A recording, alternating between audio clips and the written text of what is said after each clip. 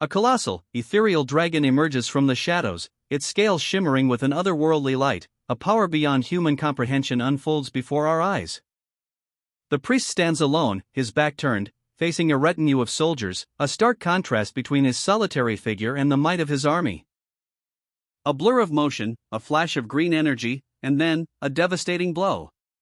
The priest unleashes his power, a torrent of energy that leaves his opponent reeling. His eyes blaze with power, a terrifying aura radiating from him, the very air crackles with anticipation. The catastrophic priest is unleashed. Prepare yourselves. A mysterious woman, eyes gleaming with untold power, sits poised. A fiery orb dances in her hand. 8 years ago, a cataclysm tore through space and time, unleashing a tide of monstrous creatures upon an unsuspecting world. The ensuing chaos was absolute. A brutal invasion that left humanity decimated. Survivors remember the horror. A nightmare they called the magic tide. From the ashes of destruction, a new system emerged. A chance for humanity to rise again. Humans awakened with unique talents, choosing professions within a new system. Their skills honed within the system, ready to be brought back to the real world. Their fate, sealed by their awakened talents. The Grand Hall of Jiang City's first professional academy echoes with the weight of expectation. Rows of students, their faces a mixture of anticipation and apprehension, sit before a towering figure. A stern-faced elder, his voice booming across the chamber, "Students, you have completed all theoretical studies. Today marks a pivotal moment. The day of awakening. The culmination of years of rigorous training, the first step into the world of true power." A surge of energy erupts from the center of the hall. The air crackles with power as the students prepare for their talent awakening ceremony. The moment they've all been waiting for. Wang Shua, student number 1001, stands poised, his eyes reflecting the intensity of the moment. After so many years, the day has finally arrived. The day he will unleash his full potential. A crucial step for any professional. The quality of one's talent is paramount. It determines their path, their power, their destiny. The ranks are revealed: common, rare, legendary, subdivine, and the pinnacle, mythical. Each rank represents a different level of power, a different destiny. The tension is palpable. The world of swordsmen and mages, where power reigns supreme, but even amongst the elite, there's a clear hierarchy. Healers, with their limited mobility and attack capabilities, are relegated to the bottom of the professional chain. A stark reality underscored by the disdainful whispers of their peers. Forced to play support, their contributions often feel insignificant. Lin Yi approaches Su Mumu, a student at Jiang City's first professional academy. He casually asks about her chosen profession.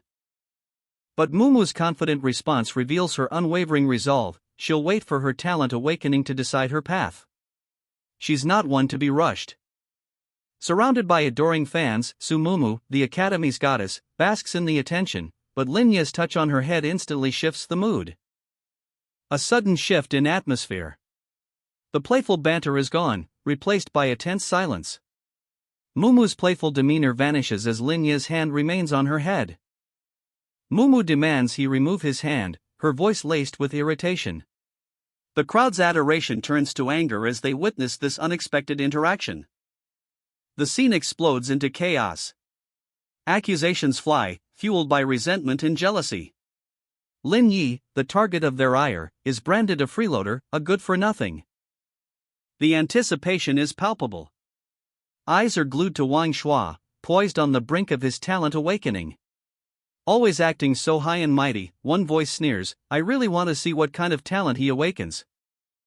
And then, a blinding flash. A surge of golden energy erupts, a breathtaking spectacle of power unleashed. The text proclaims it: 1001 Wang Shua, awakened a rare rank talent, powerful indeed. A 50% amplification of strength-based skills. The crowd roars. A perfect match for a warrior profession, they exclaim. Wang Shua is a standout in this test, his potential undeniable. But amidst the celebration, a shadow falls. A figure watches from afar, their expression unreadable. A quiet intensity in their eyes. I want to see what makes him so favored by the gods. The mystery deepens. Mumu, caught in the undertow of this sudden attention, bristles. Mumu, don't mind them, Linyi says, his hand resting gently on her head. But that touch, it ignites a firestorm. Why do you always disregard others' opinions? She explodes, her voice sharp with frustration. The conflict escalates. Linya's response is cold, unwavering, because I will become the strongest. Only in this way. A family flees through the ravaged city, their hope a fragile ember in the encroaching darkness. But their desperate dash for safety is cut short. A monstrous shadow looms, its eyes burning with predatory hunger.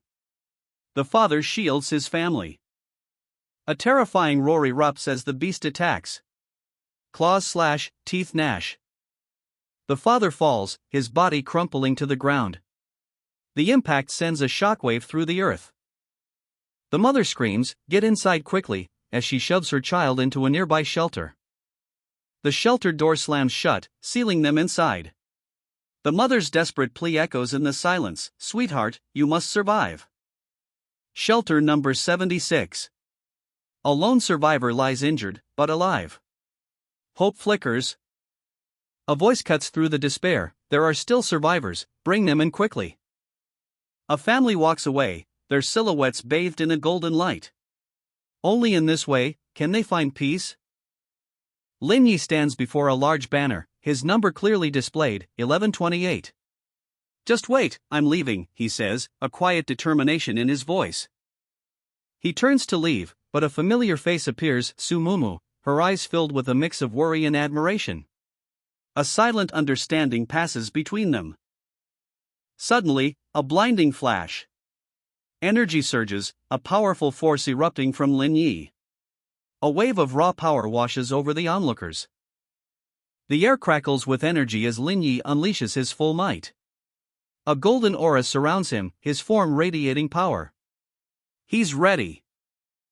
A swirling vortex opens beneath him, pulling him down into its depths. A journey into the unknown begins. He plummets through a kaleidoscope of colors, a breathtaking descent into the heart of the power. A new world awaits. Emerging from the vortex, Linyi finds himself in a place of immense energy, a place of awakening. Is this the place of talent awakening? He wonders, his eyes wide with awe. A celestial dragon emerges, its scales shimmering with ethereal light. A symbol of immense power and potential. Linyi stands before a colossal, crimson dragon, energy crackling around him. A clash of titans is about to begin. The air crackles with power as he unleashes a devastating blast. A blinding flash of light erupts, followed by a deafening KRA boom.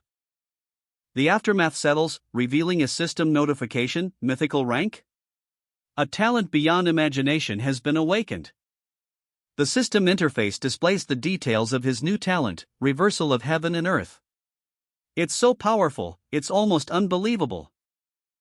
This incredible ability reverses all effects on himself, enhancing all skills, and can be freely toggled. The current enhancement reduces mana consumption by 10%. But there's more. It can convert buffs into debuffs and vice versa. The potential is limitless. A wave of excitement washes over Linyi as he considers the implications. His newfound power is staggering. But there are limitations. Non-skill attacks, like basic strikes, can still harm him. And healing magic could break his invincibility. A calculated risk. Linyi smirks, understanding the strategic depth of his new talent. This is why talents can be hidden. The scene shifts. Linyi, ID 1128, stands in a public space, his talent now hidden from view. The power is his, but the world remains unaware. Wang Shua's casual inquiry hangs in the air. Lin Ye's response is cryptic, a guarded secret. The goddess's judgment rings out, harsh and unforgiving, a stark reminder of the stakes. The pressure mounts. The clock ticks down. Mumu's awakening is imminent. Lin Yi stands before a monumental choice: the weight of his decision pressing down. He chooses the path of the priest, a strategic move, a calculated risk. Confirmation, a momentous decision made. The transformation begins. A surge of golden energy engulfs him, culminating in a breathtaking display of power. Lin Yi emerges, reborn as a priest. Lin Yi's character sheet blazes into view, a fiery spectacle of power and potential. Priest is the chosen class, a path less traveled, but one that promises untold strategic depth. And now, we see his newly acquired skills, healing art and clarity art. A glimpse into the versatile toolkit of a priest. Lin Yi unleashes reversal of heaven and earth. Crimson energy erupts, a breathtaking display of raw power. The very air crackles with arcane might. A skull-shaped energy core pulses at the heart of the storm, a terrifying symbol of the priest's destructive potential.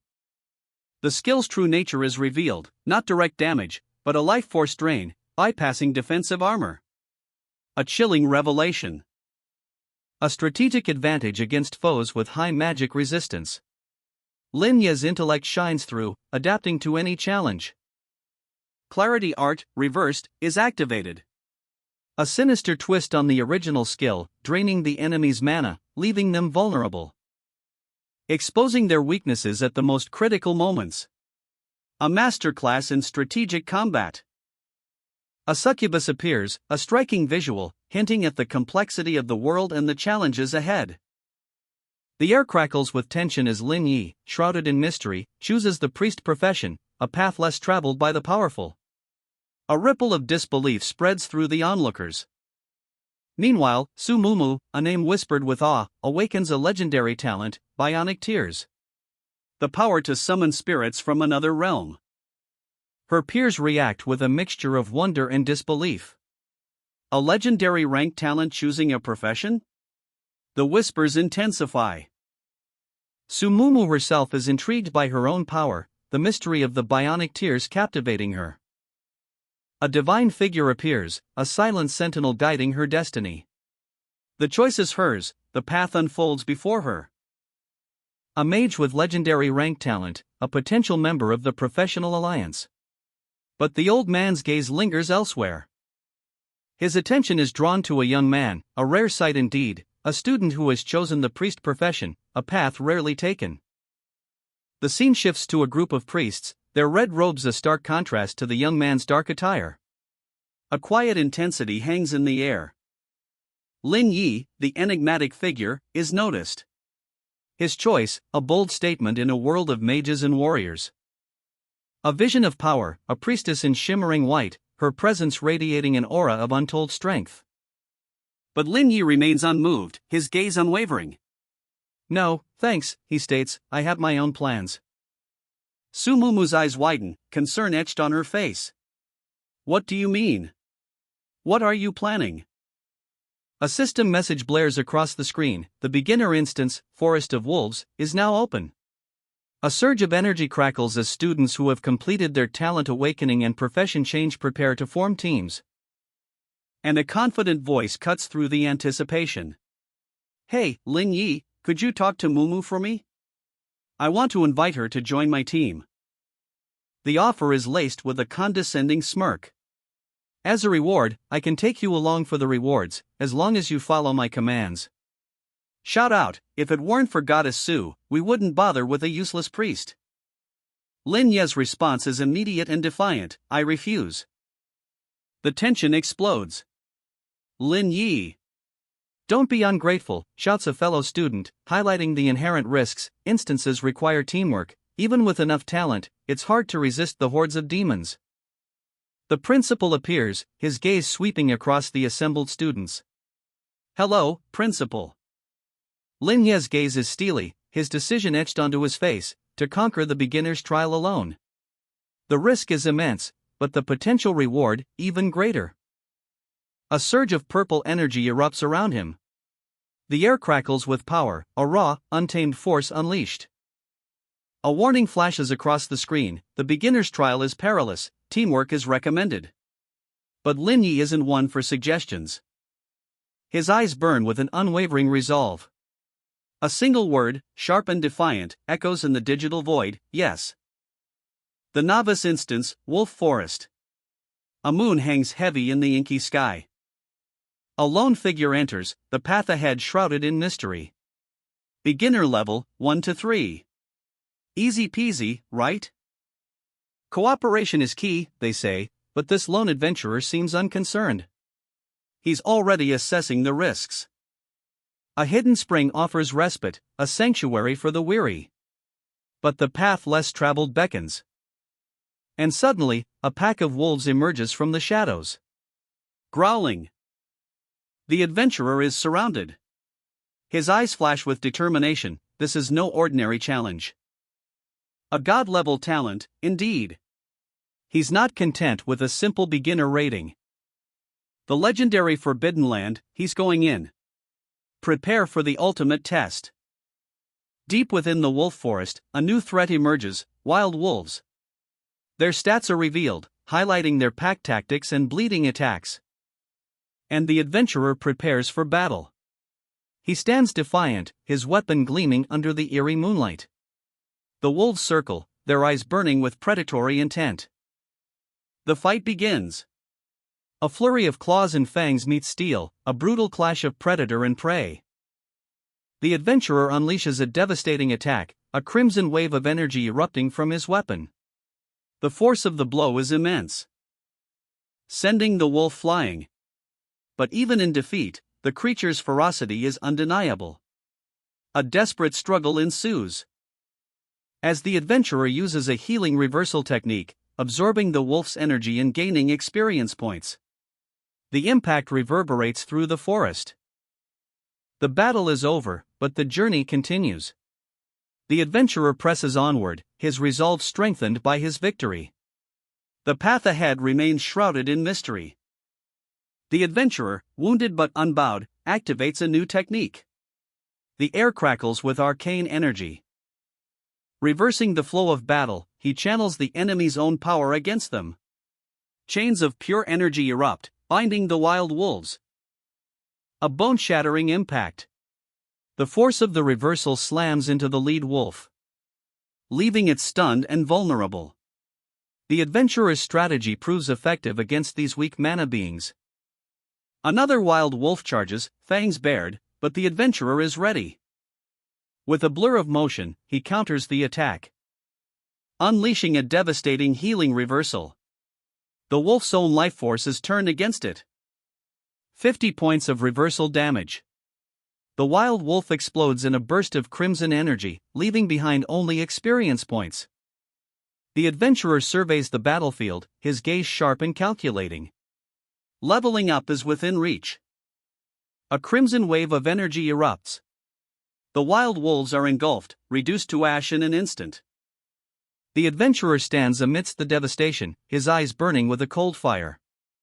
I've prepared thoroughly for this day to come, he thinks, a grim satisfaction settling on his face. Combat mode ends.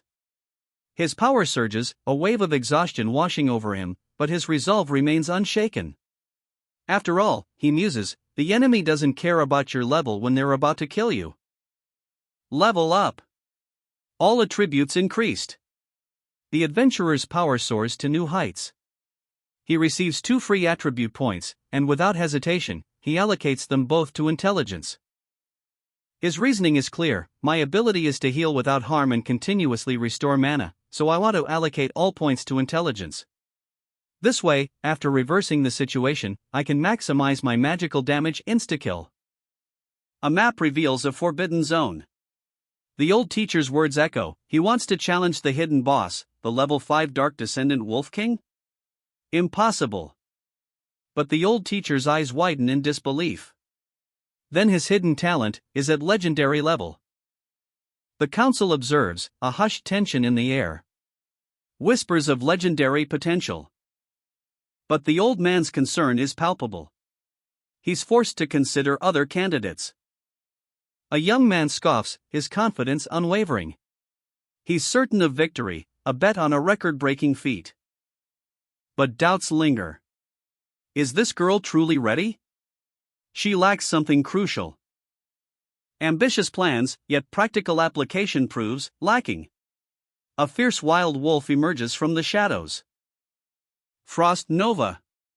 The goddess unleashes her power, a breathtaking display of icy magic. The impact shattering the beast, but more are coming. A desperate cry rings out. The goddess's image is tarnished, her perfect facade shattered. More wild wolves descend, a relentless onslaught.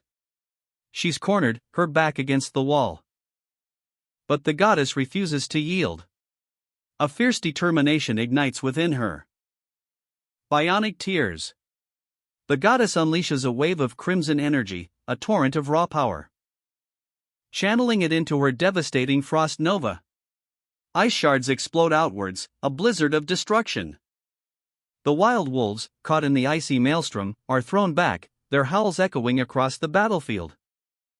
But the goddess, though victorious, is clearly exhausted. A sigh escapes her lips, the battle took its toll. A concerned voice cuts through the silence. Safe? It's okay, now. The goddess, still catching her breath, offers a weak smile. How was it? I said it was okay, right? An elder, observing from afar, speaks with a knowing gaze. One can't go far relying solely on talent without combat awareness, unless. A young man, his level increased to 3, surveys the scene. Very good, this speed is just as I expected. The legend speaks of a terrifying beast, the dark descendant Wolf King. Countless gifted youths have suffered severe injuries or even disability attempting to challenge it. Many future heroes have been ruthlessly bitten to death by its fangs. Since then, this academy has listed this area as Forbidden Land. But the truth is more nuanced. These wild wolves, while seemingly always surrounding the Wolf King, don't necessarily return to their lair immediately after solving their needs. They might take a stroll around the area. This low frequency provides opportunities to defeat them one by one. The young man's eyes gleam with a cunning plan. BAM, a devastating blow. 50 points of reversal damage dealt. The wild wolf falls. 10 experience points gained. The young man's power surges as he absorbs the life force of his defeated foe. These troublesome mobs are actually beneficial for me. Once I experience this, I'll solo the Dark Descendant Wolf King. With fewer and fewer underlings alive for the Wolf King, my level keeps getting higher. A crimson blade, imbued with dark energy, hangs in the air. The forest floor is littered with the fallen bodies of the wild wolves. The air crackles with power. And the young man levels up to level 4. The power of the crimson blade intensifies. The Dark Descendant Wolf King finally notices something is wrong. His eyes glow with a menacing red light. The final confrontation is about to begin. Blazing crimson energy erupts as the young man unleashes a devastating attack. His blade, a fiery inferno, screams across the battlefield. The Wolf King's stats appear, a terrifying display of power, 2000 health, 1000 mana, and an attack power that dwarfs ordinary wild wolves by 50 times. A challenge of epic proportions. But the young man is undeterred. He moves with impossible speed, a blur of motion as he dodges the king's ferocious assault. A triumphant roar echoes as the young man's healing technique activates, restoring his strength. His muscles and bones feel renewed, ready for the final clash. The Wolf King, impressed despite himself, acknowledges the young man's god-level talent. His attacks replenish the king's resources, fueling the battle even further. The Wolf King's healing technique is ready. The question hangs heavy in the air, is this the end? A sinister smile spreads across the young man's face as he anticipates the final blow. The Wolf King, wounded but defiant, prepares for a desperate counterattack. The Wolf King unleashes a brutal claw strike. A flurry of claws aimed at the young man. The impact is devastating. The young man is caught off guard, the force of the blow sending him reeling. The clash. A devastating blow rocks the very ground as the young man and the Dark Descendant Wolf King collide in a furious exchange. The Wolf King's fangs bared, a terrifying snarl twisting his face. He's relentless. The Dark Descendant Wolf King unleashes his ultimate attack, Rampage. The earth trembles beneath the sheer force. But the young man stands defiant, his resolve unwavering. He's not going down without a fight. With a final, desperate lunge, the young man counters with everything he has left. The air crackles with energy. A blinding flash erupts as his healing cooldown completes. The tide is about to turn. The Wolf King falls. The impact reverberates through the forest. Victory is his. Level up. The young man ascends to level 5, gaining 1,000 experience points. The Wolf Forest instance is complete. Rewards claimed. A bronze chest, lower tier, and a silver treasure chest, advanced tier, are his for the taking. Gasps ripple through the crowd, disbelief etched on every face. What? The words hang in the air, a testament to the shockwaves of the announcement. An elder, his eyes wide with astonishment, utters, unprecedented and unique. The weight of his words amplifying the impossible feat in SSS rating? Without taking a single point of damage? Impossible. Even seasoned adventurers struggle to comprehend. A young woman, her voice laced with awe, whispers, "I've only just reached the A-level completion." A stark contrast to the young man's achievement. The whispers turn to murmurs, a tide of speculation washing over the academy. The young man, his eyes gleaming with barely contained power, approaches the treasure chest. A palpable sense of anticipation hangs heavy in the air. With a decisive movement, he opens it. A blinding flash of light erupts. A blinding light engulfs the screen, revealing the stats of a newly acquired skill, Divine Healing. It's an active skill that blesses allies within 10 meters, restoring health and granting a 10-second slow effect. But wait, there's more. The text glows, revealing a dark mirror image of the skill, Reversal, Divine Healing, Catastrophe descends. This sinister counterpart curses enemies within a 10-meter radius, draining their health and inflicting a 10-second bleeding effect. The young man smirks, a glint of triumph in his eyes. A burst of area of effect damage. This is the strongest group attack in the early game. Coupled with clarity, it compensates for the short cooldown times. And has surpassed even the strongest class, the mage. His power is undeniable.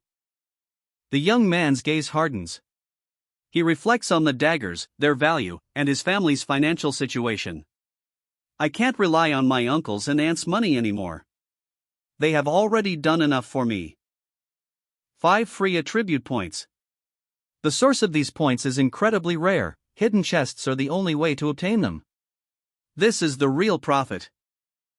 The celestial map shimmers, revealing the path to even greater power. The young man's determination intensifies. Apart from naturally generated points in challenge tasks, clearing dungeons is the only way to get more. And he plans to allocate all his extra attribute points to intelligence. The first dungeon clearance evaluation must reach S level or above. A dramatic close-up on the young man's face. His eyes burn with fierce resolve. Starting from today, I, Lin Yi, will be the most extreme magic output and the most violent disaster priest. A surge of purple energy erupts. They're emerging. And a warrior shouts in anticipation, "It should be the SS tier pro team." But confusion sets in. Only one figure emerges from the portal, Lin Yi. A young man's brow furrows in thought, maybe they're still settling things? Meanwhile, Lin Yi is greeted by a striking woman with pink hair and devilish horns. "Lin Yi," she exclaims. Accusations fly. "Spill it. Was it you?" A skeptical voice cuts through the tension, "Just based on this loser?" "Mumu, you're really overestimating him. If I remember correctly, he went in alone, right? He couldn't have come out with nothing." A dark figure emerges, brandishing a magnificent weapon. "What? You got this? It's silver tier equipment. 50,000, twice. 100,000 alliance coins." The crowd gasps. This isn't just a high price, it's an astronomical sum. The murmurs intensify. accumulating that much would take a family a decade of complete abstinence from food and drink. Lin Yi, eyes blazing with crimson fire, remains unmoved. 100,000 is a high price, but not for this premium dagger. With a decisive nod, the deal is sealed. The dagger, glowing with ethereal energy, is his. Level 5? The whispers erupt into a cacophony of disbelief. Lin Yi's team? He soloed the dungeon? The impossible has happened. An SSS rating, achieved solo, without taking a single point of damage. The shockwaves spread through the crowd. Impossible. No one can achieve that feat. Or so they thought. Doubt clouds the faces of the experts. As the truth dawns on them, Lin Yi's accomplishment shatters all known records. The SSS rating demands a flawless solo run, taking 0 damage. Even the top-tier professionals can't match his achievement. The whispers turn to awe, then to frantic speculation. Doubt hangs heavy in the air. Whispers of cheating and accusations of luck fill the courtyard. A low-level priest, they scoff, could never achieve such heights. But the instructor's announcement cuts through the murmurs like a blade. All tests are concluded. A wave of anticipation washes over the assembled students. They are no longer ordinary students, they are trainee professionals, on the cusp of greatness. The stakes are laid bare. In 30 days, they face the professional test, the most important event of their lives. Their future hangs in the balance. A trial by fire that will determine if they become heroes fighting demons or return to ordinary lives. The pressure is immense. The instructor's words echo the gravity of the situation. Make good use of the low-level instances assigned by the school, and strive to reach level 10 within the month. Teamwork is key to success in the upcoming professional test. Coordination is paramount. But for one student, his partnership is already decided. A look of quiet determination crosses his face. Don't be fooled by appearances. Beneath a seemingly aloof exterior lies a fiercely loyal heart, easily deceived, yet always caring. The stone cave awaits. A newbie dungeon, but even the normal difficulty promises a challenge, a test of skill for Lin Yi and his new partner. The rules are clear: eliminate the poisoned Scorpion King. But beware, if the king isn't defeated quickly, it enters a berserk state. Higher difficulty means tougher monsters, greater risks, and richer rewards. This dungeon offers normal, hard, and nightmare modes. But for Lin Yi, only normal and hard are available. And he's aiming for an SSS rating on hard mode. Ambition burns bright in his eyes. Doubt clouds the pink-haired girl's face. Although it's a newbie dungeon, challenging the hard difficulty level and aiming for an SSS rating? Trust me. Lin Yi's unwavering confidence is a stark contrast to her apprehension. He has a plan. A daring strategy to skip class, avoiding direct monster encounters. The pink-haired girl is stunned. Skip class? You mean, avoiding monster clearance? Lin Yi explains, the monsters' locations are fixed. He's meticulously studied the dungeon layout, piecing together data left by senior adventurers. And concluded that skipping class is entirely feasible. The pink-haired girl is awestruck. That's impressive, it's like recreating the scene purely through deduction. Lin Yi, hunched over a desk piled high with research papers, meticulously calculates monster data, a stark contrast to his perpetually unimpressive academic record. Despite his academic struggles, a glint of determination shines in his eyes, a fire burning beneath a deceptively calm exterior. His friend Mumu's voice cuts through his thoughts, a gentle nudge back to reality. Why are you still daydreaming? Let's go. The pink-haired woman, ever the optimist, beams with unwavering faith. Coming. But I believe he will definitely become the hero who saves the world. The stone cave dungeon unfolds before them, a breathtaking vista of shimmering, azure crystals, a scene of ethereal beauty.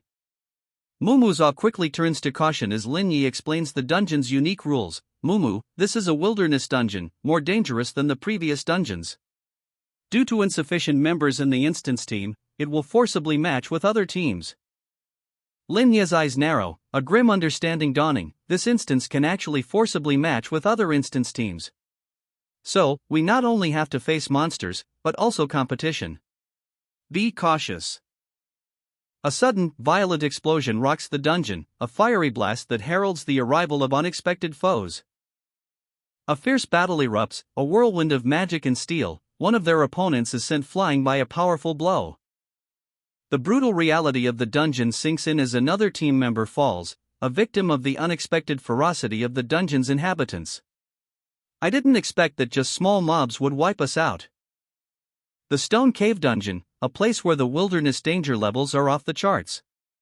Prepare yourselves for challenges beyond imagination. Lin Yi, his face grim, ignores the pleas for help. The pink-haired woman watches, fear etched on her face. He coldly rejects their alliance, citing the Academy's mutual aid treaty.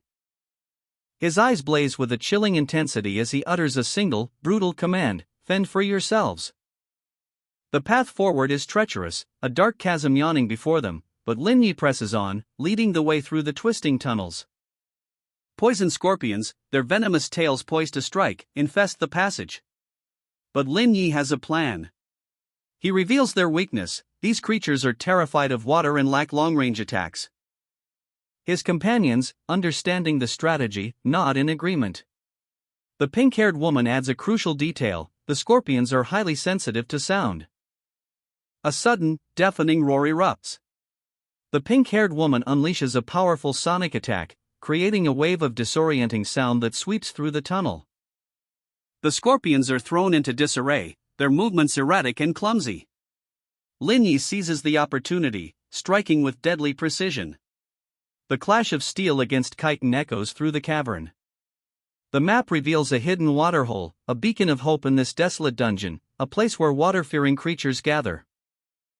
Lin Yi and the pink-haired woman reach the water's edge. These springs, the text explains, are safe for humans to drink. Lin Yi's command echoes: jump down. The pink-haired woman hesitates for a moment, then leaps into the glowing blue water with a splash. Emerging from the depths, the pink-haired woman shakes the water from her hair, a look of wonder in her eyes. "Huh," she breathes, her voice barely a whisper. Lin Ye's gaze is intense, his eyes glowing red as a single tear rolls down his cheek, a sign of the immense pressure he's under. He clutches a dark stone. A powerful shockwave erupts from the stone, sending the pink-haired woman flying. The ground trembles. A monstrous pair of glowing red eyes appears from the darkness. A terrifying predator is awakened. The water churns violently as something massive stirs beneath the surface. From the depths of the earth, they emerge, a legion of venomous scorpions, their multifaceted eyes gleaming with malevolent intent. A colossal scorpion king, its carapace shimmering with an unnatural purple hue, towers over its minions, a terrifying apex predator. The ground trembles as the dark stone's power unleashes a maelstrom, a swirling vortex of water threatens to consume all. More scorpions, their bodies glowing with an eerie light, rise from the chasm, their numbers seem endless. Poisonous Scorpion King, Level 6. A cave-dwelling killer with a huge body, its colorful patterns hide a lethal poison. Beware of its sting, it's deadly. Lin Yi, a sinister grin spreading across his face, taunts his foes: "Hey, come and get me." The pink-haired woman's team struggles against the relentless onslaught, their combined efforts barely enough to fell a single scorpion. A crimson maelstrom erupts, consuming the scorpions, a wave of destructive energy unleashed by Lin Yi's dark power. The pink-haired mage, Su Mumu, unleashes her power. "Terror of biomimicry," she cries, a surge of energy erupting around her. A torrent of icy energy explodes outwards, obliterating the remaining scorpions. The screen flashes with experience points gained. Mumu's level jumps. "I leveled up so quickly," she exclaims, a look of pure astonishment on her face. She's now level 4, a free attribute point awarded for her efforts. But the battle isn't over. A chilling voice cuts through the air: "Next up, we'll be facing the poisonous Scorpion King." The monstrous poisonous Scorpion King emerges from the shadows, a terrifying behemoth of chitin and venom. Mumu's ice spell strikes, but only inflicts minimal damage. Ice spell inflicts 10 damage on the poisonous Scorpion King, the game interface announces. Only 10 points. Mumu mutters, concern etched on her face. Is the poisonous Scorpion King's defense really that terrifying? Lin Yi steps forward, his eyes blazing with determination.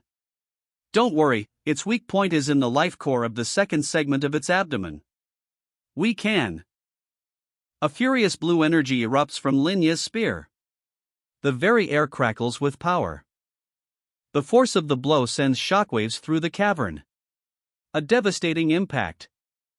Mumu, ever vigilant, creates a foothold on the treacherous, watery terrain. Keep creating footholds. Lin Yi shouts, his voice echoing through the echoing chamber. The Scorpion King's health bar plummets. A critical hit. 150 damage inflicted. So tough, someone groans. But the battle is far from over. Another scorpion lunges, its claws a blur. Lin Ye's eyes blaze with determination. Now's the time, Mumu, he commands. The moment has arrived. An ice spell freezes the Scorpion King's movement, revealing its vulnerable underbelly. A weak spot exposed. Lin Yi seizes the opportunity. A final, powerful blow connects. Another critical hit. 1,000 damage. The pink-haired woman cheers, awesome. The dungeon boss falls. The victory is theirs. Witness the ascension. Lin Yi, the priest, explodes in power, reaching level 6. His stats surge: strength, intelligence, spirit, all maxed out at 10. A new talent awakens, reversal of fortune. The aftermath of the battle.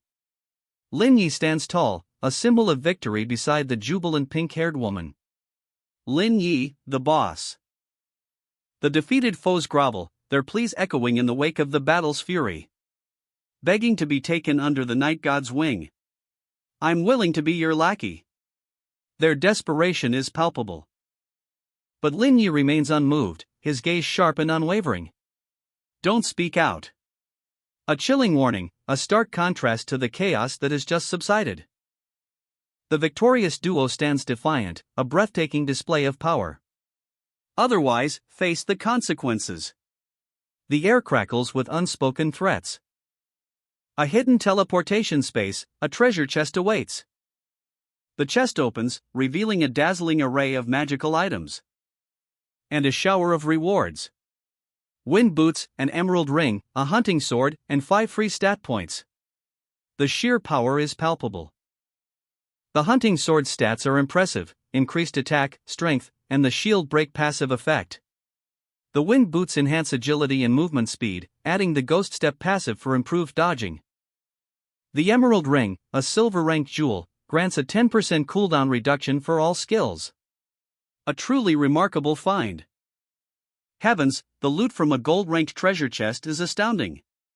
Gold-rank equipment is considered the best for beginners, but the emerald ring, though silver-ranked, is the true prize. Its value on the auction market is comparable to millions of alliance coins. A skill book for mages, a gold-ranked poison bubble skill, but our hero already uses ice magic. The screen glows, revealing a new skill selection interface. A wave of disappointment washes over her as she reads the limitations. But then, a hidden talent activates. The words 5 Elements Master appear, a golden light erupting from within her. How? Her companion, eyes narrowed in intrigue, observes this unexpected power surge. A smirk plays on his lips. Interesting, he muses, recognizing the potential of this newfound ability. This could be a game changer. With newfound power, they prepare to depart. A portal shimmers into existence, beckoning them forward. A new scene unfolds. A bustling marketplace, filled with the chatter of merchants and the excited cries of onlookers. The air crackles with energy. And amidst the crowd, a familiar figure catches their eye. Whispers spread like wildfire. Impossible, one exclaims, disbelief etched on their face. The rumors of Lin Yi's incredible feat are confirmed. Why would I lie to you? The question hangs in the air, a challenge unspoken but felt. Lin Yi, let's leave quickly. What's wrong? The concern is evident in her voice, a stark contrast to the simmering anger that follows. I hate this type of person. The words are sharp, precise, each syllable dripping with disdain. He's someone who relies on his wealthy family to plunder and dominate, even going so far as to hire geniuses to take various dungeons. And his daily hobby is to play around with girls from poor families. Disgusting. The disgust is palpable, a wave of revulsion washing over her. This friend, please wait. A polite request, but the underlying tension remains. Dear beauty, nice to meet you. My name is Huang Xiaofeng. The introduction is smooth, almost charming, a wolf in sheep's clothing. Isn't this Mr. Huang? I heard he hasn't gone to school for a whole semester. The whispers begin, a tide of gossip threatening to engulf him. You're so stupid. He simply registered for the test, he already gets customized top-quality silver-ranked equipment. With enough talent, he might become the number one. The voice is sharp, cutting through the whispers, revealing a harsh truth. Huang Xiaofeng sneers, you're not even worth that much. His fist, crackling with golden energy, explodes towards the hero. Warrior skill, charge. But the hero's eyes flash crimson. He counters with a dark, demonic energy. Reversal, plunder. The impact. A shockwave erupts as Huang Xiaofeng is sent flying. He crashes to the ground, groaning, ah. That hurts so much. What dirty trick did you use? The hero, chest heaving, replies, huh? I didn't do anything, everyone saw it. Moreover, my class is priest. Lin Ye's eyes widen. What happened just now? Why did Mr. Huang suddenly fall like that? I have no clue. But Lin Yi is indeed a priest, he has no damage skills. Is this Lin Ye's talent? Xiaofeng, enraged, roars, damn you! And unleashes another furious attack. But it's no use. Ah! You're playing dirty. The hero explains, it's just a small experiment on the effect of the healing reversal. It looks like, in addition to causing damage to the target, the plunder skill can also produce negative effects. The scene opens with a heated discussion. Lin Yi is clearly agitated, his words sharp and urgent. There's a heated discussion.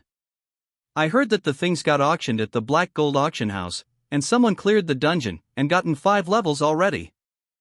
Lin Ye's friend steps in, attempting damage control. His apology is heartfelt, yet tinged with a hint of disbelief. Excuse me, my friend acted impulsively. I apologize to you too on his behalf. The tension ratchets up. Zhao Qihan's frustration boils over, his words laced with anger and disbelief. Damn you! Zhao Qihan, why are you apologizing? Why don't you teach him a lesson for me? Suddenly, a flash of golden light. A small, shimmering object appears in the air, a subtle hint of something extraordinary. Ah! What are you doing? The aftermath of a confrontation. Huang Xiaofeng, defeated and humiliated, is being helped to his feet. His adversary's power is clearly evident. He's Huang Xiaofeng, the young master of the Huang group. After today's events, I'm afraid you won't let this go and will send people to cause you trouble. A moment of quiet reflection. Lin Yi is given a card, a gesture of both apology and support. The weight of the recent events hangs heavy in the air. You shouldn't go to school this month. There's 50,000 yuan in this card, treat it as an apology. If you need help with leveling up, you can contact me. I'll make sure that you don't fall behind before the test. But I hope you can give me some face and avoid him for a while. Huang Xiaofeng, despite his defeat, remains defiant. His words are a chilling promise of revenge. I can't guarantee that. This guy is not interesting. He's not trying to protect him for his flaws, and he's not adding more salt to the injury. He's even offering me aid. In fact, I'd like to see how many people he can send to trouble me. The hero stands ready, a dark aura swirling around him. His eyes burn with a fierce determination. Just in time to test the true combat strength of my catastrophe skill. The online forum buzzes with activity, whispers of an emerald ring, a legendary item promising a 10% cooldown reduction, a gamer's dream. A swirling vortex opens before them, promising untold challenges, the entrance to the treacherous stone cave. Doubt flickers in one player's eyes, but the lure of free attribute points is too strong to resist. A wave of transactions floods the screen. 5,000 alliance coins vanish in an instant.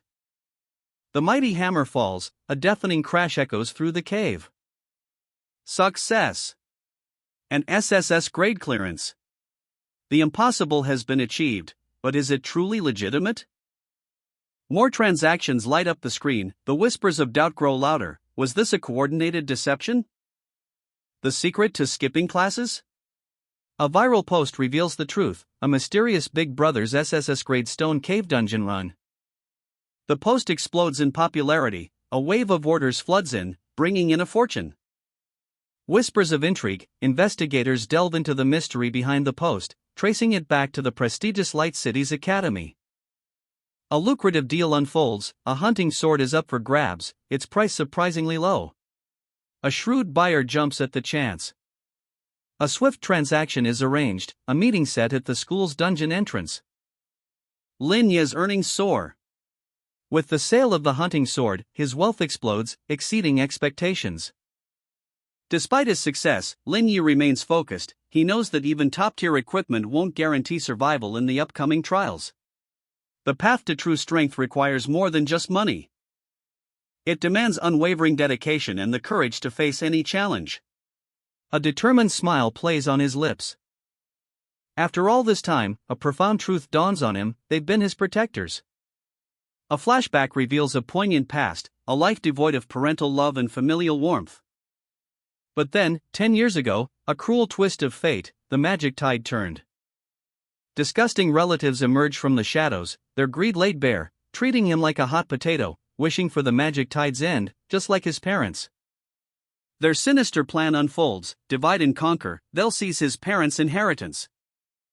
He's left with a meager share, a cruel fate, but he's not one to back down. Their callous words sting. This ungrateful little brat, they sneer, plotting to abandon him. But even in the face of adversity, a glimmer of hope, his uncle and aunt step forward. They take him in, offering a haven from the storm, a family's embrace. With their support, he reclaims his birthright, a slow, methodical process. Lin Yi, the newly minted inheritor of a vast fortune, surveys his prize, the hunting sword. Its power is undeniable, a palpable energy humming within its ancient steel. And with a flick of his wrist, he activates its mystical properties. A surge of blue energy envelopes the blade, preparing it for sale. The buyer, a young woman with surprising strength, tests the sword's might with a mighty heave-ho. The impact. A shockwave of energy rips through the air. This is no ordinary weapon. It's a silver rank masterpiece, worth over 200,000. Lin Yi, however, seems more amused than impressed by the price. The transaction is swift and efficient. Cash on delivery. Lin Yi's bank balance soars past 1 million. He's officially a gold card member. But that's not all. A golden light envelopes him, a divine gift from the goddess of luck. A new power surges through his veins. A talent upgrade. His abilities are enhanced, his potential limitless. The young woman, awestruck, makes a bold request: to join his team for the upcoming trials. The stage is set for new adventures. A figure cloaked in shadows, eyes burning like embers, a sinister smile plays upon their lips. The air crackles with anticipation. A young woman, her eyes wide with worry, examines a pair of golden fish swimming amidst shimmering coins. It's more than just luck, it's a game changer. This talent could make her unstoppable. A hushed conversation unfolds. The weight of a secret hangs heavy in the air. He hasn't told anyone yet. The limitations are revealed: 3 uses, 1 person each time, a ticking clock, and a dangerous secret. Fear grips him. his eyes flash with a sudden, stark terror. The consequences of discovery are dire. A shadowy figure looms, their presence radiating menace. The professional alliance, a beacon of hope against the encroaching magic tide, is not without its own treacherous undercurrents. Intrigue and danger swirl within the alliance. Open conflict and hidden agendas clash, a world of shifting alliances and deadly secrets. An offer of protection. A lifeline in a treacherous sea. A chance for safety, but at what cost? Lin Yi and the young woman with luck talent, a vibrant duo, stride towards their new teammates. "Let's go meet our teammates," she declares, her voice brimming with anticipation. A brief transition, a moment of anticipation, then, a new scene unfolds. The scene shifts to a bustling library, a hub of activity and hushed whispers. A muscular young man stands out, his presence commanding attention. "So, this is Muscle Man, bro?" Our new teammate, a voice questions, curiosity lacing the tone. Introductions are made. Baiji and Sumomo, two distinct personalities, exchange pleasantries. Hello, I'm Baiji." Baiji stutters, a touch of shyness in her greeting. "Nice to meet you, I'm Sumomo." Sumomo replies, her voice warm and friendly. The air crackles with unspoken tension, a moment of awkwardness hangs heavy in the air as Linyi is intensely stared at. Baiji's gaze shifts, a hint of suspicion clouding her eyes. "Why are you staring at me like that?" she asks, her voice laced with uncertainty. Lin Yi, seemingly flustered, attempts to deflect the attention. "Ahem, let's go for a meal." The group's plans shift. "We have to continue with the dungeon later," a voice declares, setting the stage for the next adventure. The mention of a dungeon sparks immediate curiosity. A looming, ominous landscape unfolds, a nightmare-level goblin dungeon. The sheer scale of the challenge is immediately apparent. The text reveals the dungeon's perilous nature and the potential rewards. The team discusses strategy, the gravity of the situation weighing heavily on their words. The sheer danger is palpable, the potential for loss is real. Lin Ye's determination is tested. "No, it's impossible," he exclaims, his voice filled with disbelief. The sheer difficulty of the challenge is undeniable, the risks are immense. Great Goddess Momo. Lin Yi suddenly remembers something important. A whirlwind of activity as he announces, "I'll go first, you guys chat slowly." Lin Yi reassures his worried teammate, "I know you're worried about me. Don't worry, I'll just challenge the hard level of the dungeon." A plan is forming, a solo run tonight. The internet explodes with speculation. A photo surfaces, hinting at a solo dungeon run. Is it a genius newcomer? The debate ignites. The discussion heats up, with various theories swirling. Is it a man? A woman? The mystery deepens. The image is analyzed, and the focus shifts to a specific individual, a hunting sword, an expert guide seller from Jiang City's first professional academy. Back to our heroes, a cozy scene unfolds. Sumomo is on her phone, completely oblivious to the online frenzy. A delicious feast. A warm family dinner, a moment of respite before the storm. Lin Ye's parents express their care. Lin Ye's father offers words of wisdom, "Everything is fine, very smooth. But don't be too stubborn in everything." A warm, inviting scene unfolds. Lin Yi sits with his parents, sharing a meal. The air is thick with unspoken affection. His parents express their concern, their words laced with worry for their son's dangerous path. But their support is unwavering. Lin Yi, though outwardly calm, feels the weight of their expectations. A quiet determination steals his gaze. He pushes aside a plate of food, a subtle gesture revealing his restless energy. The conversation shifts to his recent financial success. A testament to his skills and dedication. But the money is not the focus, it's a means to an end. Lin Ye's resolve hardens. He accepts his parents' financial support, but only as fuel for his upcoming endeavor. His eyes burn with purpose. Leaving the comforting warmth of his home behind, Lin Yi steps into the night. A chilling wind whips around him. A stark contrast to the warmth he just left. But his heart is filled with a different kind of warmth, the fire of ambition. Before him looms a nightmarish castle, a symbol of the challenge that awaits. Shadows writhe, hinting at the horrors within. With a defiant shout, Lin Yi charges forward, his silhouette a beacon against the encroaching darkness. The battle begins. A figure cloaked in shadows, his eyes burning with malevolent intent, a sinister smile plays on his lips as he speaks. You dare to betray me. The accusation hangs heavy in the air, a brother's fury barely contained. His words are sharp, laced with venom. The betrayal stings. But a defiant retort follows, "Big bro, I was trying to save you." The younger brother's desperation is palpable. He tries to justify his actions. A desperate attempt to explain his actions, shattered by a sudden outburst. Bullshit. Do I need your help? The older brother's rage explodes, sending a glass flying across the room with a crash. The younger brother's face contorts in pain and frustration. It's because of you, a coward, that I made a fool of myself. His voice cracks with self-loathing. A torrent of pent-up emotions unleashed. He lashes out, his words cutting deep. Get lost. What kind of bullshit brother are you? The room is filled with the sound of shattering glass and the weight of unspoken resentments. The older brother's cold gaze pierces through him. You think you can do whatever you want just because you're the young master of the Huang group?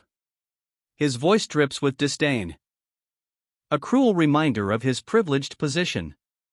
I shouldn't have agreed to Uncle Huang's request, he continues, his voice laced with regret. You deserve to be beaten until even your mother can't recognize you. A chilling revelation. Oh, I almost forgot, he says, a sinister smile spreading across his face. Snap, his glasses come off, revealing eyes filled with cold malice. You don't have a mom. A phone call. A voice, sharp and commanding, issues orders, call your brothers. Let them all put on their gears and weapons. If it's not enough, ask me. I lack nothing here. The speaker's face is a mask of cold determination. He continues, his words dripping with arrogance, he must understand who the real decision-maker in Jiang City Academy is. The Goblin Dungeon. A notorious challenge, even for the most seasoned adventurers. Its 5 layers promise untold riches, but at a steep price. A figure, cloaked and armed, strides into the misty forest. The air crackles with anticipation. The hunt begins. The first layer's guardians emerge from the shadows. Goblin soldiers, their crude weapons glinting menacingly under the pale moonlight. Clash. 5 seconds. The monsters gather at the entrance. A whirlwind of steel and magic erupts as the battle commences. The hero's strategy is clear, gathering monsters and quick killing. A brutal efficiency unfolds, each strike precise and deadly. Zhao Qihan's blade dances. A whirlwind of steel, carving through goblin ranks, ding, another falls. His optimized killing method is a symphony of death. 3 minutes, 59 seconds. The goblin captain charges, a hulking brute, but Qihan is ready. A clash of steel. Sparks fly as the divine healing staff meets the captain's crude weapon. The goblin's strength is no match for Qihan's skill. Reversal of heaven and earth. The very ground trembles as a crimson wave erupts, engulfing the captain and his remaining forces, a brutal display of power. The first layer falls before him, a blur of motion, a storm of destruction. 3 minutes and 59 seconds. Efficiency personified. Divine healing ascends to level 2. His stats surge, a testament to his mastery, and he's not done yet. The second layer awaits. Even with the high output, 5 minutes remain, enough time to clear the dungeon. A crimson tide engulfs the remaining goblins. The second layer is cleared. Zhao Qihan stands victorious, a testament to his power and precision. Zhao Qihan, a silhouette against a swirling crimson portal, prepares for the next challenge. He's ready to face the Goblin Palace. The imposing structure looms before him, a Gothic masterpiece of dark stone and ominous shadows. A booming voice echoes, "Human! You dare to trespass on my territory." The Goblin King, a hulking figure in golden armor, sits upon his throne. His stats flash before Chihan's eyes: strength, constitution, intelligence, a formidable foe indeed. Chihan thinks, strange, the secret realm boss is here as soon as I entered? No time for pleasantries. Chihan's eyes narrow, a glint of determination in his gaze. No mobs, he mutters, his hand already moving. Die, the sound of shattering stone echoes as his attack connects. The Goblin King unleashes his power. A devastating earthquake crack. The sheer force of the attack is breathtaking, a large-scale AoE skill, indeed. The description of the attack appears: possesses great strength and robust muscles, hard golden armor, and a gold-level spear with a huge attack range. But Chihan is ready. He expertly dodges the initial impact, using his superior agility to avoid the worst of the blow. The advice flashes: if one's agility is high enough, one must immediately dodge to the side to avoid the impact point. Then lie down to reduce the damage from the second stage airwave sweeping across the field after the impact. The counterattack begins. Chihan uses his skill to reverse the earthquake crack's damage, regaining health points. He presses his advantage, unleashing a furious assault. A brilliant flash of light as his blade connects, dealing a critical blow. Goblin health points minus 200. Zhao Chihan unleashes a furious assault. His blade dances, a whirlwind of steel against the Goblin King's brute strength. The clash of their weapons echoing through the dungeon. Sparks fly as the Goblin King roars, his power a terrifying storm. The Goblin King, using Dragon Spear, attempts to reverse the tide. But Zhao Chihan anticipated this. His eyes gleaming with a cold understanding. "So, my skills are ineffective against you," the Goblin King bellows, his rage escalating. And with a chilling smirk, Zhao Chihan counters, "I might have guessed your weakness." The Goblin King enters a berserker rage. The Goblin King unleashes his ultimate move, summoning his horde. "My people heed my call, appear here and slay my enemy," he cries. But Zhao Chihan remains unfazed.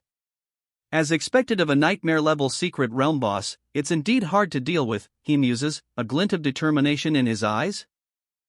The Goblin King's minions swarm Zhao Chihan, a terrifying wave of green flesh and sharpened teeth.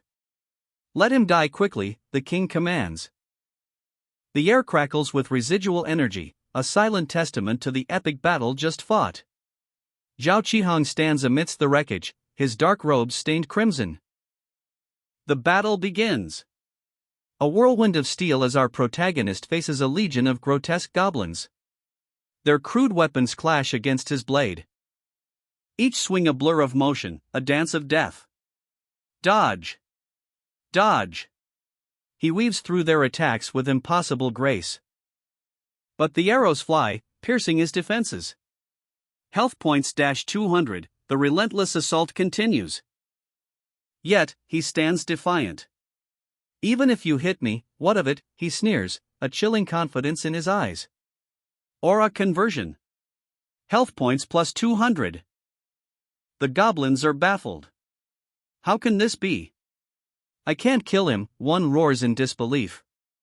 Their frustration boils over, as the cursed humans prove far more resilient than anticipated. A chilling realization dawns on them. "What is that look in your eyes?" The protagonist's gaze burns with an unearthly power. The Goblin King, a hulking brute, unleashes a healing art technique. His health points surge, a desperate gamble against the relentless onslaught. But the human warrior remains unfazed. Scrambling around, "You cunning humans lack the spirit of a warrior," the king roars, his challenge echoing through the battlefield. 50 goblins advance, a tide of green. The warrior's eyes narrow.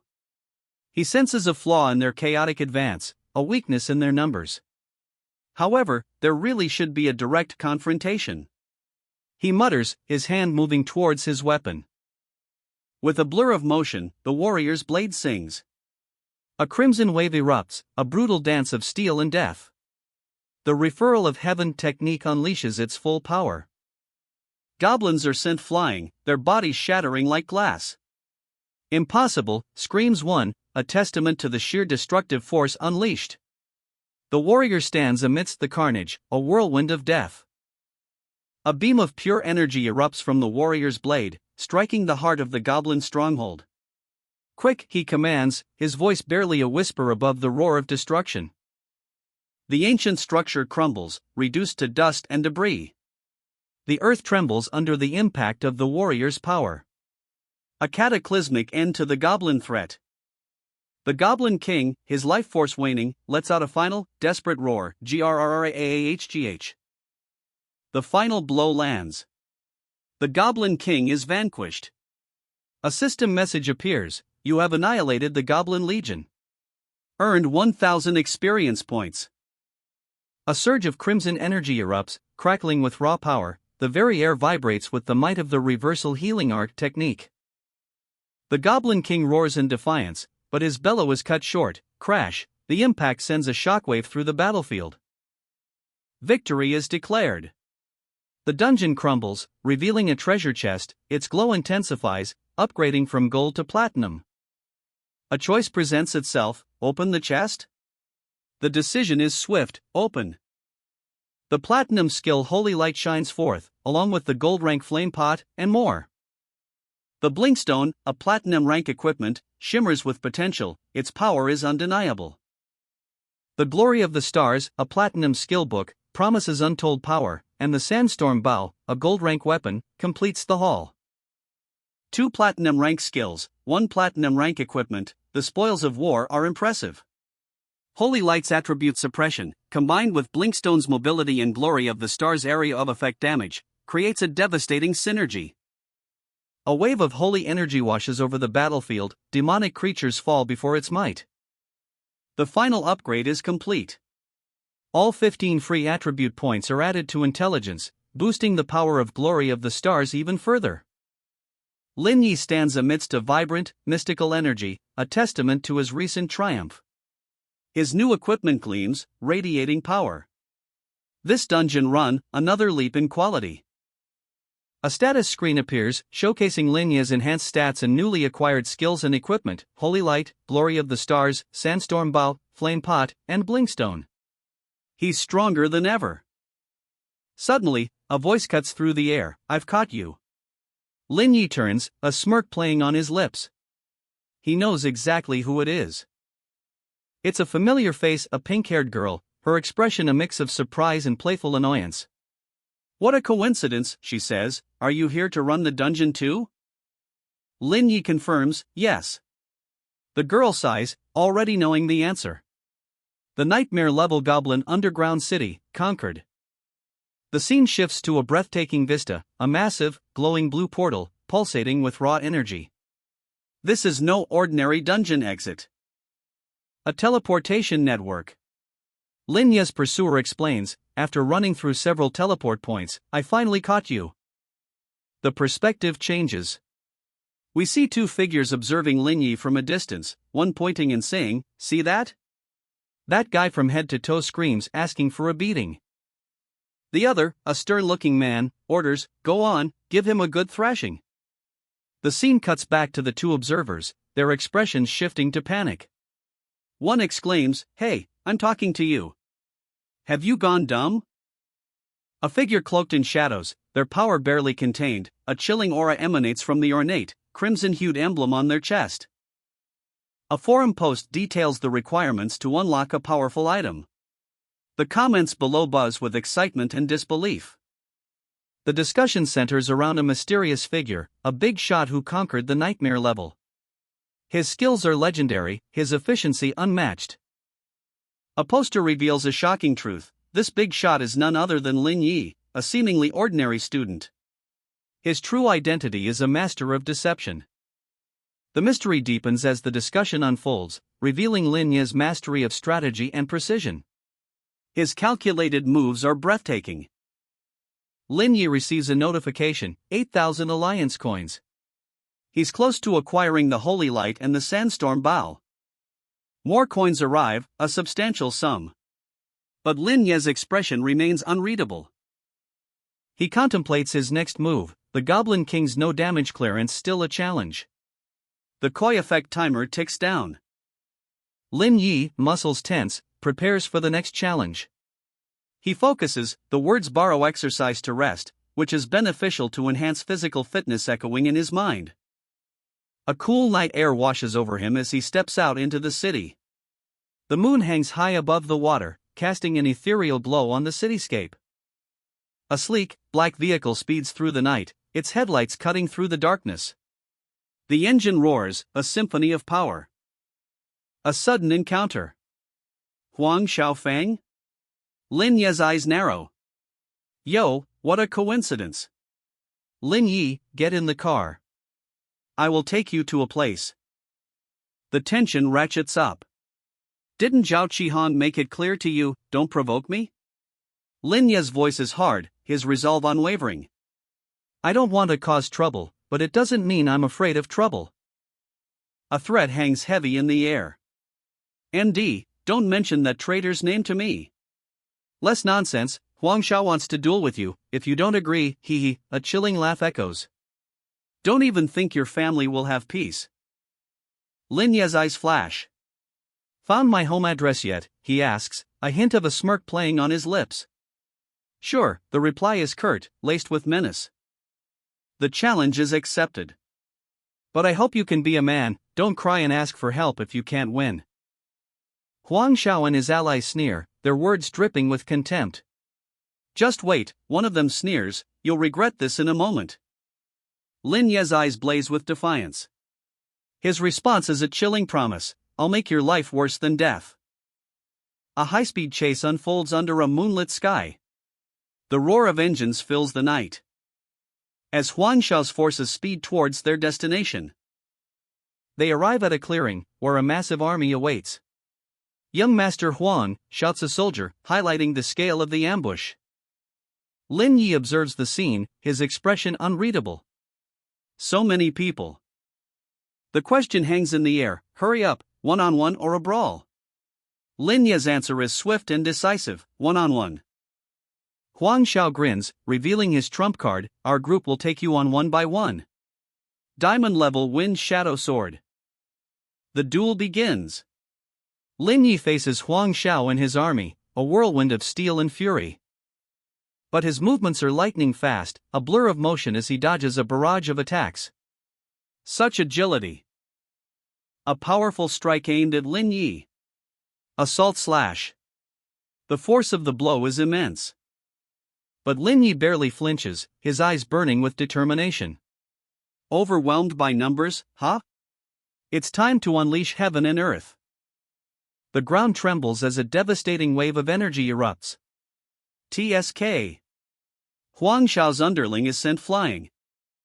Just a wet behind-the-ears kid, he sneers, but his confidence is shattered in an instant. The shockwaves of Lin Ye's attack ripple outwards. What kind of move is this?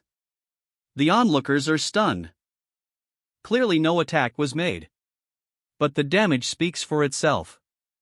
The defense of the gold-level gear is shattered. Chains of crimson energy writhe, forming a terrifying visage of hellish power. The very air crackles with dark magic. Fallen heaven and earth hell. The name itself echoes with the promise of utter destruction. A warrior screams, his body contorted in agony as the hellish chains tighten their grip. The raw power is overwhelming. Impossible. We were instantly killed? The shock is palpable, their disbelief etched onto their faces. Huang Xiao observes, a flicker of concern in his eyes.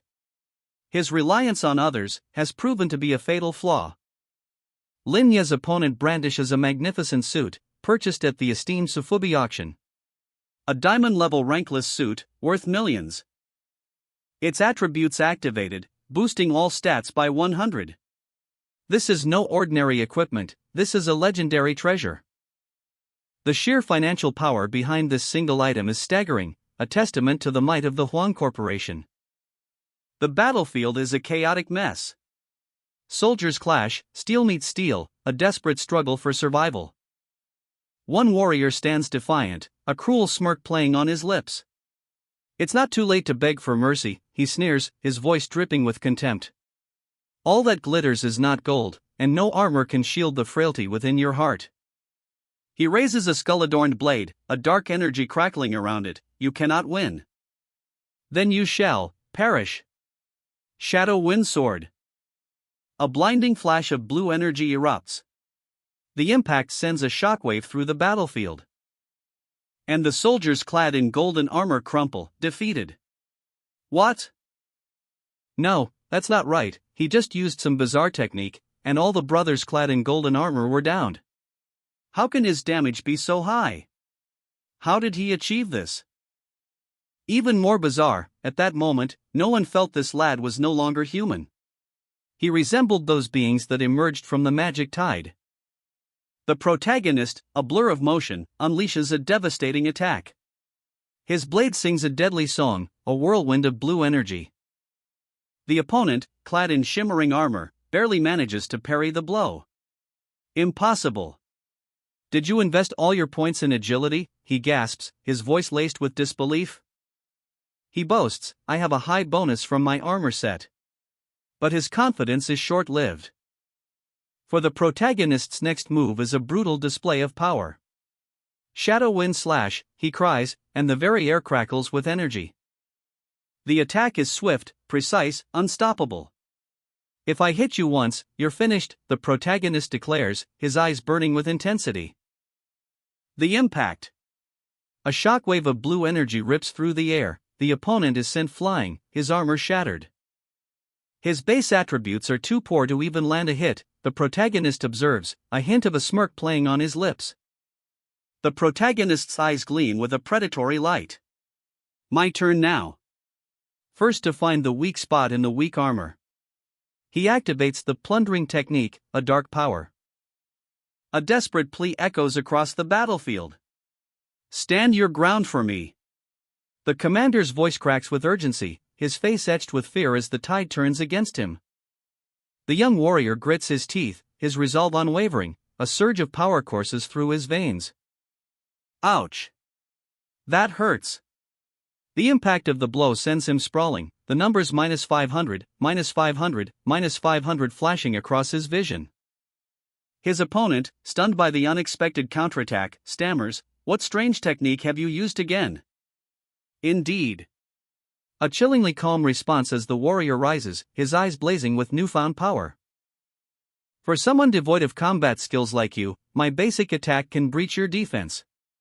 The warrior's words are as sharp as the blade he wields. A surge of emerald energy. Plus 1,340. Health restored. The warrior's power is amplified. He stands defiant, in your dreams. Never. The final battle begins. A crimson explosion erupts as the warrior unleashes his fury, a devastating blow. Blood stains the ground, a crimson tide left by the protagonist's brutal assault.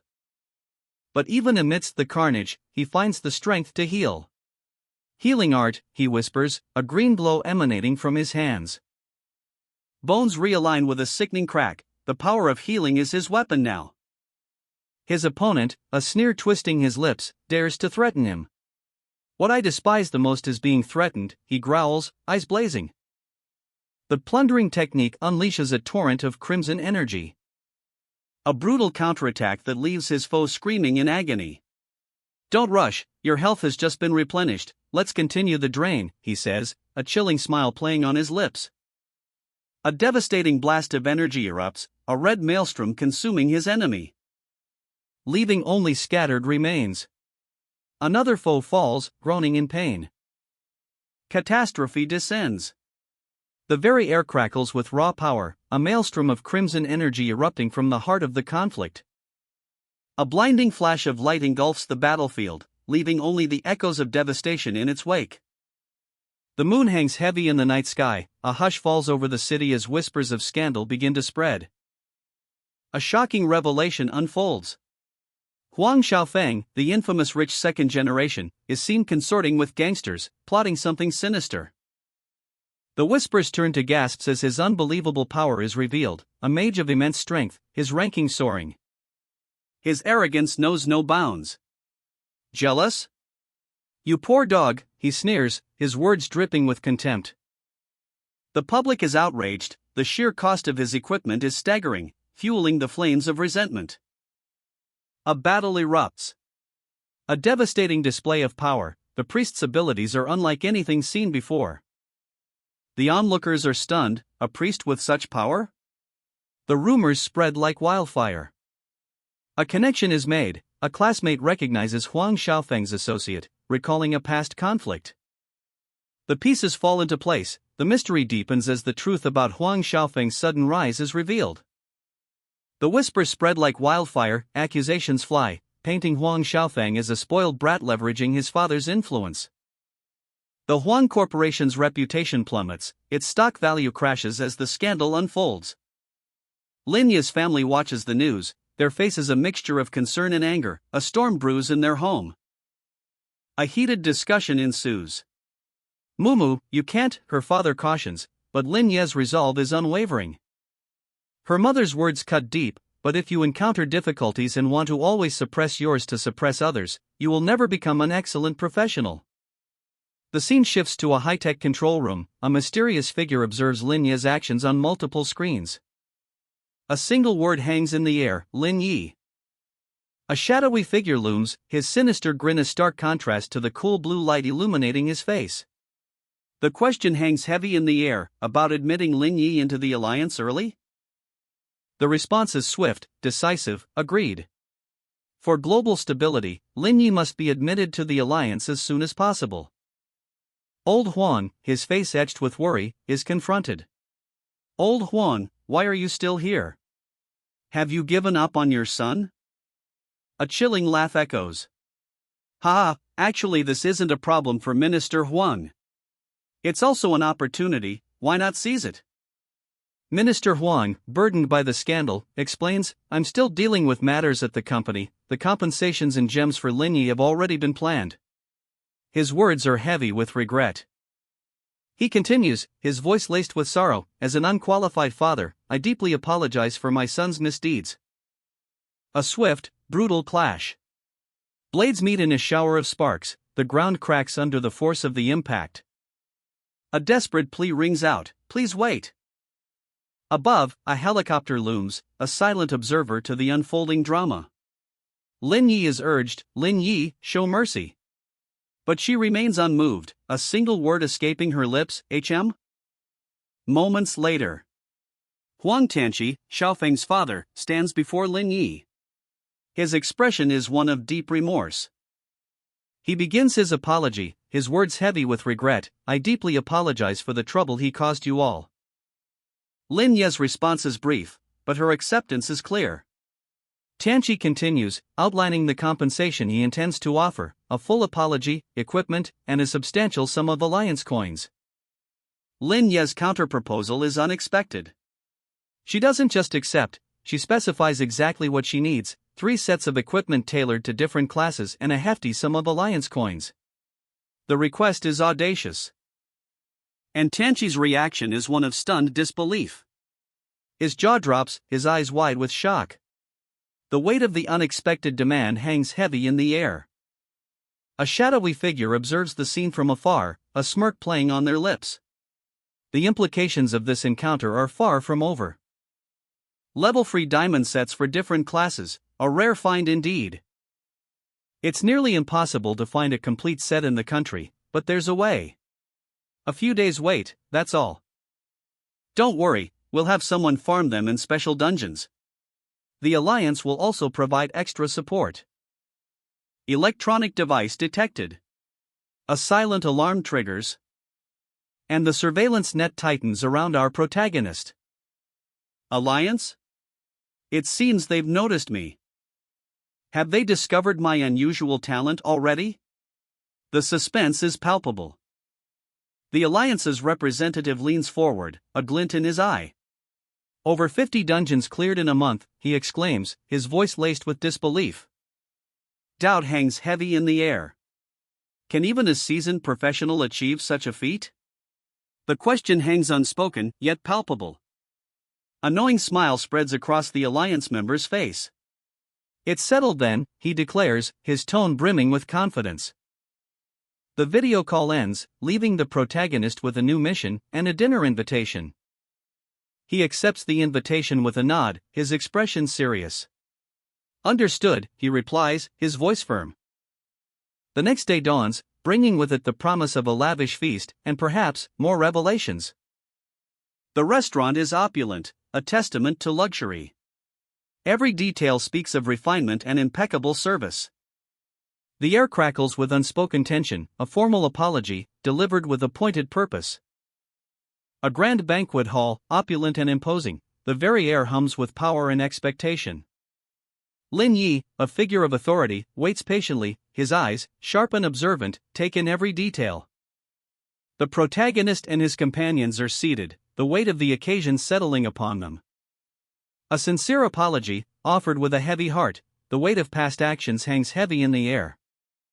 Whispers of surprise and intrigue ripple through the room, the identity of Huang Xiaofeng's father is revealed. Understanding dawns, a calculated move, born from a parent's love and strategic foresight. A silent agreement, sealed with a handshake, the past is forgiven, the future uncertain. The moment of truth arrives, a powerful artifact is unveiled, its energy palpable. A crimson wave erupts, a maelstrom of raw power, the aftermath settles, leaving only a satisfied smirk on Lin Yi's face. "I'm very satisfied," he declares. 3 sets of diamond-grade gear, presented all at once. Even for the Huang family's wealth, this is extravagant. The alliance representative's eyes widen, a mix of awe and nervous anticipation. They must have invested heavily. The weight of the apology hangs heavy in the air. "Excellent gear. Thank you, Uncle Huang. We'll accept them." The words are carefully chosen, each syllable carrying the weight of a past conflict now resolved. A tense meeting concludes. The Huang family's representative, a picture of relieved diplomacy, smiles. "Since the god has said he won't pursue it, let's disperse." The scene shifts to a dimly lit tavern. A mysterious, skull-shaped artifact is revealed, glowing ominously amidst a landscape of bones. The promised dungeon resources will follow. Lin Ye's eyes gleam with anticipation. "That's great." Suddenly, the world explodes with flashing lights and the sounds of cameras. Lin Yi is coming out. "Lin Yi, we heard your awakening talent is reverse healing, and you can solo any dungeon. Is that true?" The questions fire rapidly, a barrage of curiosity and disbelief. Crack, crack go the cameras. A figure lies prostrate, shrouded in shadows, the very air crackles with ominous energy. "Focusly grim destiny of the demon god." The words echo, a chilling prophecy unfolding before our eyes. A shadowy figure looms over a wounded man, his voice dripping with malice. "Who the hell are you?" he rasps. The figure cackles, a chilling sound that echoes in the darkness. He. Me? I am Master Maigao from the Abyss. A high-ranking demon with pure blood and immense power. The wounded man's eyes widen in disbelief. "I thought you were something special," he mutters, his voice laced with bitter disappointment. Maigao's sinister smile widens. "When we humans wake up, we send you back to the Abyss's bugs.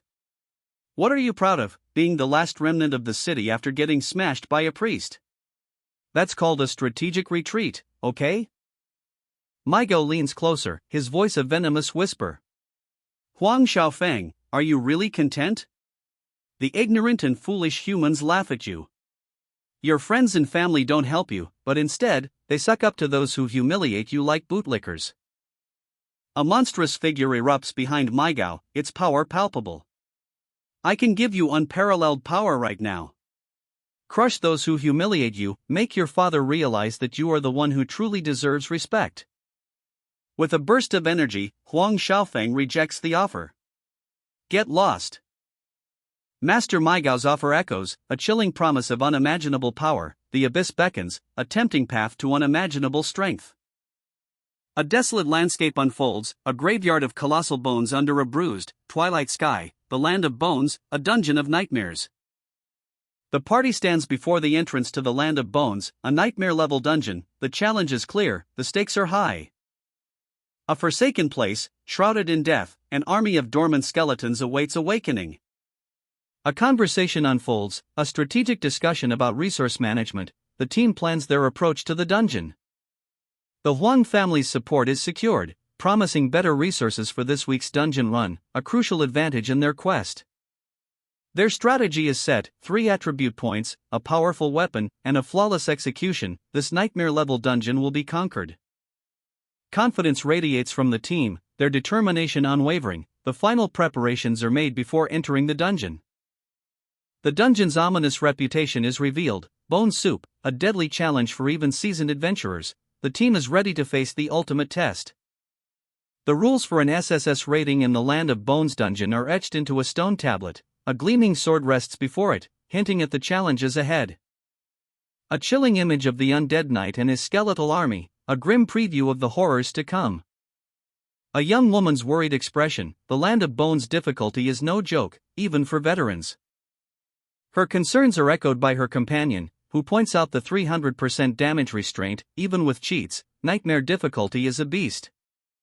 But Huang Xiaofeng, ever the strategist, remains calm. He's got a plan. He instructs his team, his voice sharp and commanding. The battle begins.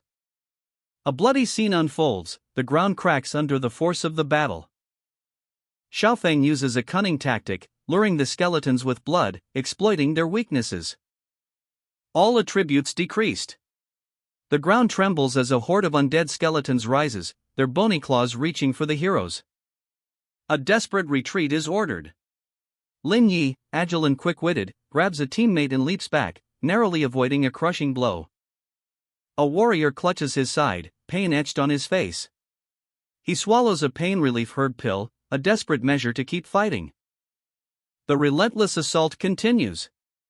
Skeletons swarm, their movements a blur of bone and shadow. The team is pushed back, their escape routes seemingly blocked.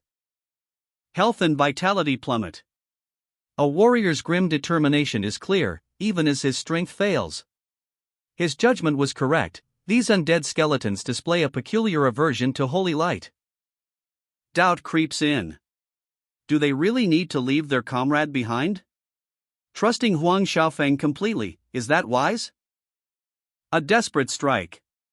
Lin Yi, wounded but defiant, unleashes a powerful blow, slicing through a skeleton's arm. Blood sprays across the battlefield. The relentless pursuit continues.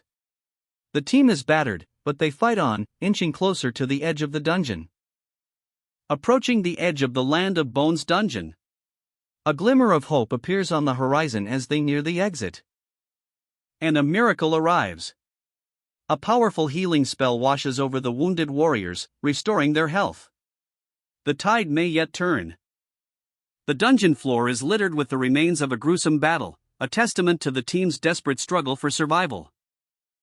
Huang Xiaofeng's eyes blaze with a fierce determination, a crimson glow reflecting the carnage around him. A wave of dark energy erupts, engulfing the remaining undead, a torrent of shadows consuming the battlefield. The text spells out the annihilation of the undead horde, a grim but necessary victory. A chasm opens before them, a gaping maw in the earth, beckoning them into the unknown depths. A chilling whisper echoes from the darkness below. Who awakened me? The undead knight, a terrifying figure of immense power, rises from the abyss, his presence alone shaking the very foundations of the dungeon. The knight's chilling declaration hangs heavy in the air. I will use your skulls as cups and drink all your blood. A figure cloaked in shadows, their eyes burning with malevolent intensity, a sinister aura clings to them like a shroud. The clash of steel. A brutal counterattack, the enemy's strike is deflected, leaving him vulnerable. And the hero seizes the opportunity, unleashing a devastating blow. The impact sends a shockwave through the battlefield, leaving the enemy reeling, his health plummeting.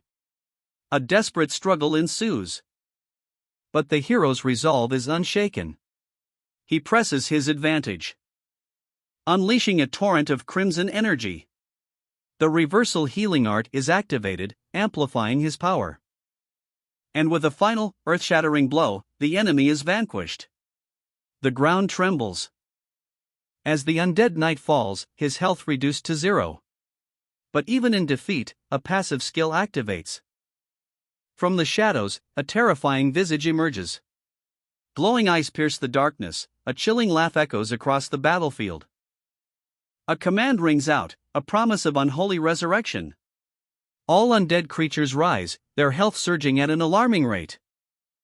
The hero stands defiant, a grim determination etched on his face. He faces a seemingly insurmountable horde. But even as the undead close in, a cunning plan unfolds. A smirk plays on the lips of a powerful ally. "Ha, these monsters are really stupid, they can't even do simple math," she exclaims, revealing a devastating counter-strategy.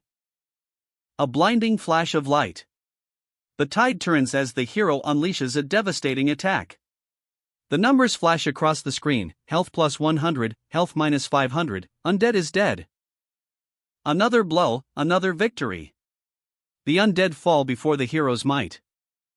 The final blow lands, a crimson wave erupts, consuming the remaining undead. Victory!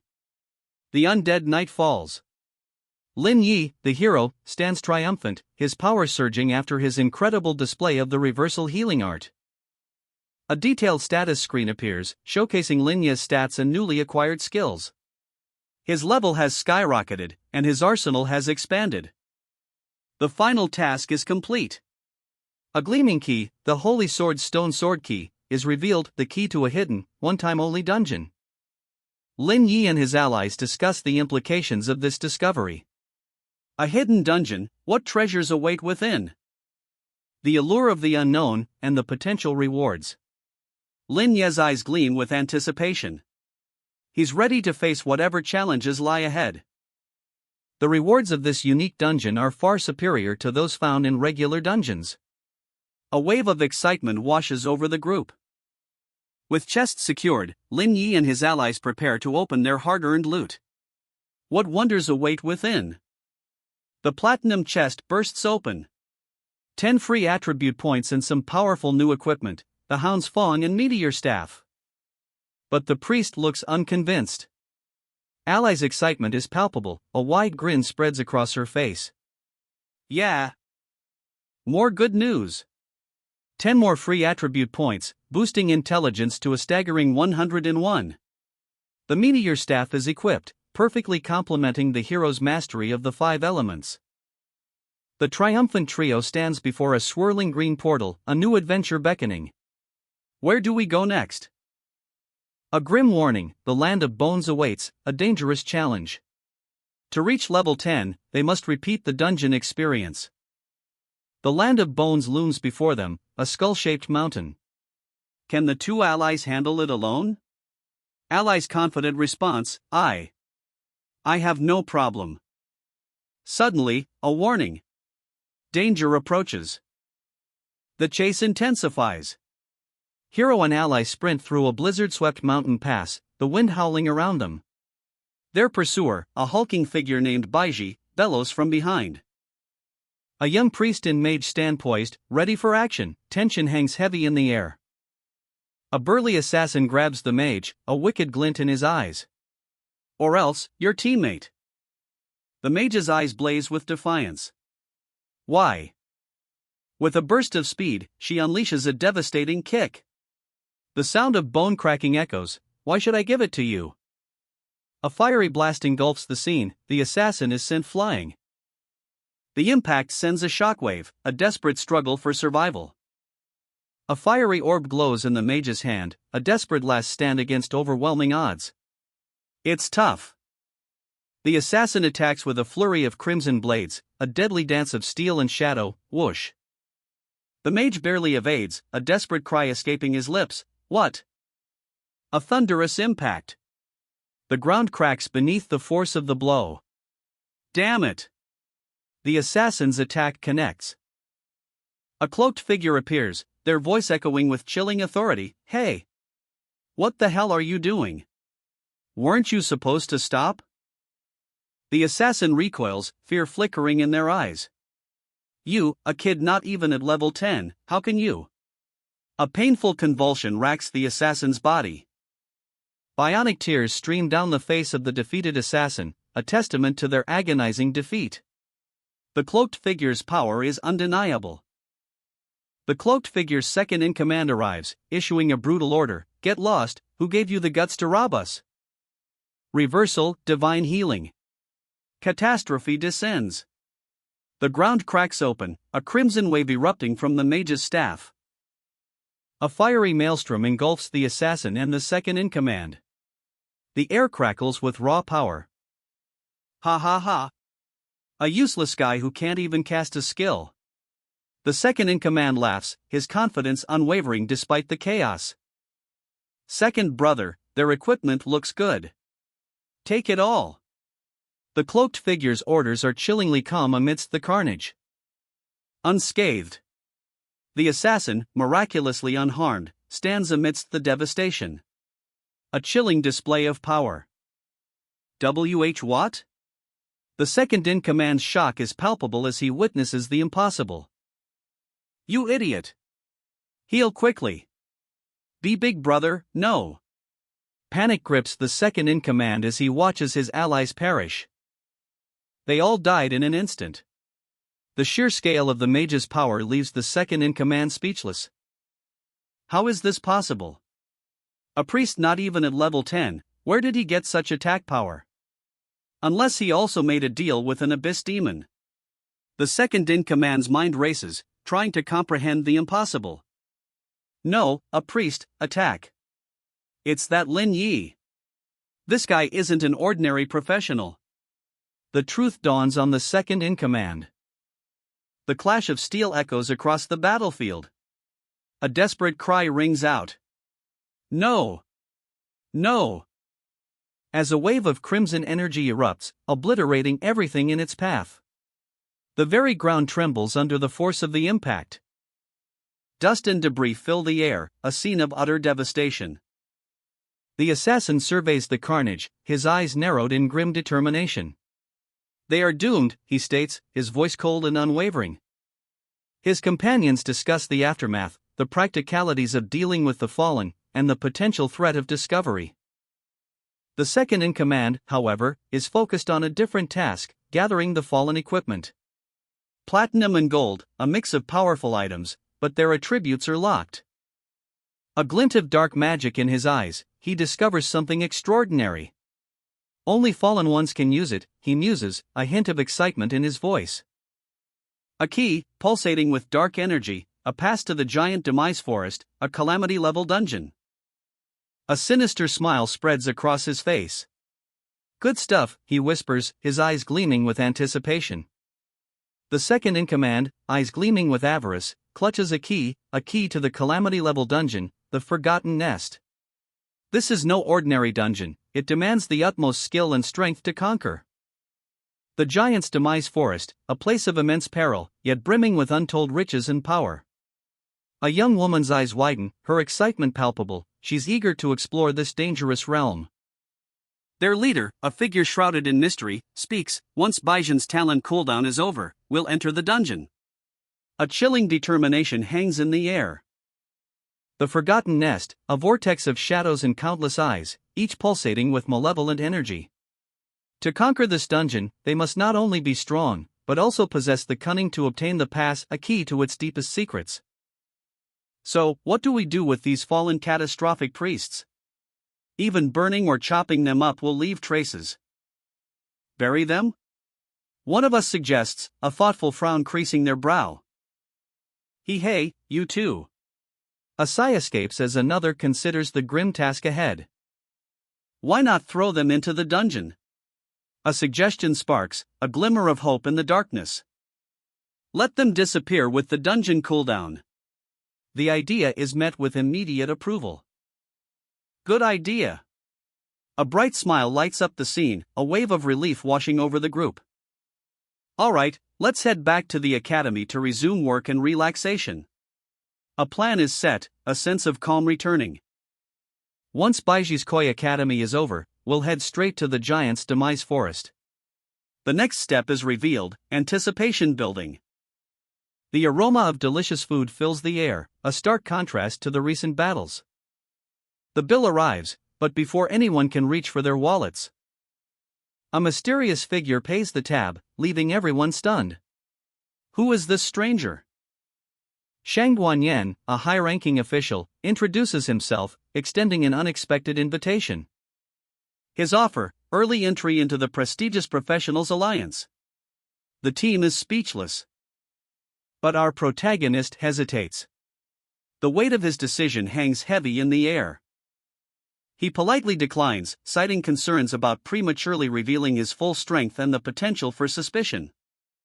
The offer is refused, a quiet understanding passing between the two. The implications of this choice are far-reaching. Shang Guanyan, ever the composed strategist, considers the implications. A slight smirk plays on his lips. The Lingyun sect, he muses, is about to become very interesting indeed. A new challenge emerges. 3 figures stand poised, ready for action. Baiji, the name rings out, a signal for the storm to break. A mystical glow envelopes the protagonist, a special buff, a key, and a portal to a new realm are granted. The giant's demise forest awaits. The portal activates. The system message confirms: Giant's Demise Forest, Calamity Realm, level 8 to 15, is now open. And our heroes step through, into the heart of the unknown. A swirling vortex of blue energy consumes them. The Giant's Demise Forest, a land of despair and death, a place said to be separated from a massive secret realm. A place of unimaginable calamities. Despite the danger, they press onward, even though this dungeon is far more challenging than any they've faced before. The battle rages. Bionic tears unleashed. A wave of crimson energy erupts as the attack connects. A devastating blow. Health plummets, 200 points, then a critical hit for another 623. The enemy reels. But the counterattack is swift. Another barrage of blows, each dealing 150 damage. The enemy staggers. And then, a desperate gambit.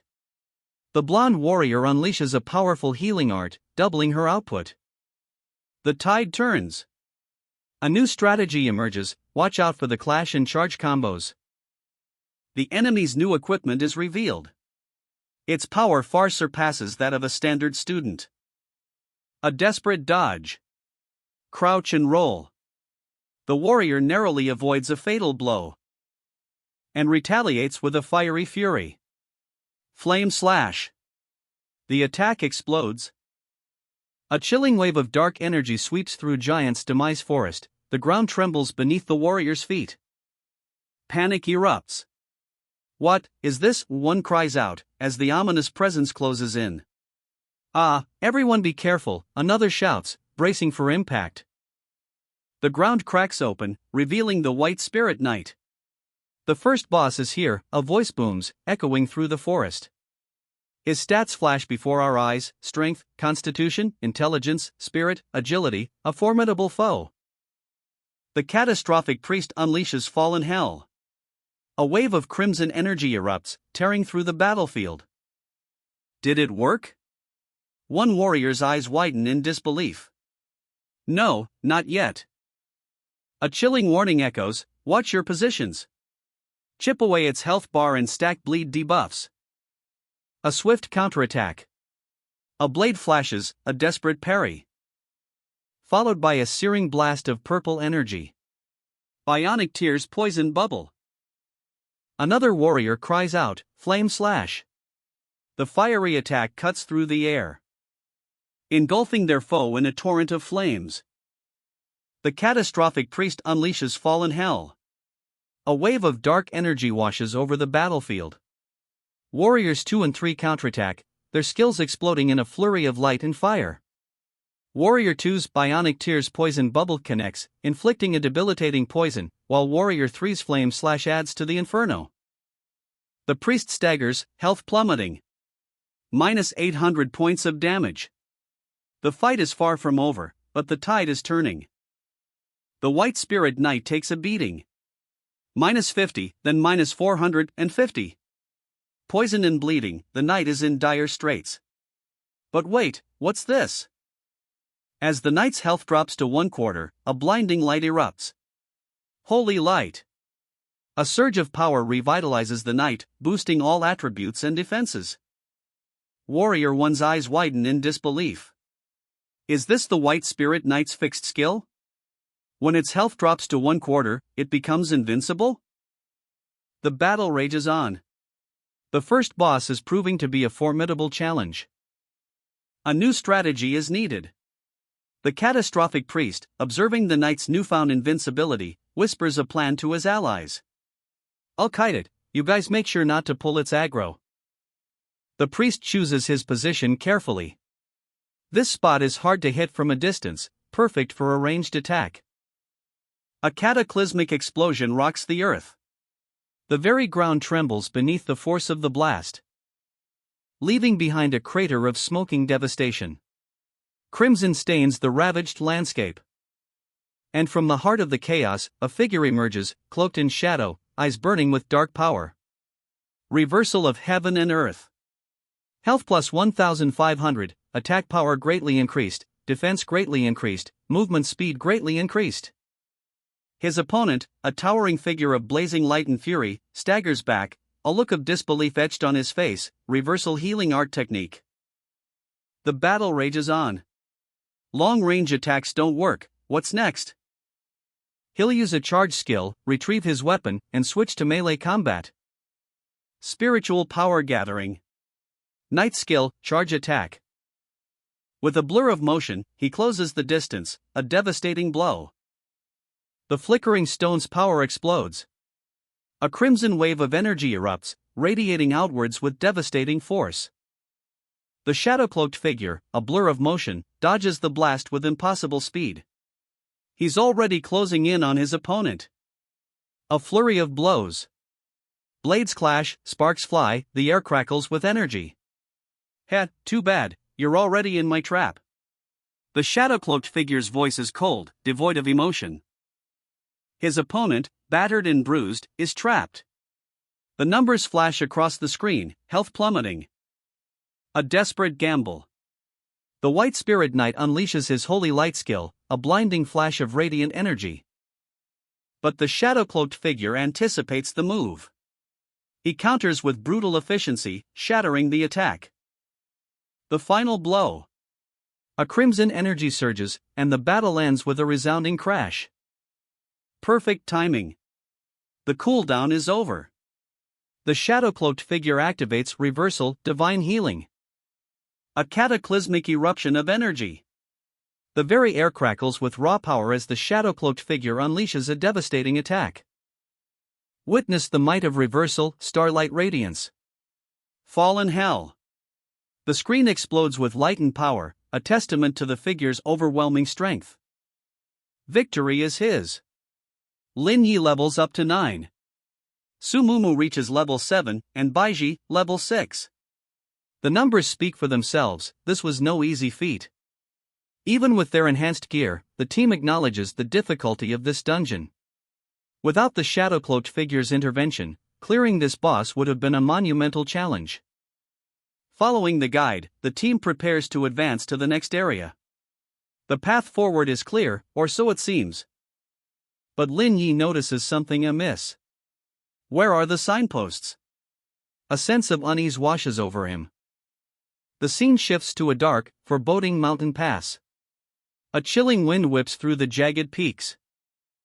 And Su Mumu and Baiji find themselves ensnared by strange, thorny vines. A desperate struggle ensues.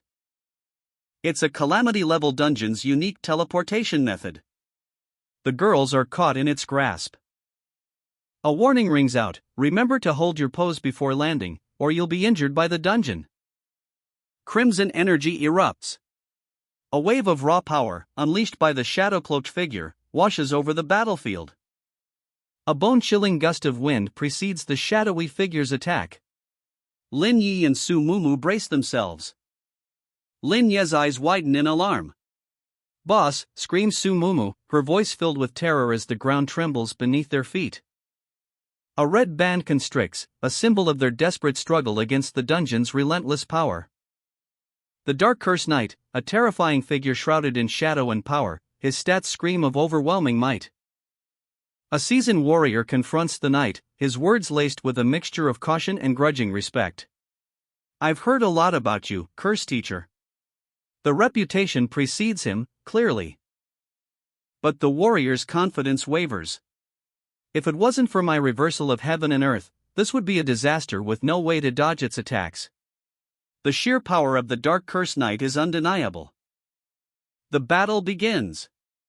A clash of steel and magic, a whirlwind of motion. The curse enchant activates, imbuing the knight's weapon with dark magic, amplifying its destructive potential.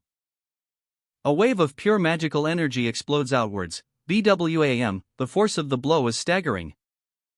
The moonlight sword technique is unleashed.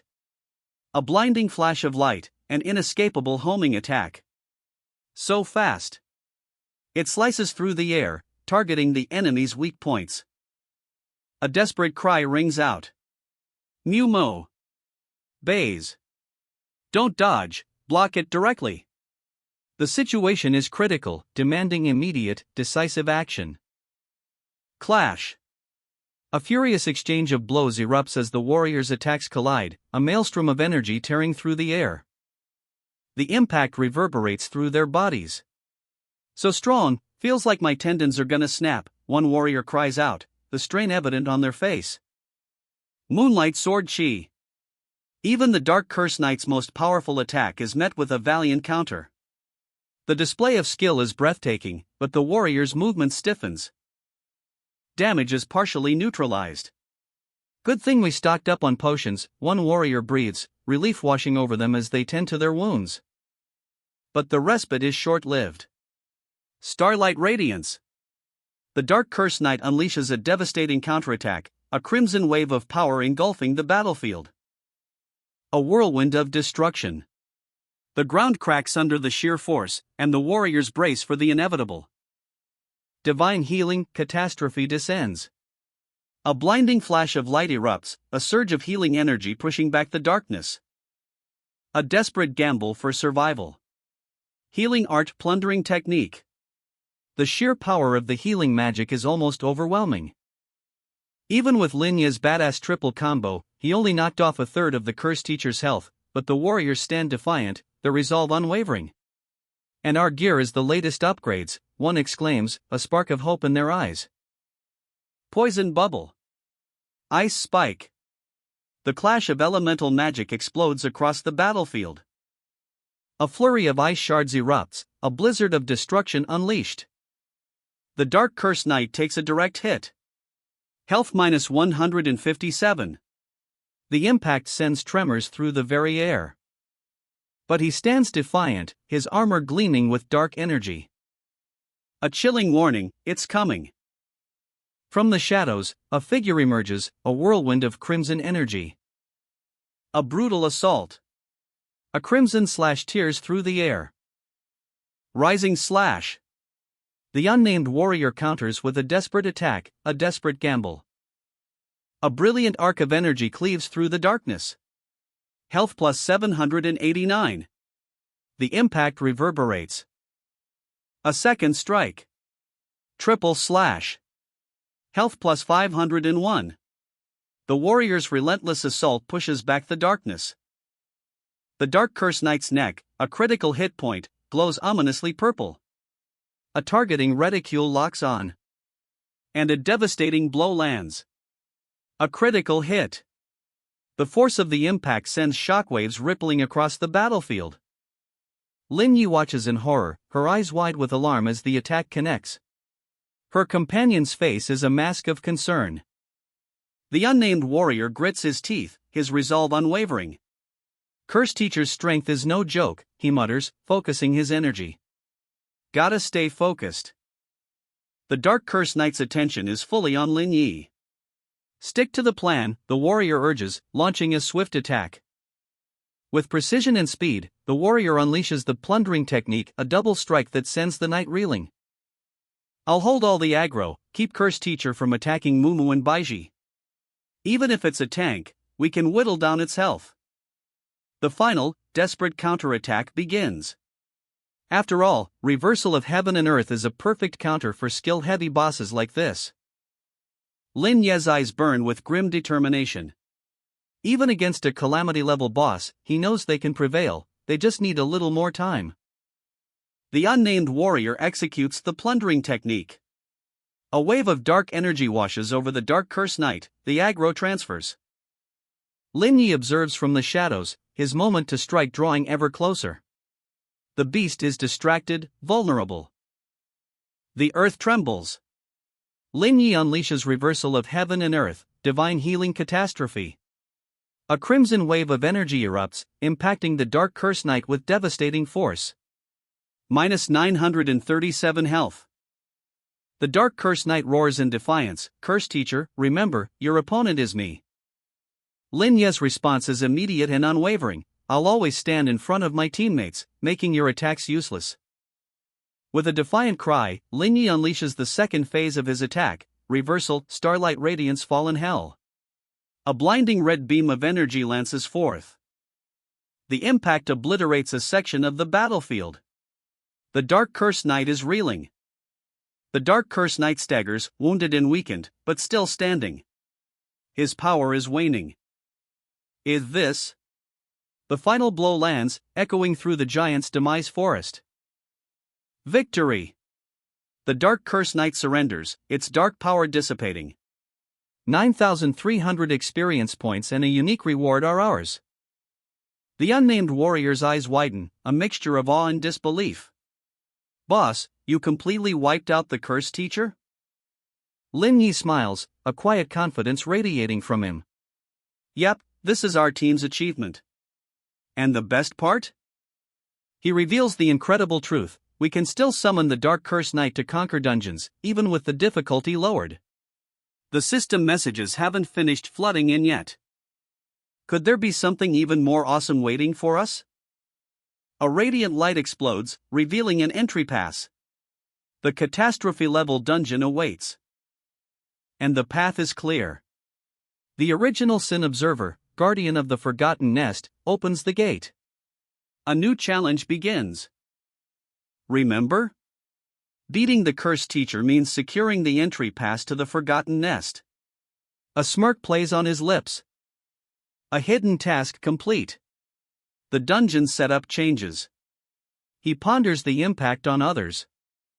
No more worries about the cursed teacher. The final test is here, paving the way to becoming a professional. A new era dawns. A golden arrow, imbued with power, materializes. A glimmer of hope. A map unfolds, revealing the final boss's location. The team prepares for the final confrontation. Only the Igiant in the end forest remains. The Igiant's demise is intriguing.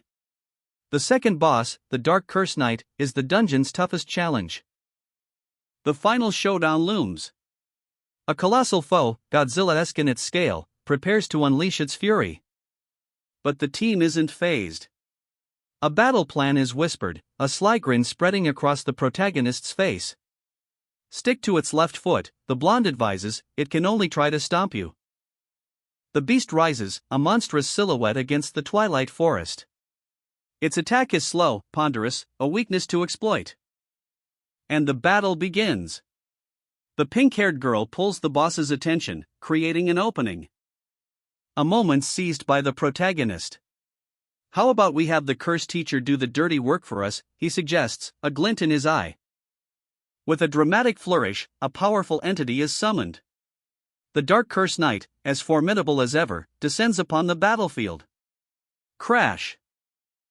The protagonist's command echoes, "Go, Curse Teacher." The Dark Curse Knight charges, a whirlwind of dark energy. The Dark Curse Knight unleashes his power. Moonlight Thrust. A wave of ethereal energy explodes outwards. The sheer force of the attack sends tremors through the very ground. Giant's Barrage follows, a relentless assault of energy. The blow connects. A deafening crash echoes as the monstrous foe reels from the impact.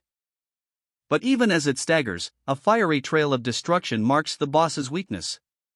The team's strategy is working. With newfound insight, the knight strikes again.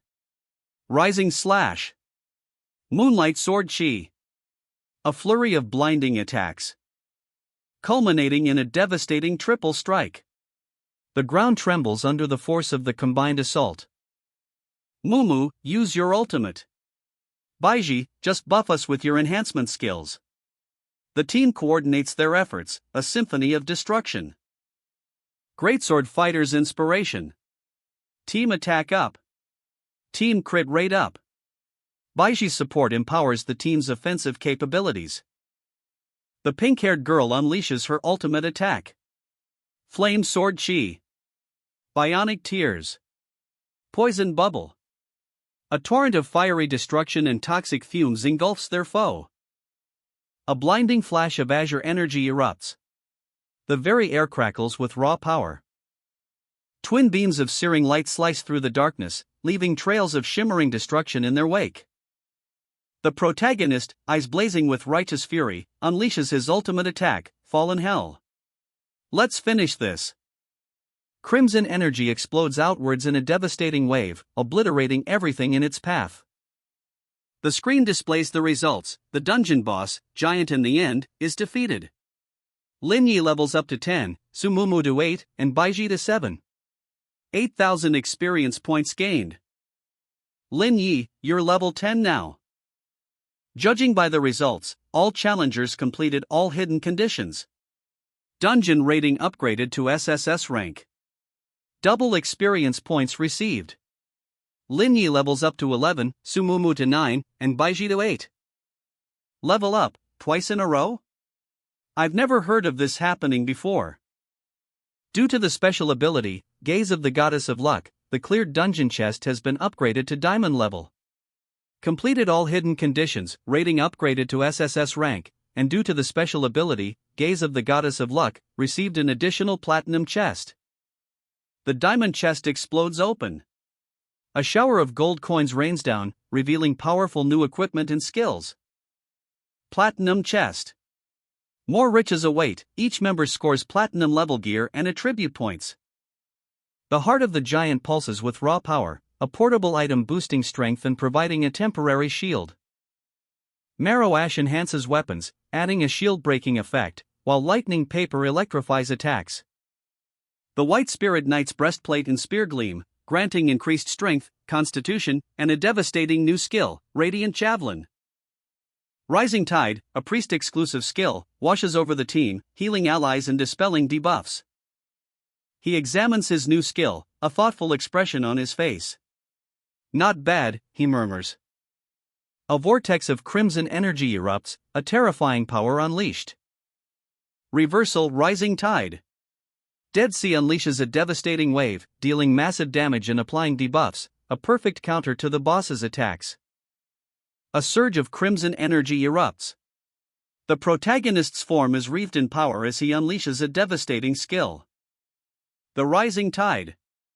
Its effects are unpredictable, a chaotic dance of buffs and debuffs, but one thing is certain, his enemies will feel the full force of its unpredictable power.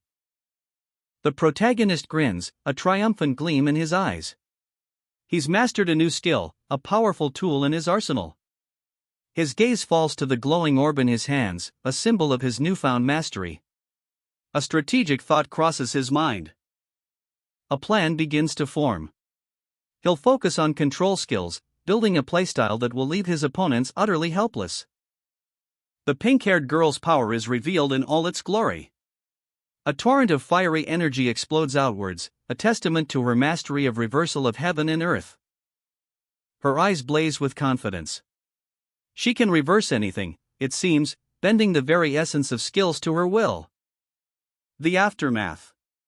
The protagonist and the pink-haired girl stand amidst the ruins, their mission accomplished. But the journey is far from over. The next day, the principal's office.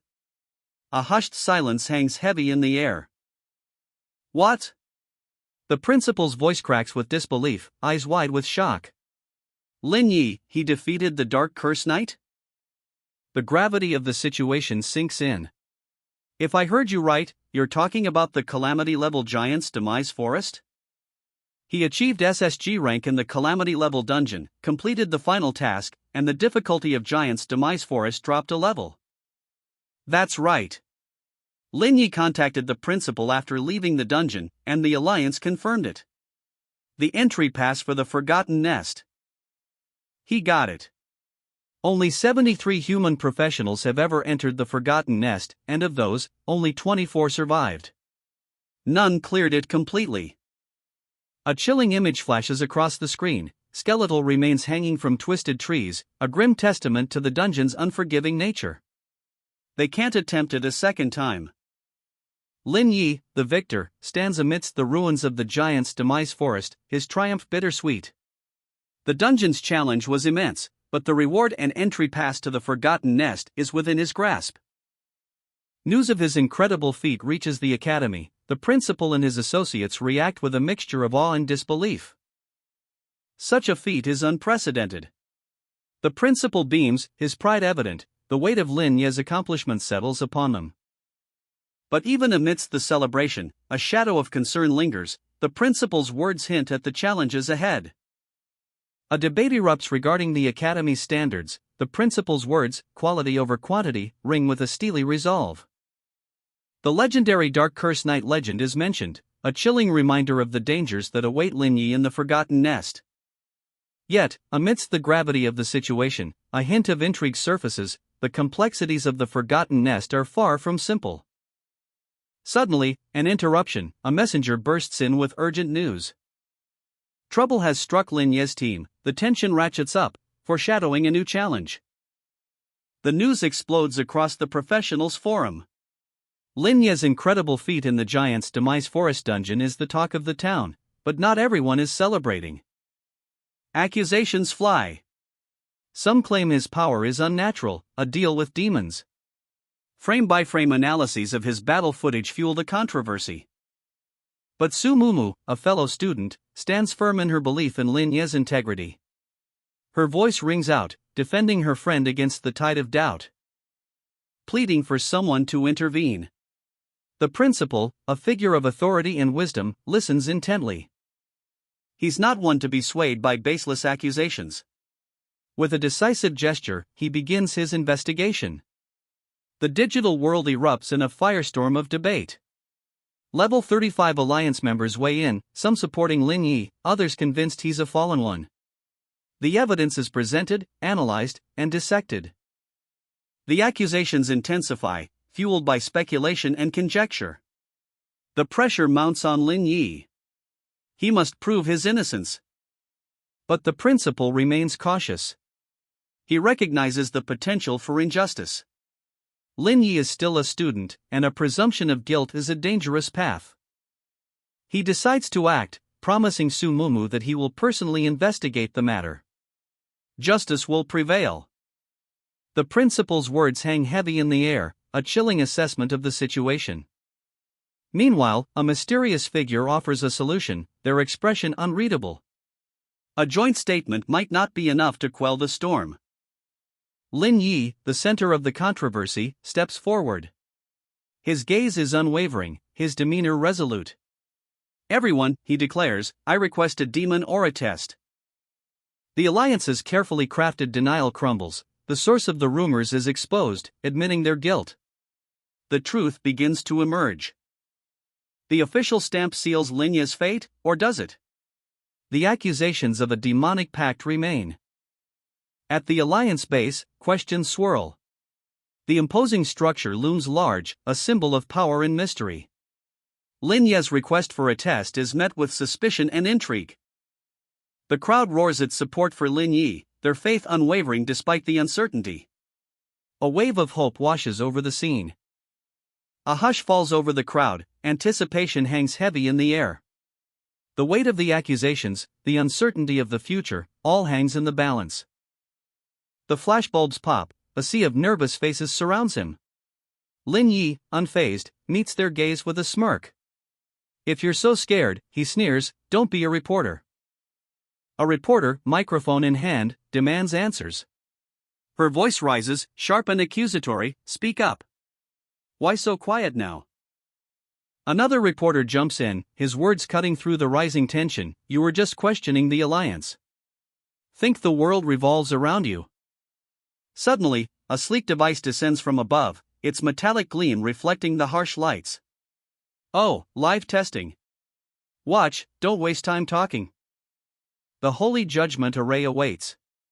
Guards stand at attention as Lin Yi is ushered into the chamber, the air thick with anticipation. He sheds his jacket, a quiet confidence radiating from him. All right. The test begins. A golden aura erupts, bathing Lin Yi in its light. A voice echoes, beginning demon aura contamination detection. 5%.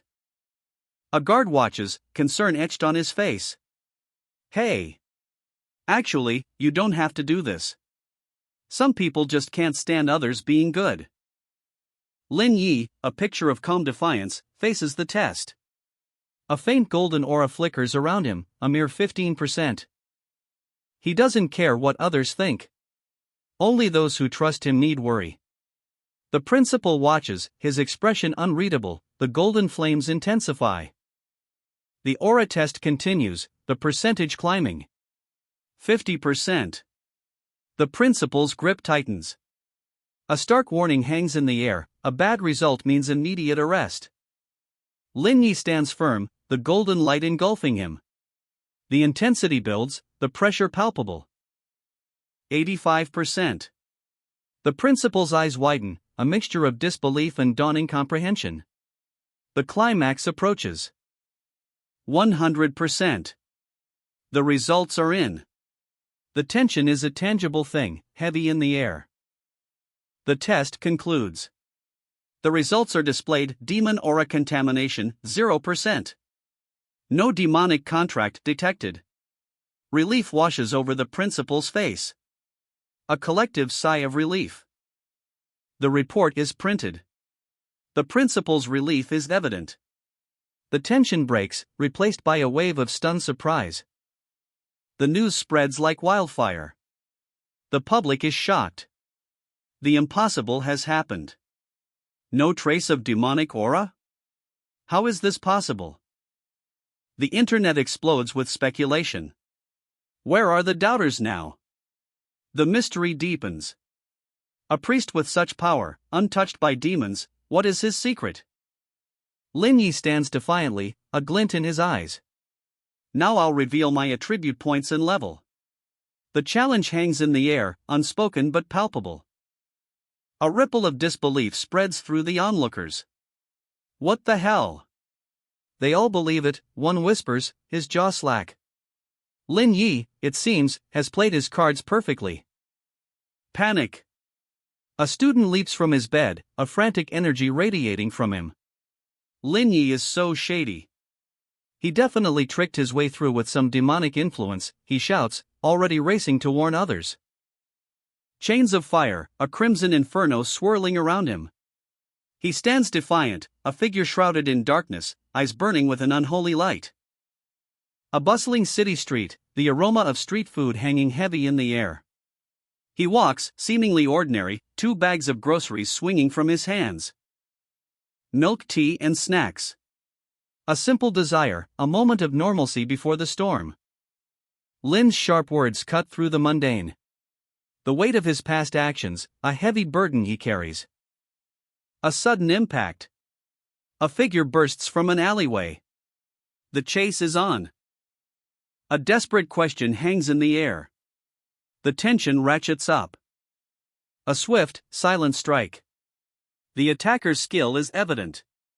He's far more dangerous than he appears. The air crackles with tension as a sharp exchange unfolds. You've run into them too, right? Those trash abyss demons. A swift, almost imperceptible movement, a blur of motion as the protagonist effortlessly deflects an attack. Just a couple of fallen ones who came knocking. The man in the suit's voice rises in alarm. Stop lying. I'm telling you, after you barely beat them, that stinky abyss vermin will come for you. His concern is palpable, a genuine warning, not a threat. Let me give you some advice. Report it to the Alliance ASAP. Help them track down those demons. The protagonist's expression hardens. Oh, so you're saying an abyss demon targeted you, but not only did you resist, you also ran to the authorities? The man's laughter echoes, sharp and arrogant. Oomph, those filthy rats can't even show their real faces in the human world, and they think they can make me submit? His words drip with self-importance, a smug declaration of superiority. I, Huang Xiaofeng, am born to be the main character. Number 1 in wealth, number 1 in looks, and number 1 in power. Do I need some low-life scum to prove myself? A playful jab, a hint of amusement in the protagonist's eyes. Heh, maybe you're only number 1 in being punchable? The scene shifts, the tone turning serious. Despite his trashy attitude, this guy did resist a demon's temptation, which is kind of impressive. A close-up on the protagonist's face, his eyes burning with determination. Not only do I hate abyss demons as much as you, but my talent is something they can't even dream of. A bustling city street, the sounds of urban life fill the air. He walks, seemingly lost in thought, a slight frown etching itself onto his face. A notification pings on his phone, a wave of annoyance washes over him as he reads the message. The screen displays a heated online discussion, accusations fly, and the name Chao Yuan is mentioned repeatedly. A decision is made, swift and decisive. The protagonist types a response, his fingers flying across the screen, a plan forms in his mind. A promise is made, a warning is issued. A preview of a new guide flashes on the screen, the words Island of Bones glow ominously. The image shifts to a powerful, skeletal figure, its eyes burning with an eerie green light. The night god's power is hinted at, a chilling presence. Lin Yi, the night god, addresses his loyal followers. His eyes burn with righteous fury, a storm of digital justice is about to break. The digital crusade begins. Knockoff guides are to be purged, and swiftly. Chao Yuan's underhanded scheme backfires spectacularly. His attempts to profit from Lin Yi's hard work are met with swift retribution. The weight of his actions crashes down on Chao Yuan. His arrogance, shattered by the force of Lin Yi's counterattack. A desperate plea for the coveted Land of Bones guide, a testament to Lin Yi's influence and the value of his work. Another reseller bites the dust. His attempts to profit from Lin Yi's work are met with swift and decisive action. The night god's wrath is absolute. And the community rallies behind Lin Yi, eager to join his exclusive group. The power of community and loyalty shines bright. New recruits flood the group chat. The demand for Lin Yi's guides is undeniable. Lin Yi, ever vigilant, observes the surge in membership, a quiet satisfaction playing on his lips. The final panel reveals Lin Yi's cunning strategy. He didn't just defeat his rivals, he turned their greed against them, strengthening his own position. Lin Yi, the protagonist, strides confidently through a luxurious hotel lobby, his steps purposeful, his expression determined. He activates his interface, a surge of blue energy enveloping his hands. Now, let's go over my current stats and gear. His status screen unfolds, revealing impressive stats and a formidable array of equipment: Emperor's attire, emerald ring, swift boots, and the newly acquired reversal of heaven and earth skill. He studies the skill's description, a thoughtful frown creasing his brow. The details are complex, hinting at immense power and versatility. The screen glows with information, outlining the skill's potential for infinite power, but a professional test is needed. His gaze sharpens, a glint of ambition in his eyes. He's close to reaching his next goal, 150 base intelligence. A message pops up on his screen: Zhao Qihan, a fellow student, wants to buy some equipment. Lin Yi, ever the shrewd strategist, sees an opportunity. A quick exchange of messages reveals the details of the transaction. Gold-level equipment is requested. Lin Yi carefully reviews the available items, rejecting several options. He's not settling for anything less than the best. The protagonist meticulously examines his gear, a glint of determination in his eyes. He needs more power, and he knows exactly how to get it. A hefty price tag flashes across the screen: 2.4 million alliance credits. His friend, Linbro, looks concerned, but the protagonist is unwavering. Behold! The bone necklace, a gleaming artifact of power, now upgraded to level 10. Its stats are impressive: Constitution plus 10, regeneration boosted, and a significant increase in physical defense. Next, the White Bird Jade Pendant, also maxed out. This beauty summons a spirit bird that absorbs 30% of incoming magic damage. A powerful defensive asset. And finally, the starry healing staff, reaching its full potential. A potent weapon for any priest, boosting intelligence and adding significant temporary attack power to targets affected by healing spells. With a surge of energy, the protagonist initiates the forging process. The air crackles with arcane power. A surge of golden energy erupts as the hero channels his power, forging his equipment to the next level. The Demon Emperor's attire, starry healing staff, bone necklace, and white bird jade pendant, all upgraded to level 10. A breathtaking display of power. He surveys his enhanced gear, a confident smirk playing on his lips. This should be enough. The Island of Death awaits, a place where the loot is either incredibly good or incredibly bad. A gamble, but one he's willing to take. Back home, a moment of quiet contemplation, then, a sudden sound. A gasp escapes his lips. Moo moo. Her eyes widen, a look of shock and something else? Intrigue? Fear? The scene opens with a flustered Xiaobai, a towel barely concealing her, demanding an explanation for the hero's silent arrival. Her fiery expression speaks volumes. And her next words reveal a more mundane problem: the hot water in her room is broken. A comedic juxtaposition. The hero, Jim, offers to take a look, his cheeks flushed with a mixture of concern and something else. Xiaobai demurs, but then, a mischievous glint in her eyes.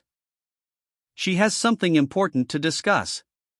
Jim, ever the gentleman, insists she dry her hair first. A brief pause, then, Xiaobai's transformation is complete. She's ready to talk. 5 minutes later, the conversation turns serious. Xiaobai's struggles in the greatsword class are weighing heavily on her mind. And a supportive friend offers a solution. A glimmer of hope appears. The hero contemplates a way to help, considering class change options. And Xiaobai, relieved, expresses her gratitude. The weight lifts from her shoulders. Xiaobai, her shoulders slumped, stares into the distance. A wave of unspoken sadness washes over her. As hero's words cut through the silence, I'm asking about you. Xiaobai's frustration explodes. But you can't laugh after I tell you. A burst of laughter. A promise broken, a moment of levity in the face of shared vulnerability. The weight of unspoken anxieties hangs heavy in the air. Lin Yi, you're level 11 now, right? A flashback. Young Xiaobai and hero, carefree and close, a stark contrast to their current emotional distance. The chasm between their past and present widens. It feels like you don't need me anymore. You're carrying all your own rewards and becoming the center of attention. Tears well in Xiaobai's eyes. The pain of feeling insignificant is palpable. When we're in dungeons, I start to feel like I'm just dead weight. Hero's reassuring touch. Mumu, you're overthinking it. Xiaobai's frustration boils over. Silly, you don't understand, she cries, her voice laced with a desperate plea.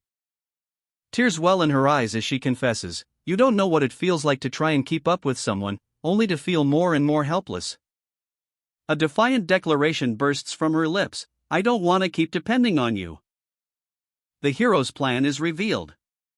No more late-night snacks, a strict training regimen begins at 5 a.m.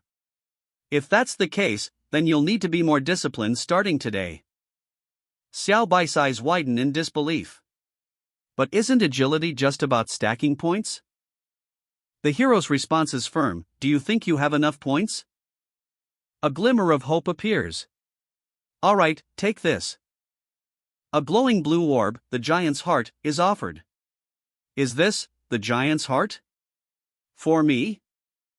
The hero explains, yeah, it's a gift for you. This thing is perfect for you to use during the transition period, plus with your doppelganger's ability to double its effectiveness. A tender moment unfolds, two hands clasped together, a silent promise exchanged between hearts.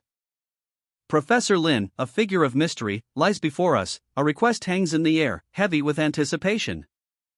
A surge of pink energy erupts. The bionic tears unleash their power. Back rubs, massages, cooking, cleaning, a whirlwind of domestic skills unfolds before our very eyes. She's a master of them all. A playful chaos erupts. The energy explodes outwards, a burst of pink fury. You better enjoy it, she exclaims. Xiaobao bursts through the door, a whirlwind of energy and excitement. Xiaobao, you're here, she exclaims, her voice brimming with relief. Thanks for making the trip, she adds, her gratitude palpable. A concerned friend asks, Hey, are you heading into the land of death right now? Don't you want to rest another day? The weight of the impending journey hangs heavy in the air. But Xiaobel's resolve is unshakable. No need, he replies, a steely glint in his eyes. I've already rested enough. You two are the ones who should take a break. He holds up the stone sword key, a gateway to unimaginable peril. And with a decisive swipe, he unleashes its power. A vortex of swirling darkness erupts, crackling with raw energy. Crackle, whoosh. The portal to the land of death opens, its ominous glow illuminating Xiaobel's determined face.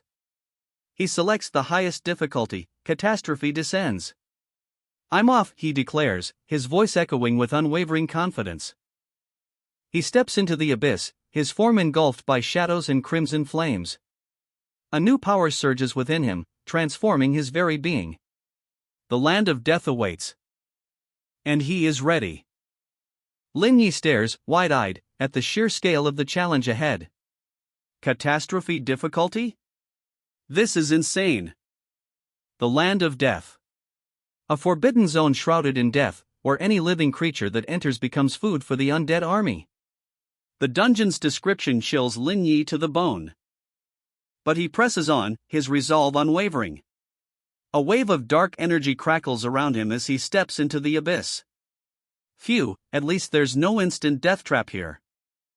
The life energy emanating from Lin Yi is a beacon in the darkness, awakening the undead legions.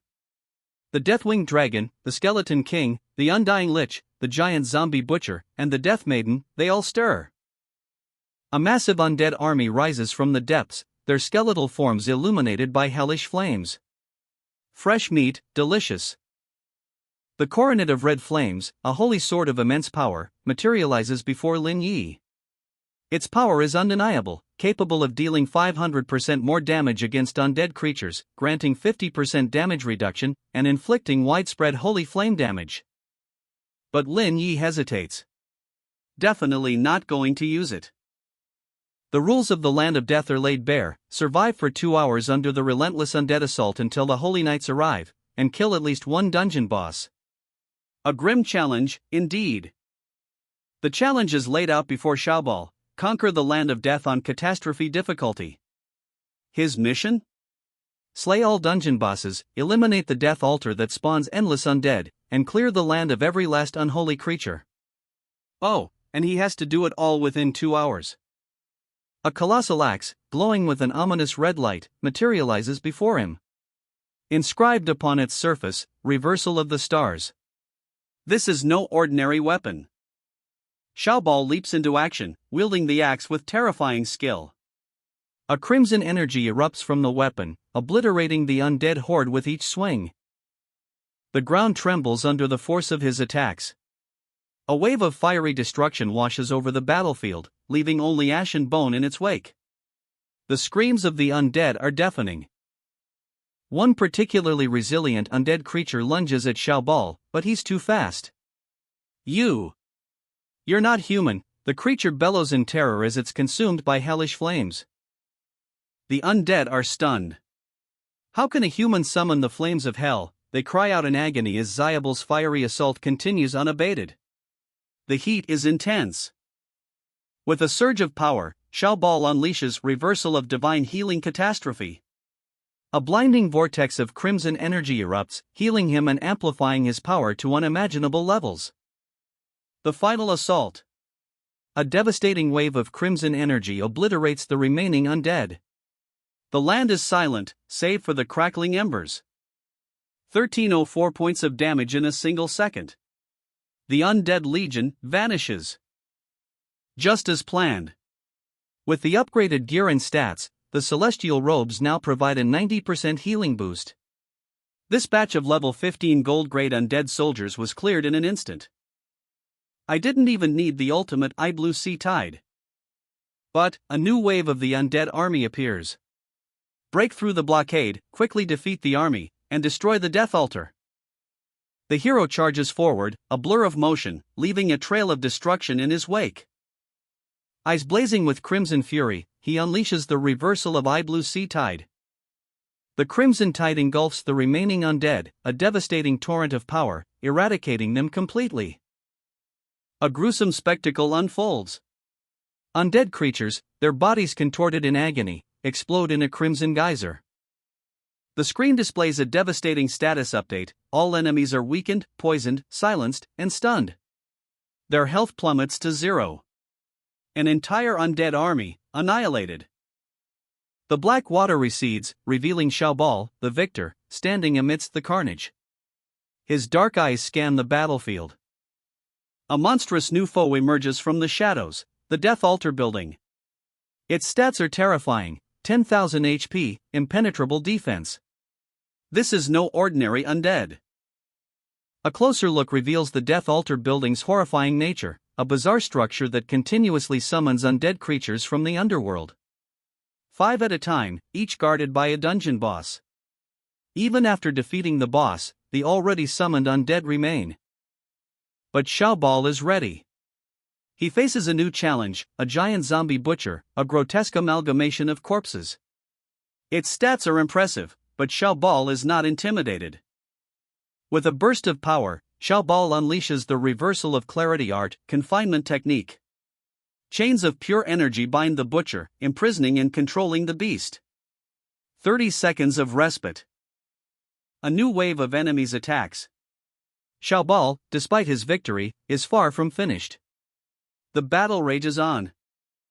The Death Altar crumbles, a monument to Xiaobau's victory, but the silence is deceptive. A chilling announcement echoes across the battlefield. 2 monstrous zombie butchers, split from the original, rise. Xiaobao unleashes the plundering technique. Twin beams of energy obliterate the threats. But the respite is short-lived. A terrifying proclamation: the Skeleton King and Undying Lich awaken. Yet, Xiaobao remains unfazed. He assesses the situation, a calm confidence in his eyes. Catastrophe descends difficulty? A mere challenge. He calls upon his dark power, a desperate plea: come out, Curse Master, I need you this time. With a surge of dark energy, a level 15 gold grade Dark Curse Knight answers the call. A powerful ally materializes. Mounted on a fearsome, shadow-draped dragon, ready to face the oncoming horror. The undead awakening begins. A wave of darkness descends as Xiaobao and his Dark Knight take to the skies. A throne of bone and shadow, the Skeleton King sits in judgment, a chilling aura radiating from his emerald eyes. Xiaobao, his face obscured by shadow, prepares for battle, the weight of the coming conflict heavy in the air. The Skeleton King, level 15, gold grade. His stats scream power, his skills a terrifying arsenal. Death, destruction, and legions of the undead at his command. And facing him, the Undying Lich, another level 15 powerhouse, wielding platinum-grade necromantic magic, a master of death, cold and calculating. Xiaobau's Curse Knight, a towering figure of dark energy, materializes, its blade crackling with unholy power. Kill, the knight roars, charging forward. A shadowy figure looms, its voice echoing with chilling power: percent master, asterisk at human. The young man, his face a mask of determination, grits his teeth. Curse Master. Take it down. A monstrous creature, its eyes burning with malevolent energy, unleashes a terrifying roar. Its fangs dripping with venom. And a blinding flash of cyan energy erupts as the hero counters with Moonlight Thrust. The impact. A deafening crash as the creature reels back, its health plummeting. A pained cry escapes its lips, ah. But the monster's rage is far from over. A sinister crack spreads across its body, a terrifying transformation begins. A blinding flash of emerald energy erupts from the Curse Master's blade. Moonlight thrust connects, a devastating blow that sends shockwaves through the monstrous horde. The impact echoing across the battlefield as the creatures are thrown back, momentarily stunned. But their respite is short-lived. The monsters, fueled by dark magic, begin to reform, their forms shifting and twisting. A surge of power building within them, a terrifying transformation underway. The Curse Master raises his guard, activating his curse shield. The magical backlash sends the attackers reeling. One of the monsters, larger and more grotesque than the others, collapses, its body dissolving into dust. Revealing a terrifying figure beneath, the Skeleton King, his eyes burning with malevolent green fire. Skeleton King, support me. With a mighty roar, the Skeleton King rises, his power surging. The ground trembles beneath his colossal form. A wave of dark energy washing over the battlefield as he unleashes his full might. The Clash of Titans. The Skeleton King unleashes Rising Dragon Slash. Triple Slash. A furious flurry of icy blows that sends the Curse Master reeling. But even as he stumbles, the Curse Master's eyes burn with defiance. He's not finished yet. The ground trembles beneath the force of their conflict, a maelstrom of energy erupts as the Curse Master counters with Curse Explosion. A wave of dark energy washes over the battlefield, the Skeleton King cries out in pain. And from the depths of his being, the Curse Master unleashes a terrifying new power, Black Hole. The impact. A devastating shockwave rips through the very fabric of reality. The earth cracks. The Skeleton King, battered but unbowed, stands defiant, a question mark hangs in the air. What will he do next? With a chilling laugh, the Curse Master unleashes another devastating attack. Frost Dash. Repel the Skeleton King at the abyss end. I will use my soul as a price. May the foolish woman be damned to hell forever. The Curse Master unleashes a torrent of dark energy. Curse Master. She's going to self-destruct and drag you down with her. A blinding flash of light explodes outwards. The sheer force of the attack is staggering. Frozen blood, the undying lich sacrifices its own soul, depleting all remaining health to release a massive ice spell, dealing high ice magic damage and applying a freezing effect. What? Target 1, cleared. Good job, Curse Master. The Skeleton King, defeated, unleashes one final, chilling laugh. Ignorant human, the real despair is yet to come. A wave of crimson energy erupts from the fallen king, a terrifying spectacle of raw power. Exhausted but triumphant, the Curse Master channels his remaining energy. A surge of emerald light flows into his companion, mending wounds. Clarity Art. The Curse Master's armor glows, his form radiating power. The very air crackles with energy. With a final, decisive strike, the Death Altar crumbles into dust. Crash, the ground trembles. The Dark-Winged Dragon, a loyal companion, awaits. The altar here is gone, and the undead creatures pose no further threat. I'll clean up later. Let's head to the next area first. Across a desolate landscape, a new challenge looms. Only 2 bosses remain. The Dark-Winged Dragon unleashes a furious blizzard of ice shards. A breathtaking display of power. Each crystal a razor-sharp projectile, tearing through the air with terrifying speed. The icy assault continues, a relentless barrage of frozen death. Shattering the very ground beneath their feet. The force of the impact sends tremors through the earth. Curse Master, we've been spotted by the enemy. The warning cuts through the chaos. A chilling realization. As danger closes in. Be careful, the urgent plea echoes the growing threat. A colossal death dragon, scales shimmering, descends from the heavens. Its jaws snap shut, narrowly missing its target. A wave of icy shards explodes outwards. The impact sends tremors through the very ground itself. The stats appear: level 15 Death Dragon. Frost Breath, Dragon's Might, Absolute 0, this creature is a force of nature. A lone figure stands defiant against the monstrous beast, it's the Death Maiden, her dark aura a stark contrast to the dragon's icy breath. Her stats flash across the screen: level 15, Frost Arrow, Silence Magic, Life Drain. A powerful ranger, even in death, she commands the undead. Curse Master, which is scarier, this one-time secret realm or you? Not even giving us a chance to get an SSS rating. Despicable human ant. The Death Maiden unleashes a torrent of dark energy, her attack a swirling vortex of blue. But her words are cut short, as a wave of ice crashes against her. The Death Dragon's Frost Roar. A blizzard of ice shards explodes outwards, shattering the Death Maiden's attack. And leaving the Death Maiden wide open. Trying to turn the tables, huh? Now I'll show you what a real surprise attack is. A blinding flash of blue energy erupts from the hero, a devastating counterattack.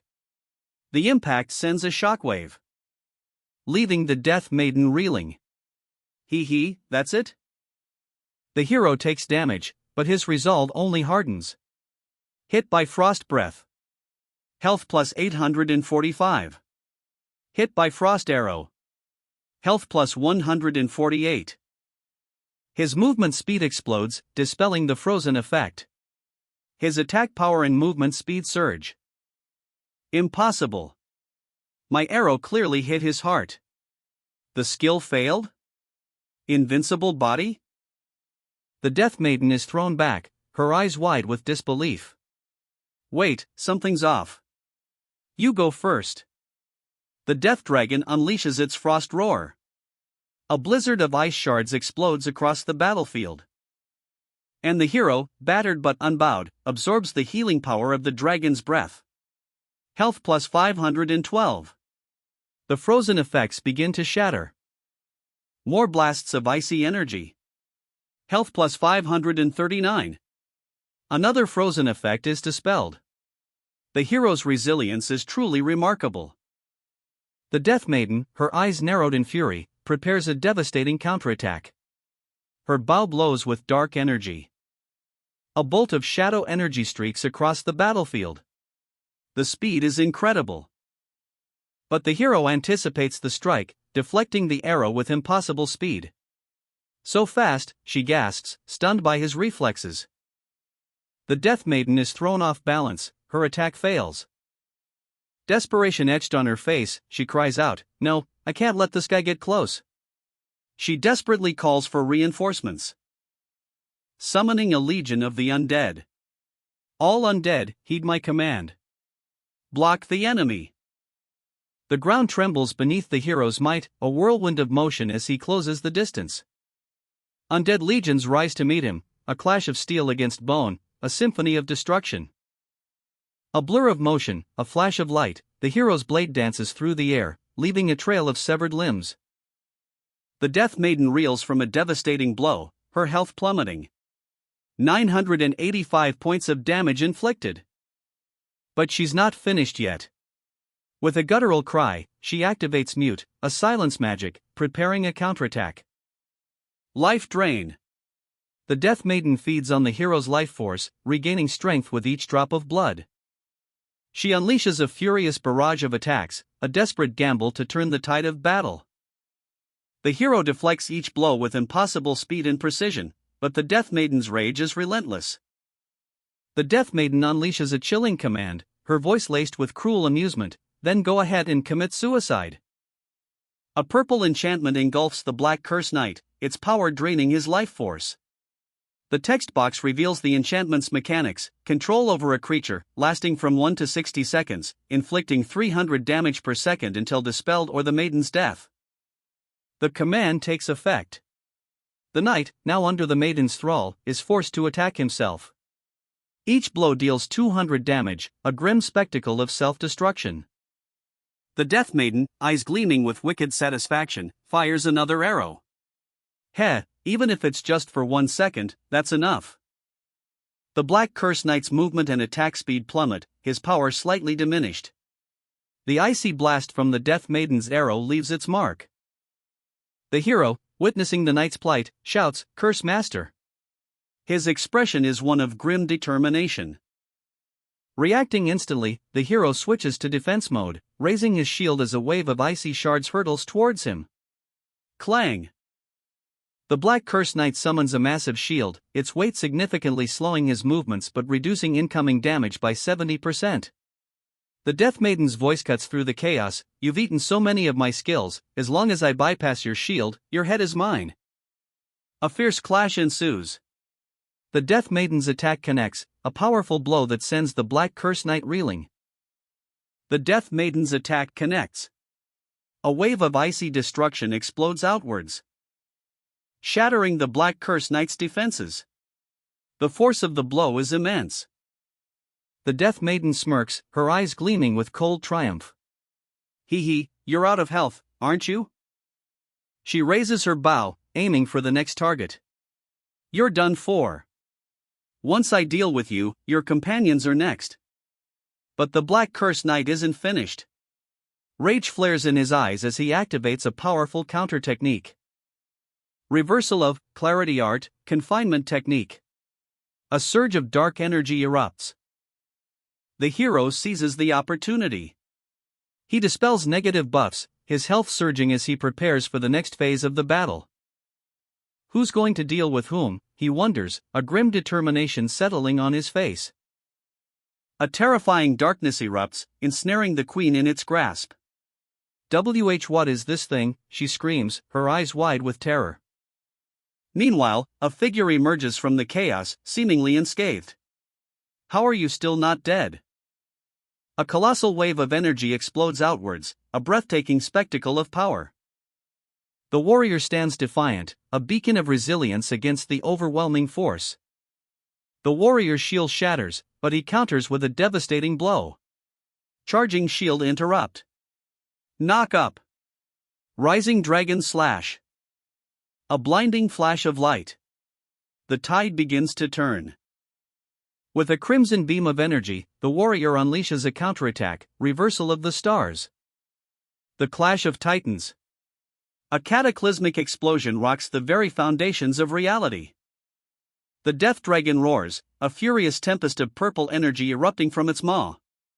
"You all have no honor," it screams, the very air crackling with its rage. But the warrior stands defiant. His eyes burn with cold determination as he unleashes reversal of divine healing. Catastrophe descends. A crimson wave of energy obliterates the death dragon.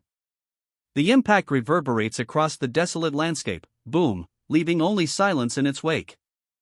The warrior surveys the battlefield, his face grim. "This dungeon may be special, but it wasn't as hard as I originally thought." He sheathes his weapon, already planning the next move. A surge of power, a crimson tide, engulfs him as he activates reversal of Blue Sea Tide, Sea of the Undead. With the power unleashed, the remaining undead are swiftly eradicated. We've got more than enough time to meet the 2-hour requirement for Task 4. The final wave of destruction consumes the last of the undead. A system message blazes across the screen: "You have exterminated all remaining undead creatures in the land of death. You have completed the first 4 task requirements." A celestial city unfolds before you, its spires piercing the heavens, a beacon of divine power in a land consumed by shadows. The two-winged angel Kuro, a figure of immense power, descends from the heavens, his presence alone shaking the very foundations of reality. But there's a choice to be made. Accept divine grace, or become the Godslayer. The warrior ponders the implications of this choice, the weight of the decision heavy on his shoulders. An SSS rating is tempting, but is it truly the highest possible achievement? He delves deeper into the mystery, uncovering secrets hidden from even the most seasoned professionals. Ancient knowledge, locked away for ages, is revealed, the truth about the system, the dungeons, and the very nature of this world. The warrior stands before Kuro's projection, a colossal figure of immense power. The final battle is about to begin. A single, malevolent eye opens, promising a confrontation of epic proportions. A blinding light erupts, radiating power and divine fury. The very air crackles with celestial energy. As the dark curse knight is banished, retreating from the battlefield. The system confirms, summoning is now on cooldown. The warrior stands defiant, facing an overwhelming pressure. Is this the Old Testament? The supreme leader of the angels, he muses, but based on the message, I shouldn't have to face this thing directly. A majestic being descends, its presence alone shaking the very foundations of reality. Two mighty wings, each adorned with countless eyes, spread wide, revealing the two-winged angel, Koro. The system displays its stats, a challenge not recommended. Its description reads, an angel, a powerful being born from the sacred realm, an enemy of undead creatures, possessing holy power that strongly counters the aura of death. Human, you have done well. Koro's voice booms, echoing with ancient power. On behalf of the sacred realm, I thank you. These evil undead creatures should remain buried beneath the earth forever. Offer the holy sword coronet of red flames, and you may leave. The warrior hesitates. Wait a minute. Shouldn't you have some sort of reward for me? The warrior stands amidst the aftermath, a grim expression etched on his face. He surveys the scene, the air thick with the lingering scent of battle and the faint echo of clashing steel. A chilling revelation dawns on him. I didn't expect the angels here to be such pompous beings, not on humanity's side at all. His voice is low, laced with a bitter understanding. Koro's words hang heavy in the air, they're even using humans as cannon fodder. The warrior clenches his jaw, fury simmering beneath the surface. The warrior's gaze sharpens, a defiant glint in his eyes. Cleaning up, he asks, his voice dripping with sarcasm. Is there something that needs cleaning, Angel? His confidence is unwavering, a stark contrast to the devastation around him. Why should my achievements belong to you, he challenges, his voice resonating with righteous anger. Koro's response is swift and condescending. Lowly ants, allowing you to serve the great sacred realm is the highest honor for humanity. His words are laced with a chilling arrogance. The air crackles with tension. A clash is inevitable. The warrior's eyes blaze with defiance as Koro unleashes a devastating attack. You dare harbor such greed, defying the divine will. A crimson wave of energy erupts from his hand. The impact is earth-shattering. Crash, the force of the blow sends shockwaves through the very ground itself. A blinding flash of golden energy erupts. The air crackles with raw power, a devastating blow aimed at Koro.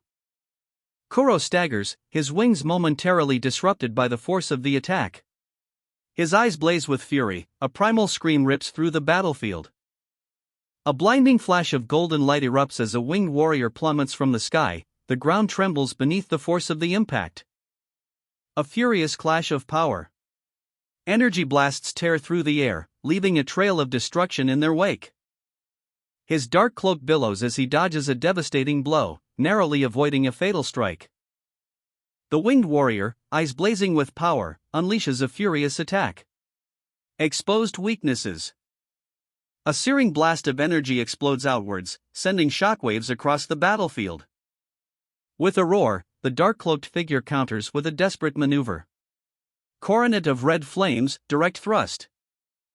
The world seems to twist and turn as the two forces collide. Reversal of heaven and earth. A surge of green energy flows into the dark-cloaked figure, restoring his health, plus 1,678. The winged warrior unleashes a furious barrage of divine lightning, roaring, "Don't even think about using underhanded tricks to escape divine punishment." Summoning thunder, the attack intensifies, a blinding spectacle of power. But the dark-cloaked figure absorbs the blow, a surge of dark energy healing his wounds. Health plus 2,641. The winged warrior recoils, health plummeting. Health minus 1,561. Ant-like creature, courting death. A wave of crimson energy engulfs the dark-cloaked figure as he counters with reversal of the stars. The attack's power is amplified, a devastating counterblow.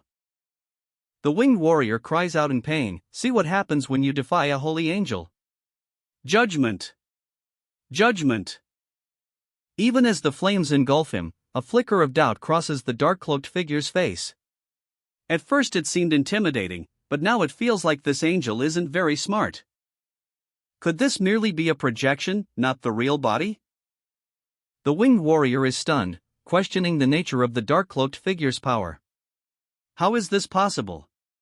Whether it's physical attacks or magic, ranged or melee skills. Invincible? A wave of raw power erupts, the very air crackling with energy. But the attack is met with an unyielding force. No, that's absolutely impossible. A lone figure stands defiant atop a rocky outcrop, the wind whipping around him. Exactly, so all you can do is maybe pluck a strand of my hair or tear a piece of my clothing. That's it. The reversal of Blue Sea Tide.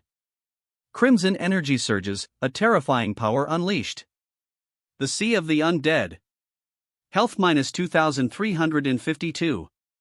The projection of two-winged angel Kuro is affected by AX3 slow debuff. Attack drastically reduced, defense drastically reduced.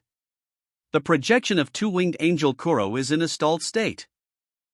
With a roar, a dark figure rises, a bone-like spear held high. Crimson flames trail behind him. The reversal of divine healing catastrophe descends. The projection of two-winged angel Kuro is affected by a bleeding debuff. Health minus 2011. A blinding flash of light. A devastating blow. Ah! The once mighty angel collapses, his form dissolving into nothingness. You. The final blow lands. A crimson wave erupts as 2,505 health points vanish from Kuro, the two-winged angel, a devastating display of power. Victory is declared. You have slain Kuro's projection, completing the Land of Death dungeon. The reward calculation begins. A diamond-grade clearance chest appears, overflowing with treasure, but that's not all. All hidden conditions met. The SSS rating is achieved, triggering the gaze of the goddess. A second diamond-grade chest materializes. The one-time dungeon crumbles, the gathered power coalescing into a single, potent reward. An exclusive weapon of unknown quality, radiating with celestial energy. The flashing moonshade. A unique growth weapon, its power is yet to be fully revealed. A weapon with multiple forms, each unlocking devastating new abilities. Redemption form, heals allies with each strike, restoring health and unlocking Oath of the Sea Moon. Witness the power of the phantom moonlight jellyfish. Its ethereal glow restores health to nearby allies, purging them of any negative status effects. While the silent destruction skill unleashes a devastating wave of moonlight energy, obliterating enemies and amplifying the damage dealt. The flashing moonshade's true potential is revealed. A blade capable of both healing and destruction. Its three forms, three ultimates, a perfect synergy with his innate abilities. The protagonist marvels at its growth potential, wondering if it can surpass even diamond grade. Victory spoils are bountiful. 20 free attribute points, diamond grade equipment, and a powerful ancient dragon necklace. A lucky strike indeed. The loot keeps coming. A diamond skill crest, a platinum grade crystal butterfly, and more. His power surges, reaching level 21. With his stats significantly boosted, the protagonist stands ready for new challenges. He surveys his surroundings, a determined glint in his eyes. A new goal emerges, to raid level 10 dungeons. The journey continues. A familiar voice cuts through the air, shattering the quiet of the moment. Lin Yi lunges, a spear of blue energy crackling in his hand. Today will be your death day, he shouts, his eyes blazing with righteous fury. His opponent, eyes blazing crimson, snarls, "It's you. You ruined my reputation. Everyone wants me dead.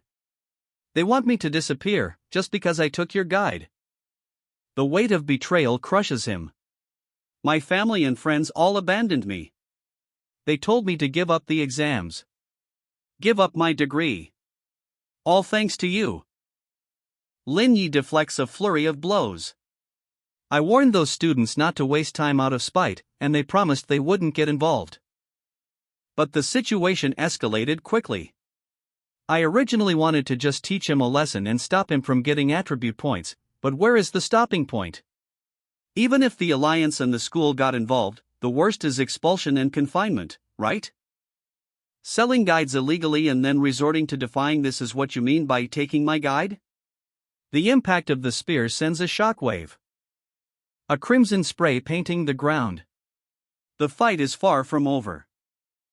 A brutal kick connects, sending the victim sprawling. The attacker's eyes gleam with cold fury.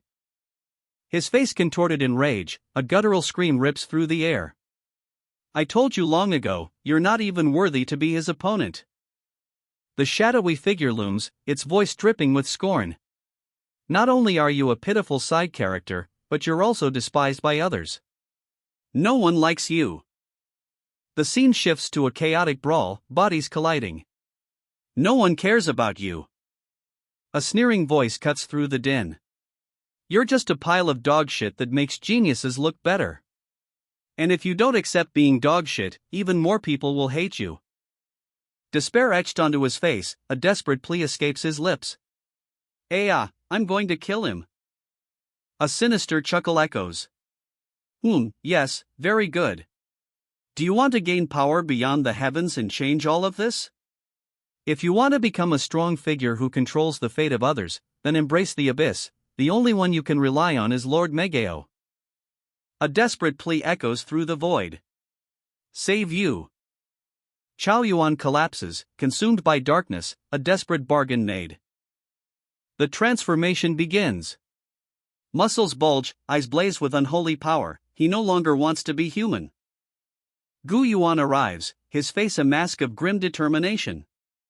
Abyssal corruptor, he snarls, recognizing the demonic influence. And the corrupted Chao Yuan unleashes a terrifying roar, Aya! Chao Yuan revels in his newfound strength, but Gu Yuan's warning cuts through the intoxicating power. You still have time to stop this.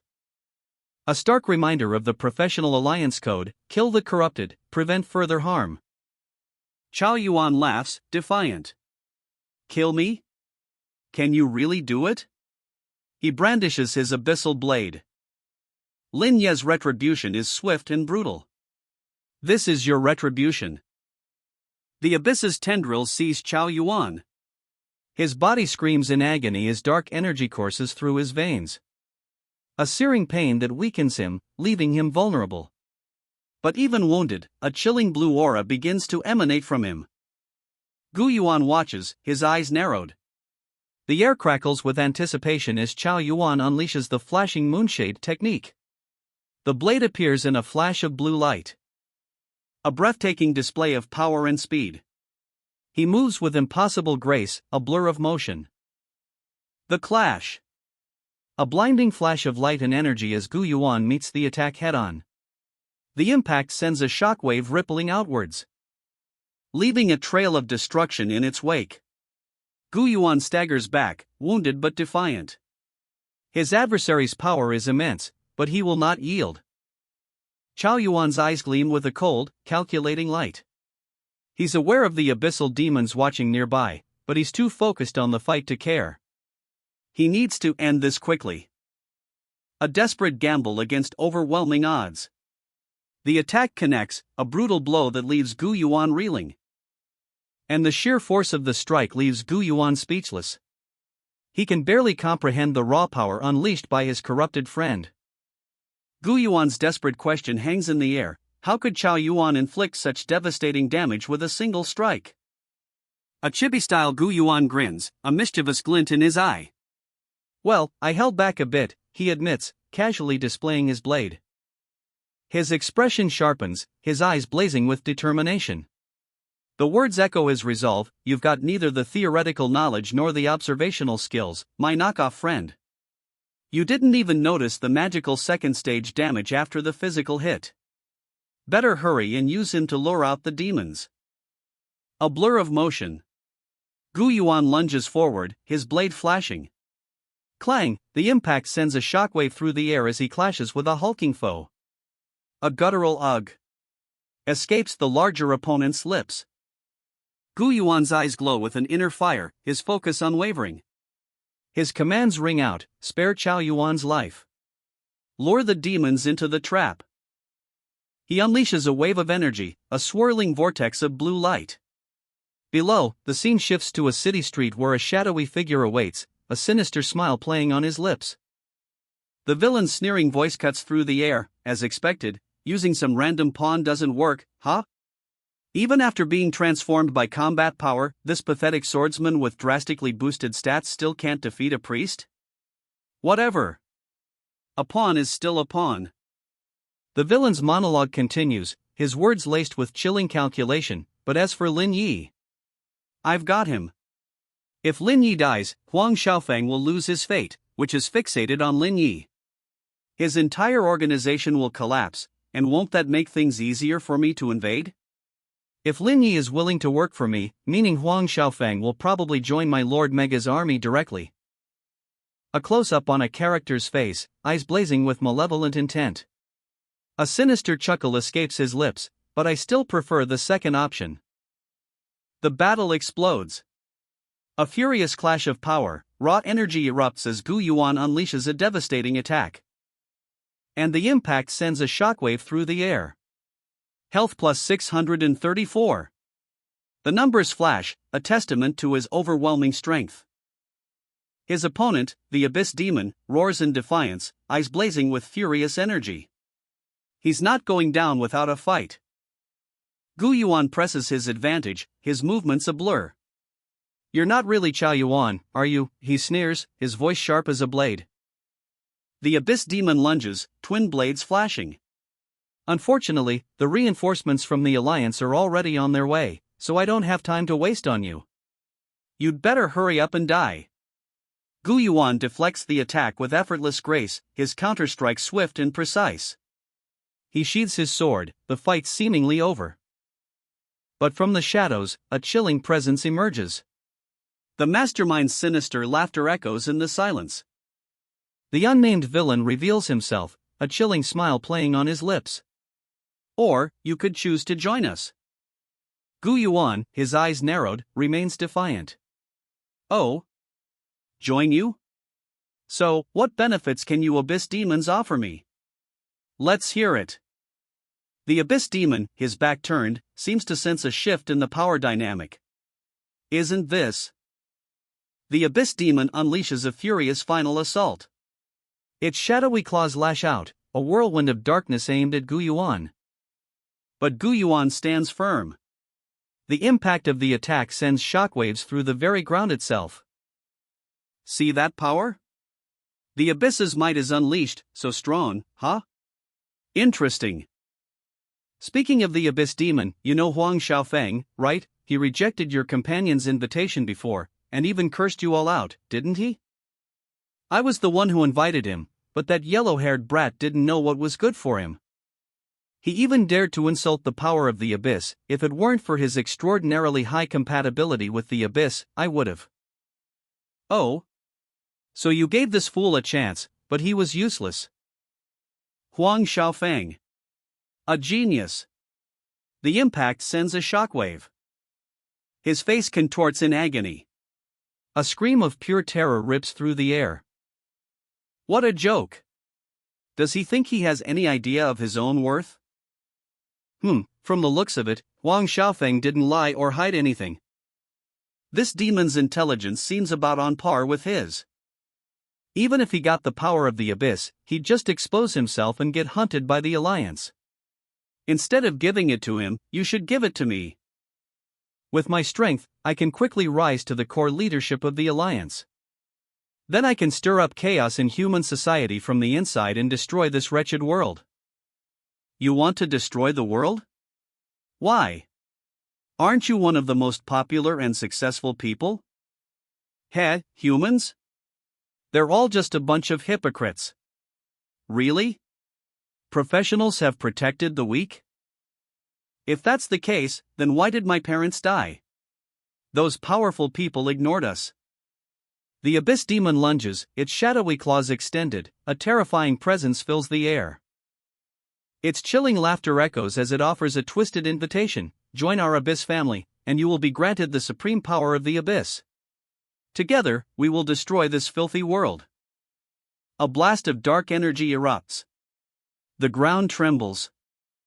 Huang Xiaofeng, battered but defiant, throws his head back, a desperate gleam in his eyes. With a guttural cry, he summons flashing moonshade. Activating destruction form. His aura crackles with raw power. He grips his weapon, a surge of crimson energy coursing through his veins.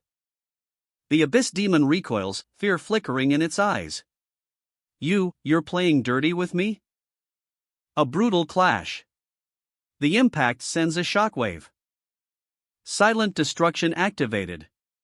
The system message blazes, empowered by the moonlight, all subsequent damage is increased by 50% for the next 10 seconds. The Abyss Demon lunges, claws extended, a terrifying behemoth of shadow and rage. But Huang Xiaofeng is ready. He unleashes Reversal of the Stars' infernal hellfire. The very air crackles with power. A wave of crimson energy explodes outwards. 2,337 points of damage dealt. The demon roars in pain. Xiaofeng's eyes burn with an infernal light. He's gained a damage boost. The power of Reversal of Blue Sea Tide Sea of the Undead surges within him. Another devastating blow. 4,070 damage. The demon is reeling. And now, it's burning. The Abyss Demon is in a burn state, its attack power drastically reduced. The onlookers are stunned. Damn it! This is insane. What's up with this human? How does he deal this much damage? Xiaofeng presses his advantage, unleashing Reversal of Divine Healing. Catastrophe descends. A searing beam of energy strikes the Abyss Demon. The Abyss Demon roars, a terrifying wave of crimson energy erupting from its body. No one would stand a chance, it screams, its words echoing the sheer power it wields.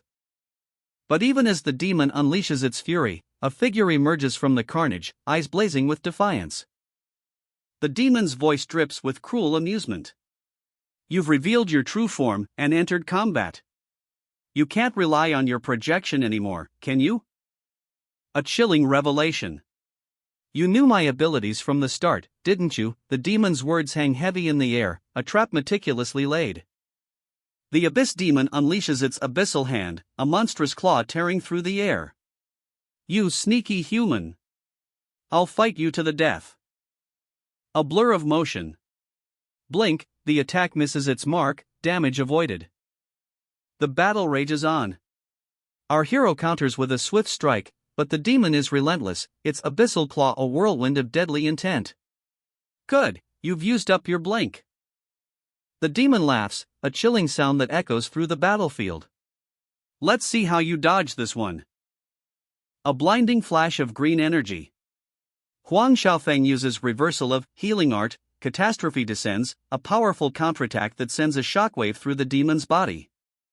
Health plus 587. Xiaofeng's eyes blaze with crimson fury, a storm brewing within. He unleashes the forbidden technique. Reversal of Healing Art. Catastrophe descends. The very air crackles with power as a wave of destructive energy erupts. The Abyss Demon is engulfed in a maelstrom of raw power. A deafening roar echoes as the attack connects.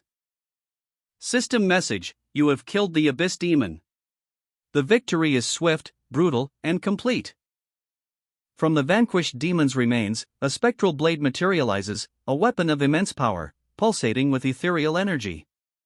This is System message: flashing moonshade has begun absorbing the Abyss Demon's remaining soul. Absorption successful. Flashing Moonshade's quality has improved. Upgraded from +1 to all attributes to +5 to all attributes. The weapon's power surges, its very essence transformed. Even without experience points from this world, Xiaofeng's strength grows exponentially. He holds the Flashing Moonshade, a weapon now far more potent. And a question forms in his mind: can this weapon only absorb the souls of Abyss Demons, or can any creature's essence enhance its power? The newly empowered blade rests in the shadows, its potential yet unknown. What just happened? The question hangs heavy in the air, echoing the confusion of the onlookers. A body lies sprawled on the ground, the aftermath of a sudden, unseen attack. A wave of concern washes over the crowd as they try to make sense of the chaos. We should investigate the weapon's growth, absorbing the Abyss Demon's soul to the Alliance. A grim determination sets in as the immediate threat is assessed. As for Chow Yuan, the city patrol is on its way, but there's no time to waste. A tense moment of anticipation. Suddenly, a squad of armed officers bursts onto the scene. Hands on your head. Don't move. The sharp command cuts through the air.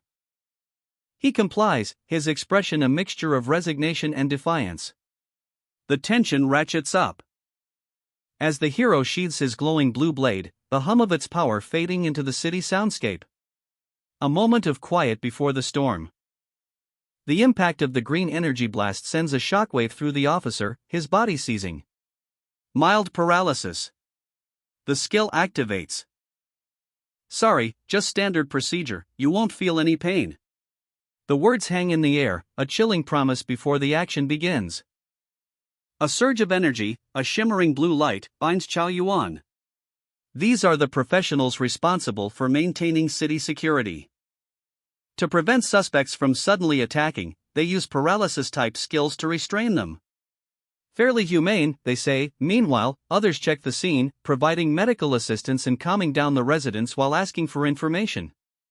Everyone, do your jobs. The command rings out, sharp and efficient. The scene shifts to the aftermath of a brutal battle. A report emerges, severely injured, unconscious, possessing traces of abyssal power. An abyssal power user, likely an abyssal demon. But wait. There's more. The corpse of an abyssal demon? A level 20 abyss demon, covered in sword wounds, apparently killed by the longblade professional we just restrained? The shockwaves of this revelation ripple through the scene. But why is there only a skeleton left? Could it be? A holographic display shows the final moments of the fight. A blur of motion, a clash of steel. The abyssal demon is defeated by a single, swift strike. How is it possible? No way, right? The disbelief is palpable.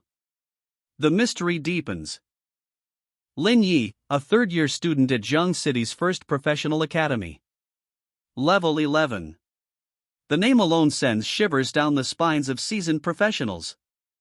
The city streets hum with activity, but a shadow falls as Captain Wang Machao of the Abyss Demon Extermination Task Force approaches. His gaze is sharp, his hand holding a glowing green device. Paralysis removed. The question hangs heavy in the air: did Lin Yi truly defeat the Abyss Demon? Lin Yi calmly recounts the events, a near-death experience for Chow Yuan, a fellow student, who was possessed by an abyssal corruptor. A swift, decisive action was required. The Abyss Demon's cunning is revealed. It was observing, waiting for the perfect opportunity to possess a host. Chow Yuan's failure presented that chance. But then, a twist. The Abyss Demon, in a desperate gamble, revealed its true form to offer Lin Yi power. The disbelief is palpable, even seasoned professionals would struggle with such a cunning Abyss Demon. Yet, Lin Yi prevailed. The final panel shows Lin Yi's power, a testament to his skill and the unexpected turn of events. The upcoming professional test looms large. Lin Yi stands, a silhouette against the darkness, his eyes burning with an inner fire. He defeated not one, but two terrifying foes, an abyssal corruptor and the true form of an abyss demon, emerging unscathed. The corruptor's health? A mere 1%, clinging to life by a thread. The scene shifts. Wang Machao, eyes wide with disbelief, is surrounded by armed guards. He's been apprehended, a strange, glowing symbol hovering above his hands. But the guard's apprehension is tempered by a hint of awe. But he's not just any student, Captain. Haven't you heard of Lin Yi's reputation? He's pretty famous. A superior officer, his face etched with concern, speaks. He acknowledges Lin Yi's extraordinary feat, but the safety of Zheng City demands adherence to protocol. The weight of responsibility bears down on him. And Lin Yi, a lone figure amidst the bustling city streets, understands. His actions, while heroic, have drawn unwanted attention.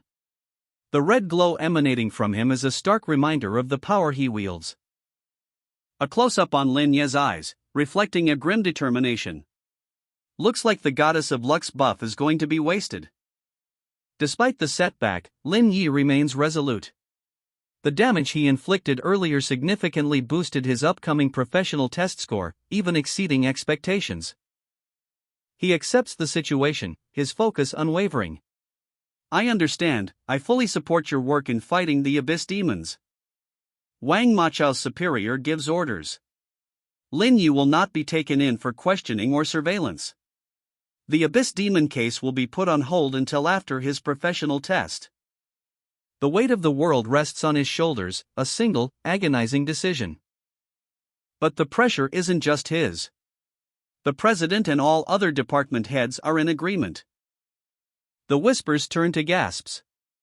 He cleared the forgotten nest, unscathed? Doubt gnaws at him, the online rumors were far from the truth. Could it be a never-before-seen talent? Or perhaps something even more extraordinary? The question hangs heavy in the air, does this mean an immediate investigation? But the higher-ups have other plans, for now, focus on the upcoming test. Despite the apologies, a final question remains. A connection to a previous incident? The tension ratchets up. The truth explodes. This Abyss demon, Megao, is the same one that failed against Huang Xiaofeng. After his plan failed, he targeted Lin Yi instead, a calculated move by a cunning mastermind. The pieces fall into place. Linking these events so quickly. Lin Yi has nothing to hide. Huang Xiaofeng's constitution is confirmed, a corrupter genius. And it was so easy for the Abyss demon to manipulate him, while subtly bringing up Lin Yi's name. The Abyss demon assumed Huang Xiaofeng harbored a grudge against Lin Yi, rejecting the temptation to replace and guide him again. Lin Yi stands tall, his blade at his side, a smirk playing on his lips. He's done it again. The Alliance officials' laughter echoes. Not only did you take down an Abyss demon and capture the corruptor, but you also gathered valuable intel. The investigation is officially closed. Well then, we won't disturb your progress any further. Lin Yi, ever vigilant, requests the area be cleared of unrelated personnel. He has one more thing to say. A commanding officer addresses his troops, a wave of blue energy emanating from his hand. Alright, clear the area. The order is crisp, leaving no room for doubt. Wang Machao receives further instructions. You lead the team to leave. Hand over the equipment to Lin Yi for now. The weight of responsibility settles on his shoulders. The order is relayed with immediate action. Yes.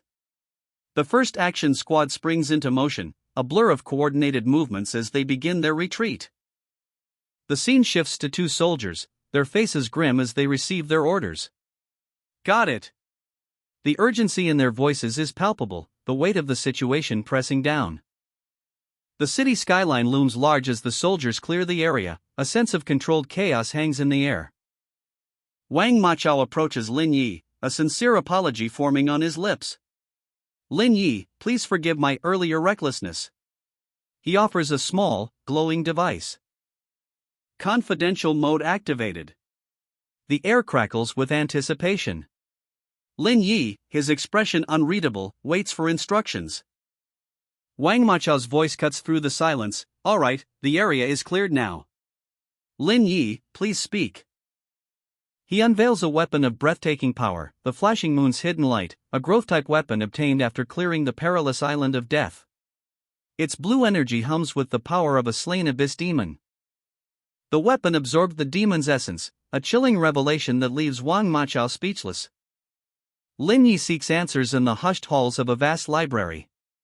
Growth-type weapons are shrouded in mystery.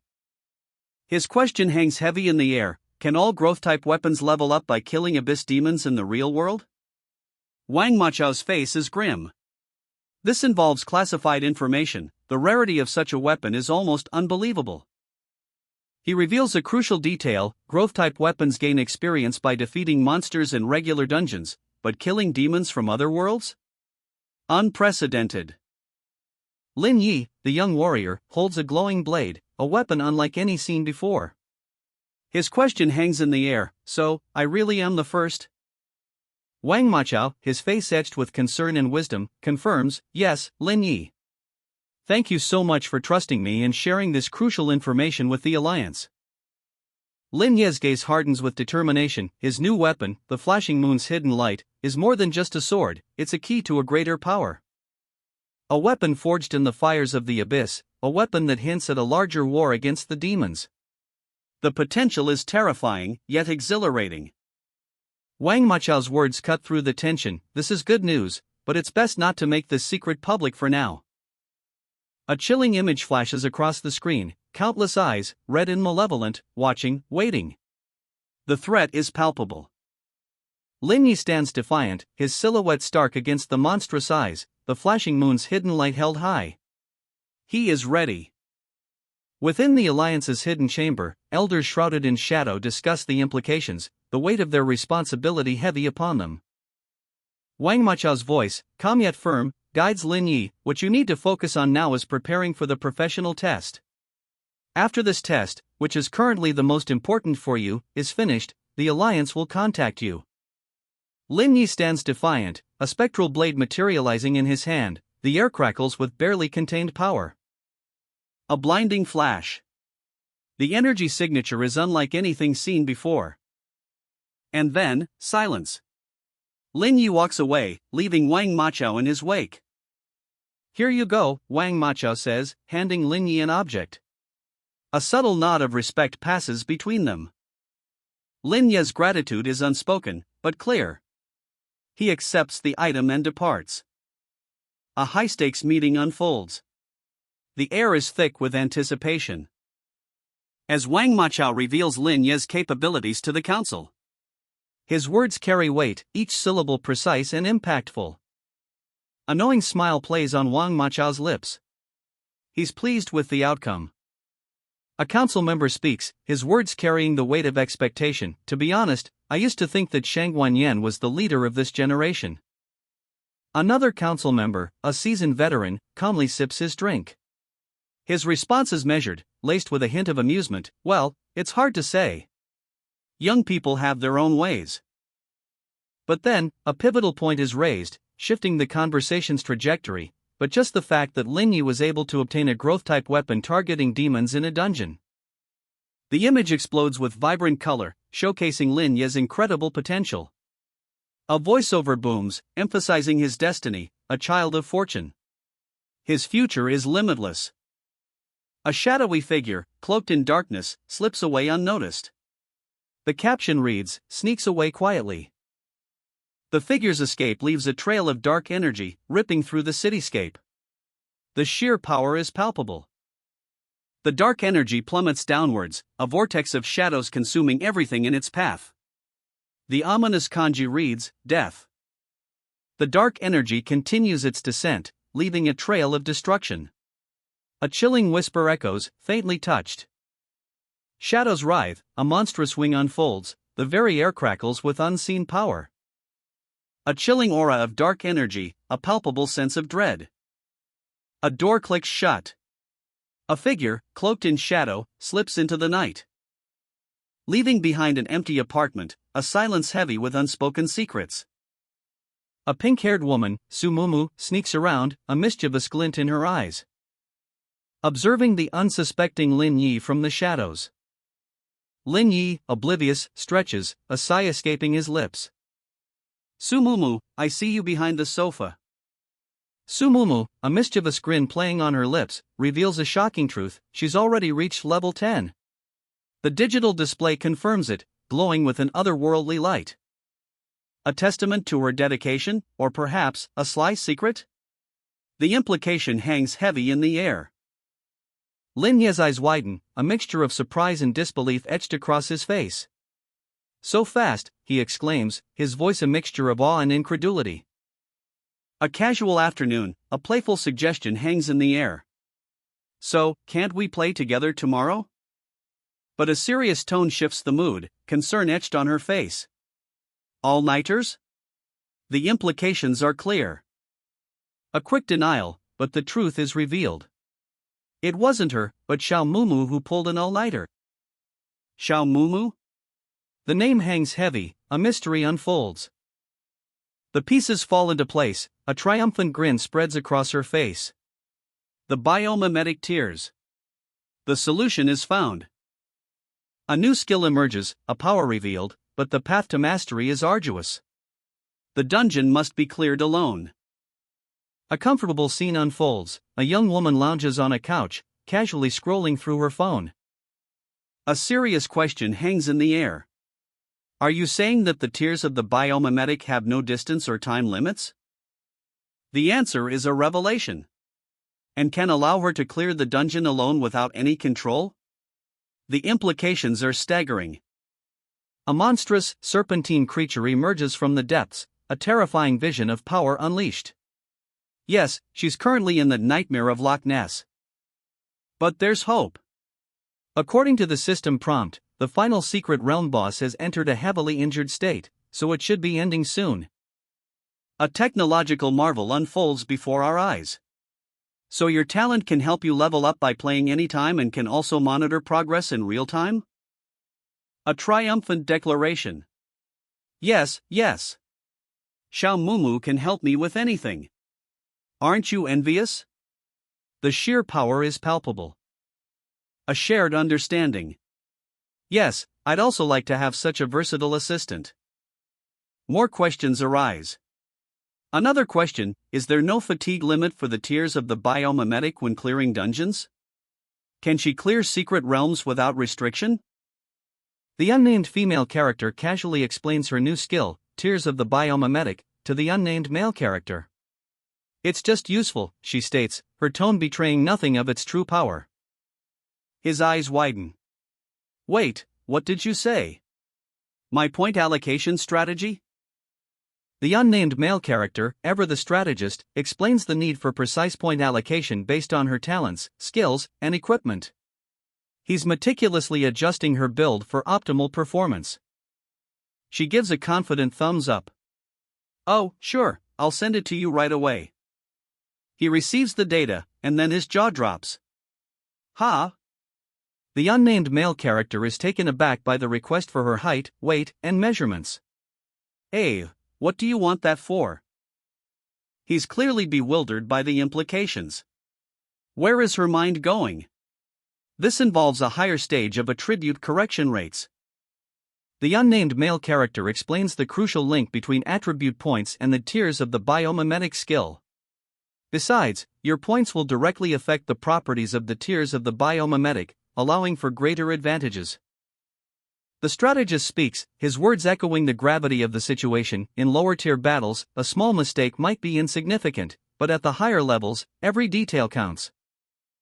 He continues, his gaze fixed on his datapad, calculating the potential costs of even minor shortcomings. The price of failure in the later stages is far too high.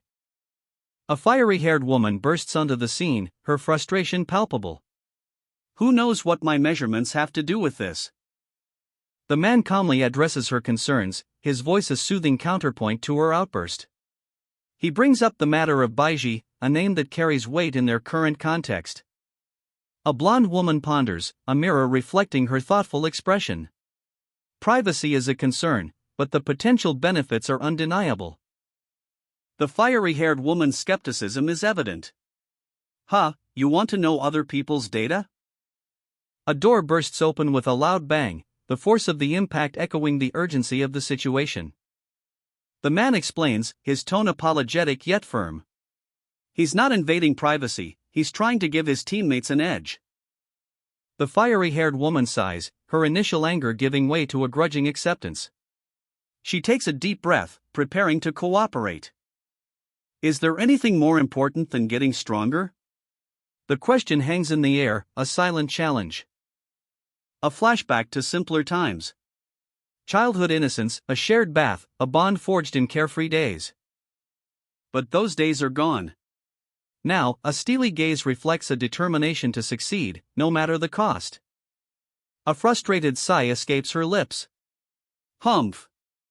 The sound cuts through the air, sharp and dismissive. ADB, the number stings, a stark reminder of her perceived shortcomings. Still ADB. So much milk, yet no growth. Despair mixes with determination in her eyes. The frustration is palpable. Lin Yi, that name ignites a spark of fear. Will he use this against her? The thought fuels her resolve. Just this? A dismissive wave of the hand. He holds the data, a smirk playing on his lips. ATC. The memory of her past physical is a painful contrast to her current state.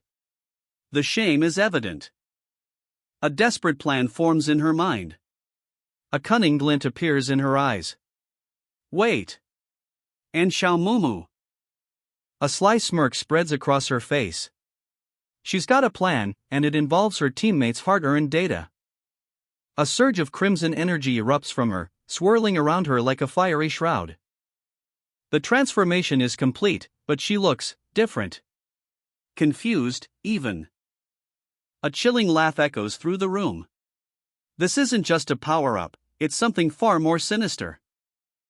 With a wicked glint in her eyes, she grabs a measuring tape. This is not going to end well. The other character reacts with surprise, a muffled AH escaping her lips as she's restrained. The tension is palpable. A door slams shut.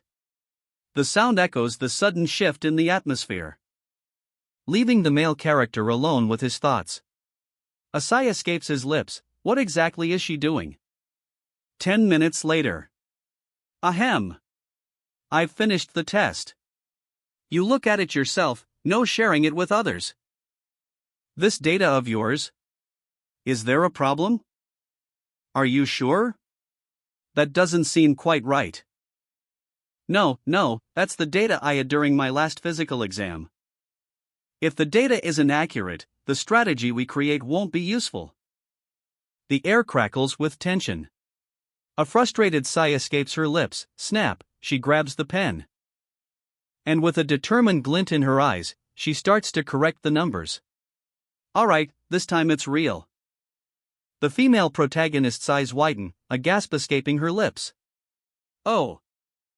The male protagonist presses for answers, his brow furrowed with concern. Also, did you ask Baiji? What did she say? Her shoulders slump. Oh, she refused. Baiji's words echo in the air, revealing her reasoning. I can't trouble the big boss to worry and fuss over something so incredibly troublesome. A wave of self-doubt washes over Baiji as she confesses, the big boss has already given me so much good equipment and resources, I've earned a little money and free attribute points. How can I ask for more? The pink-haired girl's frustration gives way to a mischievous grin as she explains, this silly kid even specially explained that it's not an excuse out of fear of exposing privacy, nor does this person think the attribute point formula is useless. To show his trust in you, he even sent me his physical exam report. The male protagonist's expression shifts to one of thoughtful consideration. Sigh, if it were someone else, I would suspect this a case of wanting to lure someone in. But from what I know about this kid, he really doesn't want to trouble anyone and is afraid of being misunderstood as not trusting us. The blonde girl beams, her words full of enthusiasm. But since we are teammates, how can we not help? The male protagonist's eyes gleam with determination. Moreover, she has such amazing talent at hand. Transmitting the form. A notification flashes across the screen. Mumu has learned a new skill, Soul Summoning Bell, capable of summoning spirits to fight. Goo goo. But the system doesn't specify what kind of spirits she can summon. She can summon two? Are you all playing an infinite nesting doll game? The male protagonist's eyes widen in disbelief. He shakes his head, a wave of frustration washing over him. No, it's not the same. This is different. The female protagonist explains, her voice calm and reassuring. The ability to summon spirits is limited to the secret realm dungeons.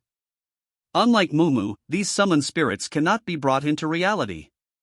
When a spirit dies, it's truly dead, unlike Mumu, who can be revived. She shrugs, a hint of uncertainty in her expression. I don't know about the others, since I haven't tested them. The male protagonist nods, understanding dawning on his face. I understand now. No need for the heavenly system, let's go into the dungeon and test its specific effects. They step into the darkness, a shadowy forest, thick with ancient trees and lurking danger. The dungeon's secret realm, Lizardmen Tribe. A chilling wind whispers through the gnarled branches as they face their first challenge. Level 8 to 10. Difficulty hard. The description of the lizardmen unfolds before them, detailing their ferocity and tactical prowess. Linny asks, "Have you changed your priest weapon and the knife form?" The male protagonist, a glint of mischief in his eyes, addresses Mumu. I can let you test it out." A blinding flash of emerald energy erupts as Mumu unleashes her new skill. The sheer power is breathtaking. A vibrant green wave slicing through the air with impossible speed. The impact is devastating. Mumu, awestruck by her own power, exclaims, "Did you see that?" But her triumph is short-lived. Another voice cuts through the air, sharp and dismissive, "Humph, what's so impressive about it?" The male protagonist smiles, a playful challenge in his eyes. "Mumu, let your big brother show you a thing or two." He activates his own power, a surge of dark energy enveloping him.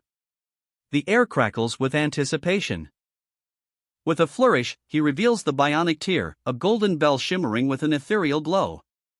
Bionic tear, using the exclusive skill Soul Summoning Bell. A notification appears, the bionic tear is summoning an unknown spirit. A connection is established, and soon, a powerful ally will descend into the dungeon to fight alongside them. A surge of power erupts from the ground, a torrent of emerald energy forming a terrifying figure. The dungeon awaits. The giant tree guardian descends.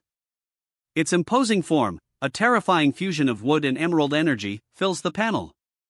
This is no ordinary summon. Its stats are off the charts, gold quality, exceeding even gold-level standards. A top-tier boss, indeed. The Soul Summoning Bell's power is revealed. Similar to the Curse Master's item, but far more challenging to obtain. A summoning cooldown adds another layer of complexity. But Mumu's talent is exceptional. She can summon this behemoth instantly, without cooldown limitations. This is a game-changer. Half a divine-level talent? This girl's power is truly awe-inspiring. The male protagonist observes, a thoughtful expression on his face. "Test it out," he urges Mumu. The command is given, anticipation hangs heavy in the air. And with a sharp command, the Guardian springs into action. "Eliminate those lizardmen." The battle begins. A ferocious roar echoes through the forest as the Guardian unleashes its might. The impact is devastating. The lizardmen are no match for the Guardian's raw power. Swift, brutal strikes end the encounter. The male protagonist watches, a calculating gleam in his eyes. But ants. The words hang heavy in the air, a stark contrast to the impending chaos. A blur of motion. Emerald energy explodes from the giant tree guardian's spear. Heavens strike. The impact sends a shockwave across the landscape, a devastating blow. The dust settles, revealing the aftermath of the guardian's attack. "Rest in peace," a solemn whisper echoes in the silence. A new skill is revealed. Heavenly Strike, similar to the Goblin King's skill, but with greater range and damage. But the sheer power of this attack is evident as it dwarfs the wielder. Mumu, eager to test her skills, asks if she can try the new move. Her partner hesitates. But the urgency of the situation is clear. There's one boss left, a giant tree guardian, and they need to see its strength. A shift in focus. He's not talking about fighting, he's talking about the bionic tear. And Mumu's reaction is immediate and visceral. Shock and confusion ripple across her face. A defiant refusal. Mumu's resolve is unwavering. She will not revive it. His concern is palpable. Can she not be revived? Forget the giant tree guardian. Let's move on to the next area. The Lizardman Captain will be a more intuitive test of the Tree Bro's abilities. I'll handle this. Switching forms. Blade of Destruction. The blade flashes, a blur of motion, a devastating blow. The impact sends a shockwave through the forest. Normal attack. Health points, -82. Without a critical hit, a normal attack can't kill it in one hit? He unleashes another devastating strike. The Lizardman Guardian falls. You have killed the Lizardman Guardian. His partner's voice rings out, your normal attack damage is already this high. It seems the Phantom Moonshadow increases the benefits a lot. In the past, as a pure ranged class, I could only relieve the damage from reverse healing. The crimson sky bleeds across the panel, a backdrop to a skull-faced guardian, its eyes burning with malevolent energy. A chilling voice echoes, explaining the brutal truth, the higher the feed, the greater the attack benefits. But this only applies to normal monsters. Against foes like the Angel Shadow, capable of ignoring physical damage, a different strategy is needed. Mumu's partner observes, their concern palpable. The Lizardman Guardian lunges, its claws extended. But Mumu is ready. A flash of light, the clash of steel, and a resounding K.O. The Guardian is defeated in a single blow. Mumu's eyes blaze with newfound power, a purple aura surrounding them. The text proclaims, at the moment of oblivion, this is no mere victory, it's a transformation. A wave of violet energy erupts, engulfing everything in its path. The Kanji 4 Life Devourer screams across the panel, a testament to the sheer destructive force unleashed. The ground trembles. And Mumu's partner watches in awe, their words a clear reflection of their astonishment. Linyi has gotten stronger again. We cannot lose. The giant tree guardian stands ready, its massive form a bulwark against the encroaching darkness. A command is given, continue to eliminate all enemies. It's time to witness the awesome power of the glimmering moonshadow and the oath of the sea moon unleashed. Before them lies the Lizardman City, a fortress teeming with hundreds of warriors ready to defend their home to the death. Mumu's partner assesses the situation, leave the healing to me, I'll keep the giant tree guardian alive. The giant tree guardian, a colossal being of wood and fury, prepares to smash through the city walls. The guardian enters its charged state. Its speed and impact force surge dramatically. A blinding flash of light. Mumu's moonshadow form cuts through the Lizardman Guardian, a devastating blow. The giant tree guardian's power is fading, its form dissolving into pink mist. As Mumu's partner unleashes a wave of energy, a brilliant blue surge that strikes down the remaining lizardmen. The moonshadow form shimmers into existence, a whirlwind of ethereal energy surrounding Mumu. He faces the Lizardman Guardian and its monstrous allies. A blinding flash of power erupts as Mumu unleashes a devastating attack. The text reveals the Moonshadow's abilities: immunity to damage for 3 seconds, increased movement speed, and instant teleportation. The battle rages on. Mumu, empowered by the Phantom Moon Jellyfish, gathers the power of moonlight to heal and recover health for 15 seconds. All negative effects are cleared. A desperate plea echoes across the battlefield: Giant Tree Guardian, unleash your full strength. The Giant Tree Guardian, wounded but defiant, prepares for a final stand. And the Lizardman Chief arrives, a terrifying figure of immense power. The Giant Tree Guardian, empowered by Mumu's partner's desperate plea, channels its remaining energy into one final, earth-shattering attack. The Despair Strike connects. The Lizardmen are thrown back, their ranks broken. But the battle is far from over. The self-awareness of the Giant Tree Guardian is noted, and Mumu's partner explains that only Mumu can fully command it. Mumu's partner explains the Giant Tree Guardian's strengths and weaknesses, highlighting its vulnerability to ranged attacks. Mumu, eyes blazing with crimson energy, activates the Blade of Destruction. He's tested every function of the Phantom Moonshadow, and now, the true power is unleashed.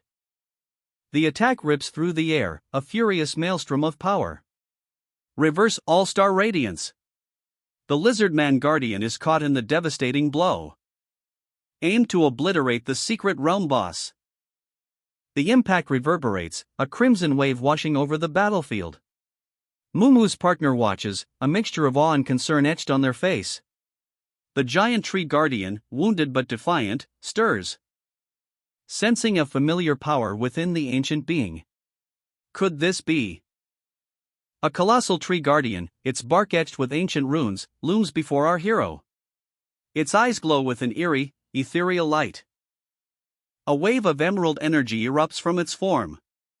The ground trembles beneath the impact. A humble request is made, a plea whispered amidst the chaos. My lord, before I return to the soul realm, I would like to ask you for a favor. The guardian, ancient and powerful, responds with a single word, The hero's eyes widen in realization. Wait, so it really has self-awareness? It's a living being summoned from another realm, existing in reality? His voice is filled with awe and a hint of fear. No wonder they say the giant tree guardian cannot be revived, it's a one-time summoning. A shadowy figure emerges, cloaked in darkness, his eyes burning with an eerie red glow. He possesses ancient wisdom, yet he's merely a phantom, a summoned entity from a forgotten realm. Even in death, this being is reborn, again and again, endlessly. Before the hero stands a colossal tree guardian, its presence both awe-inspiring and slightly menacing. What do you want to ask of me? The guardian's gaze pierces the darkness, revealing the entrance to the forgotten lair. A desperate plea echoes through the ancient woods. I hope you can take my master to the forgotten lair.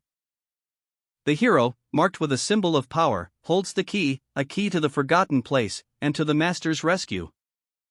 His eyes narrow, suspicion clouding his features. Who is the master you speak of? And, who exactly are you? The answer is revealed in a single, chilling word. It's her. A nameless guard, a silent observer, his words hang heavy in the air, a stark contrast to the vibrant green energy swirling before him. The quest is complete. A silver chest materializes, promising untold rewards, but the text speaks of hidden extras, obtainable only outside of multiplayer teams. Lin Yi, ever vigilant, hesitates.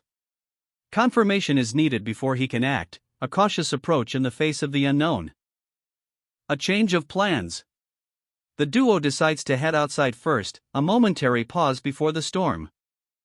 Lin Ye's concern is palpable. His companion, sensing his unease, asks what's wrong, a question that unveils a mystery. The lore unfolds, revealing the symbiotic relationship between adventurers and their awakening talents. A delicate balance, easily shattered. For if an adventurer perishes, their talent is extinguished. A harsh truth, etched in the very fabric of this world. But there are exceptions, the tears of bionic beings, capable of summoning allies from other realms, granting them a unique power. A shocking revelation. These beings possess a pass to the forgotten lair, a key to unlocking even greater mysteries.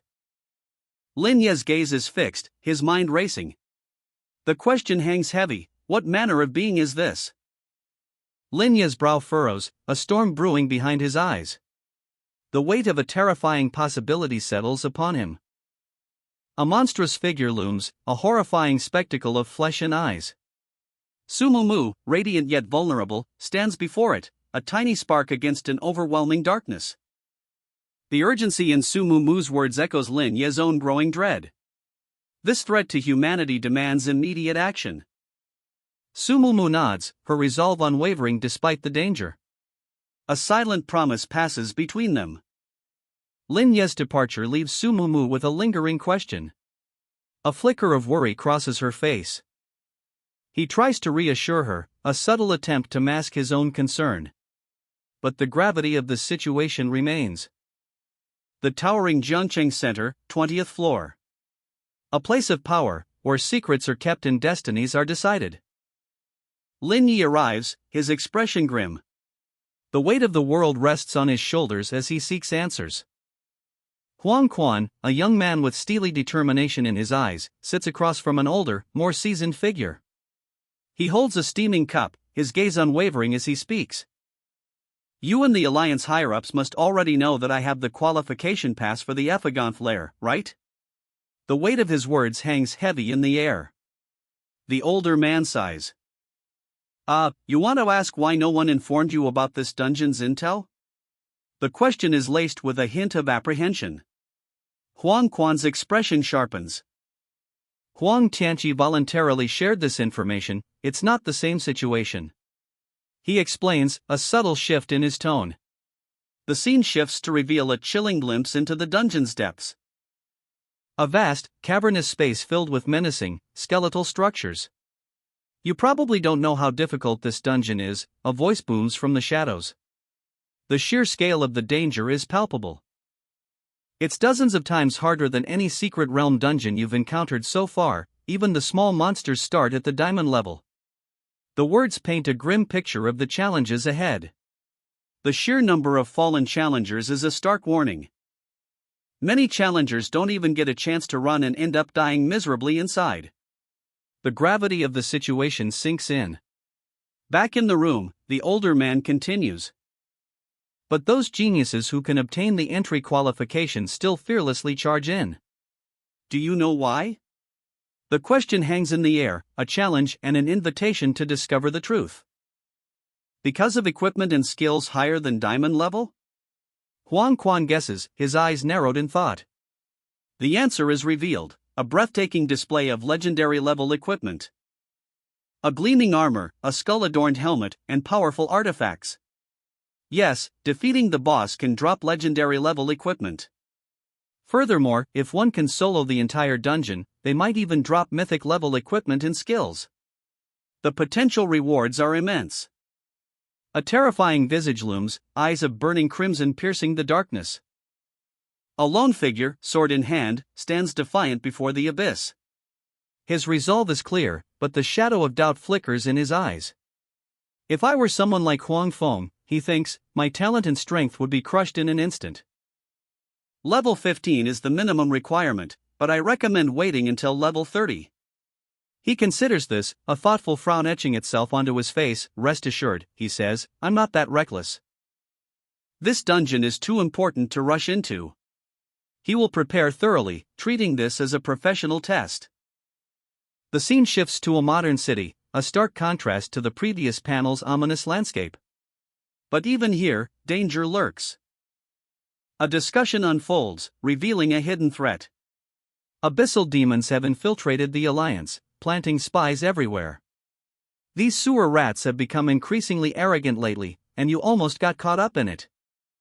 The threat is not just recent, intel suggests a major move is imminent in Jiangcheng. A tense meeting unfolds. The air crackles with unspoken anxieties. So, there may be some changes in the subsequent arrangements. A voice cuts through the silence, a hint of warning in its tone. You're not talking about. Well, just in case, the Alliance has declared a citywide lockdown and is cleaning up internal personnel. The gravity of the situation weighs heavily on the young man's shoulders. They're targeting professionals with corrupt tendencies, isolating them temporarily. The approaching vocational test adds another layer of pressure. The vocational test is approaching. We can't let these rats affect the candidates, so we haven't released any news to avoid causing panic. The official explains, his voice tight with concern. Armed figures patrol the halls, their presence a stark reminder of the danger lurking beneath the surface. The weight of responsibility bears down on them. But there's a plan in place. So don't worry about the abyss demons, focus on your studies. We have a handle on their situation. Even if we have infiltrated personnel, we have ways to deal with it. Reassurance, however strained, offers a sliver of hope. One final question hangs in the air. Okay, but I have one more thing to ask. A shadowy behemoth looms, its multiple eyes fixated on a young woman perched precariously above. A question hangs heavy in the air, is there a possibility of betrayal? An older man, his face etched with years of experience, calmly responds, no, there isn't. The young man's eyes widen, a mixture of disbelief and apprehension clouding his features. A radiant figure, bathed in ethereal light, explains, you should know that the awakened talent is symbiotic with the professional, right? It is a power nurtured from within each of us, akin to our most important brain, living and dying together with us, and it is our most solid ally. A fiery burst erupts, revealing a majestic being of immense power. Thus, regardless of what it summons or from which other world it comes, it will not endanger the life of the professional. Even if they appear to have their own intelligence and varying temperaments, at their core, they still obey unconditionally. A monstrous abyss demon looms, its shadowy form a stark contrast to the stern figure of a military officer. The text reveals a chilling truth: these demons aren't just summoned, they actively infiltrate, becoming informants, wielding the very powers of the abyss. The scene shifts. A young man, his face etched with worry, reveals a critical piece of information: the awakened talent belongs to his friend and teammate.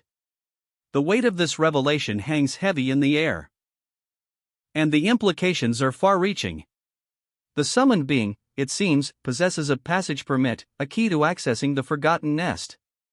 A clandestine operation, shrouded in mystery. The young man's apprehension is palpable. He questions the truth of the situation, doubt clouding his judgment. Is this awakened talent truly what it seems? A seasoned official offers reassurance. His words are calm, yet firm: the Alliance will verify the talent's origin, ensuring it's not a dark power. A subtle shift in tension. As the camera focuses on the official's feet, a moment of quiet contemplation before the next action. The weight of responsibility rests heavily on his shoulders. A radiant figure materializes within a futuristic chamber, bathed in ethereal light. The Alliance's technology confirms the awakened talent's legitimacy. Relief washes over the young man, as the official assures him that the Alliance won't restrict the talent's actions within human cities. Further, those with such abilities will be valued and supported. The young man's relief is evident. His tense posture relaxes, a sigh of relief escaping his lips. The uncertainty is finally lifted. The young man sits, a picture of quiet confidence. He's finished answering the Alliance's questions. But the interview isn't over yet. The older man leans forward, a glint in his eye. The autopsy report is presented. The abyss demon's death was no ordinary burning.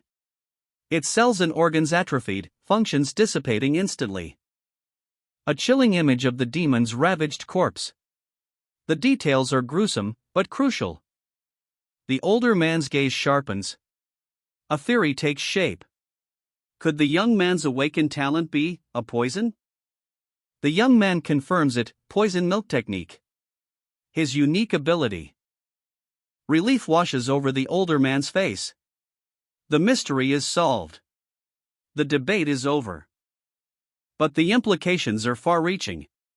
The Alliance officials discuss the abyss demon's injuries, suggesting a prior weakening before the young man's attack. Wait. I thought you knew everything? The older man's expression is one of thinly veiled disbelief. He's clearly surprised by the young man's naivete.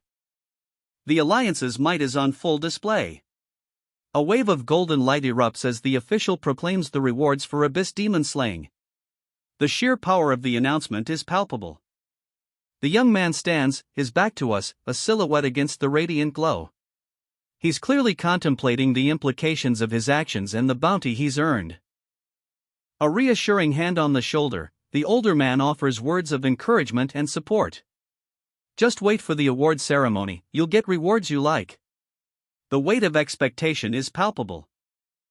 Platinum-level equipment and skill books are on the table. The sheer opulence of the rewards is breathtaking. The young man's eyes widen slightly, a hint of surprise and excitement in his gaze. The young man's grin speaks volumes. Okay, so should I send you the items? He asks, a hint of eagerness in his voice. The older man simply nods, of course. He's already planning his next move.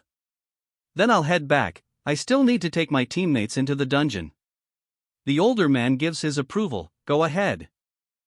A final pat on the back, a final word of encouragement. Good luck with the vocational test. The young man nods, his determination unwavering. The young man's resolve hardens. I'll definitely do my best, he vows, a quiet determination in his eyes. A sly smile plays on the older man's lips as he leans in conspiratorially. Are you placing any bets with others? He asks, his tone suggesting a playful challenge.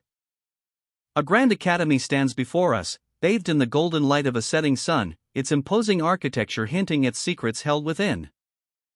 The sprawling courtyard, a tranquil oasis of fountains and manicured gardens, offers a deceptive calm. A young woman, her blonde hair bouncing with each step, approaches a young man. He looks concerned. Xiaobai, what's the matter? Her eyes, wide with a mix of determination and trepidation, speak volumes. A weight of a decision made, a burden she carries with quiet resolve. I've already made my decision. With a determined hand, she presents a data file. Here is all my data. Please. A close-up on the unnamed male character's face, his eyes gleaming with a mixture of concern and determination. He thinks, I didn't expect Xiaobai to trust me this much. The scene shifts to a sun-drenched courtyard, Xiaobai and the unnamed male character standing before a grand castle. He continues his internal monologue, since that's the case, I can't let her down. I need to carefully consider everything for her. By the way. A beat. The unnamed male character gently touches Xiaobai's chin, a hint of a smile playing on his lips.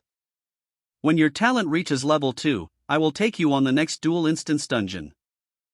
Based on the data I've calculated, we'll consider whether you should change your job. Xiaobai's eyes widen, a mix of surprise and excitement flashing across her face. Really? Really? I'll prepare well. Then, I'll continue with the next dungeon. Xiaobai's energy is palpable, she's brimming with enthusiasm. The fatigue hasn't reached its limit yet. I'll go first. She leaps into the air, a blur of motion. The unnamed male character watches her go, a thoughtful expression on his face. Hey! He sighs, a touch of weariness in his posture. Forget it, I won't ruin this kid's enthusiasm. The unnamed male character clutches a data file, his brow furrowed in thought. A weight of responsibility settles upon him. Let's base it on the last three-person dungeon, and combine it with the current physical data for further calculations. Xiaobai, now wielding a massive sword, radiates power and determination. He taps away at the keyboard, a furrow in his brow, the data paints a concerning picture. Xiaobai's recent dungeon performance, excluding a lucky buff, is underwhelming. A thoughtful pause, a critical decision is made. A backup plan is needed to ensure success in the upcoming job change test. The plan takes shape, a solo dungeon challenge, designed to be manageable without revealing Xiaobai's true potential. But even with a backup plan, a shadow of doubt lingers, a foreboding image of a crimson abyss. The ominous red glow intensifies. Xiaobai stands alone, sword raised, facing an unknown terror.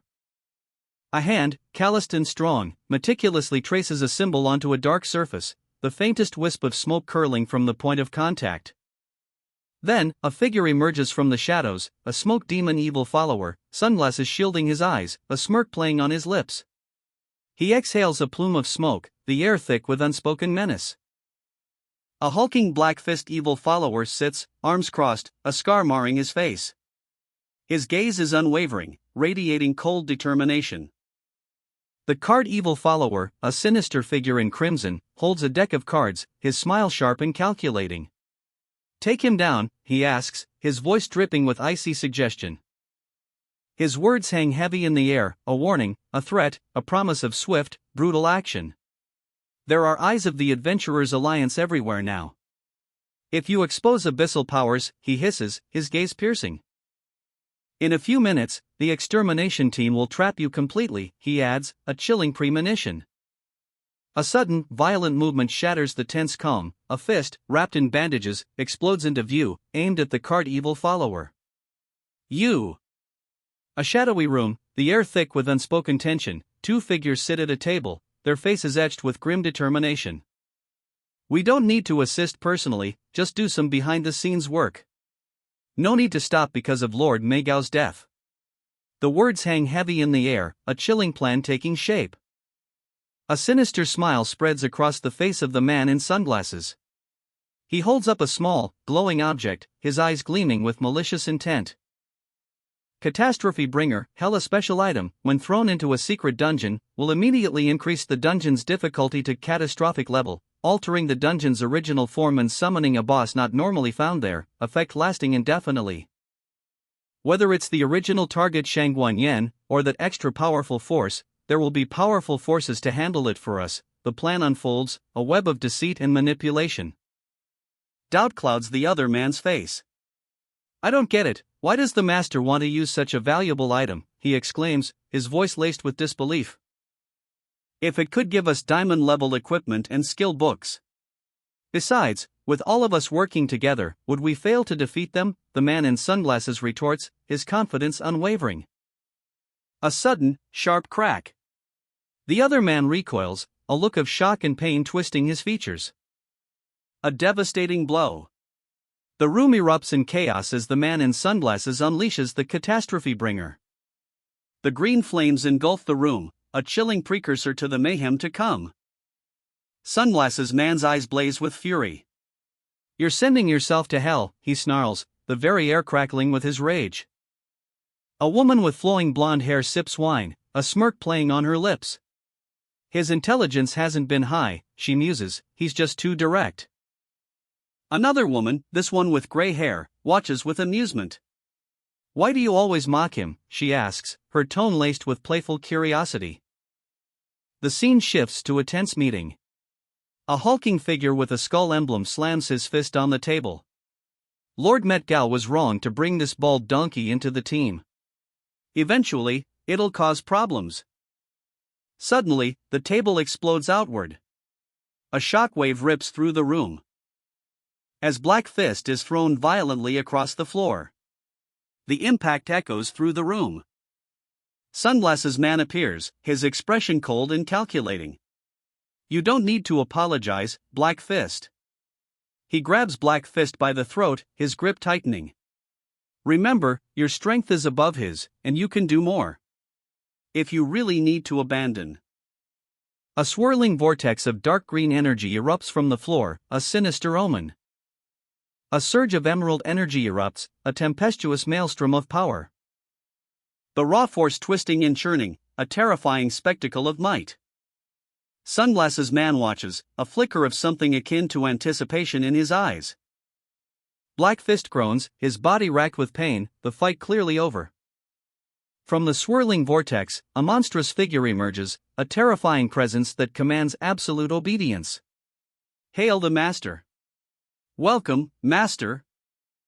The chilling words echo through the chamber, Mei Gao is dead. I will send a new beast to lead, with an evil fallen to assist you. Sunglasses man and Black Fist exchange a look. Yes, we've certainly heard of him. Not only did he take down over a dozen high-level adventurers, but also massacred a multitude of ordinary people. Killing 1,000 people, quite an impressive record. The air crackles with tension. Sunglasses man, his face a mask of ruthless expectation, addresses the others. What? Don't you want him here? He continues, his voice low and dangerous, it's just that, making the White Clown's power public is one thing, but what he threatens is our lives. Black Fist, bruised and battered, listens intently. The gravity of the situation weighs heavily on him. A chilling presence descends, the air itself freezes, thick with an unnatural energy. Within a dimly lit chamber, figures gather around a table, their expressions a mixture of anticipation and unease, a palpable tension hangs heavy in the air. A man, sunglasses concealing his eyes, sits silently, his face betraying nothing, but a subtle tremor in his jaw hints at inner turmoil. Unease, a knot of dread tightens in his gut. A sinister laugh echoes through the room, ha ha ha. Good. You all have great ideas, the source is a cloaked figure, their eyes glowing with malevolent glee. Rest assured, my important children, you have every privilege to reject me. A chilling declaration, laced with a hint of dark humor. The White Clown does not have the power to restrain you, nor will he act alongside you. He came to Jiang City to take over your original mission, assassinate Shangguan Yen. A surge of blinding green energy erupts. And he will cover for you and help you complete the new mission. Bring Huang Xiaofeng to the Xiaofeng dungeon. A shadowy figure, cloaked in darkness, reveals a chilling grin. His eyes gleam with malevolent intent. A once-in-a-lifetime fallen genius, he claims, will become Sunglasses Man's powerful partner. The scene shifts to a dimly lit room, where two figures await instructions. The air crackles with anticipation.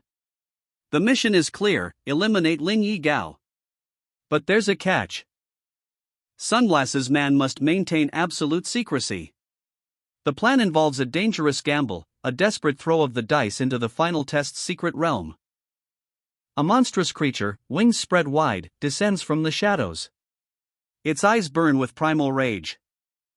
A brutal force of nature unleashed upon Sunglasses Man. Blades clash, a whirlwind of motion and destruction. The impact sends a shockwave, leaving a trail of devastation in its wake. Sunglasses Man, battered but defiant, stands his ground. In a dark cavern, Sunglasses Man reports to his mysterious superior. He confirms Lin Yi Gao's demise. But a question of resource allocation arises. Was it worth using a powerful, permanent upgrade item? The aftermath of battle. Sunglasses Man stands amidst the chaos, his breath ragged, but his eyes burning with grim determination. A chilling assessment of the situation. Even victory feels hollow. The threat remains. The cloaked figure's voice cuts through the silence, sharp and cold. His plan is laid bare, a calculated risk, a dangerous game of chess. Sunglasses Man's face is etched with a mixture of apprehension and grim resolve. The weight of the world rests on his shoulders. As words of his superior sink in. The target, Shang Wanyan. The stakes, impossibly high. A surge of dark energy erupts, a terrifying display of power. The cloaked figure's true nature is revealed, a force of unimaginable might. The mission is clear, the danger is palpable. Sunglasses Man accepts his fate, his resolve hardening into steel. The cloaked figure's words hang heavy in the air, a chilling warning echoing in the cavernous space. Sunglasses Man and his hulking companion exchange a steely glance, a silent vow of loyalty passing between them. "We will complete your orders," the brute growls, his voice a low rumble. Sunlight streams into a grand courtyard, the scene is one of celebration and hushed awe. A figure stands at a podium, addressing a large crowd. The words of praise roll out, each one a testament to Lin Yi's incredible feat. Our outstanding student Lin Yi, in the face of the Abyss Demon, was fearless and eliminated it using his own strength and wisdom. The crowd murmurs with a mixture of admiration and disbelief. Whispers ripple through the crowd. Lin Yi is terrifying. He beat up Huang Xiaotian and made director Huang apologize, and now he even solo killed an Abyss Demon? The murmurs turn to open discussion.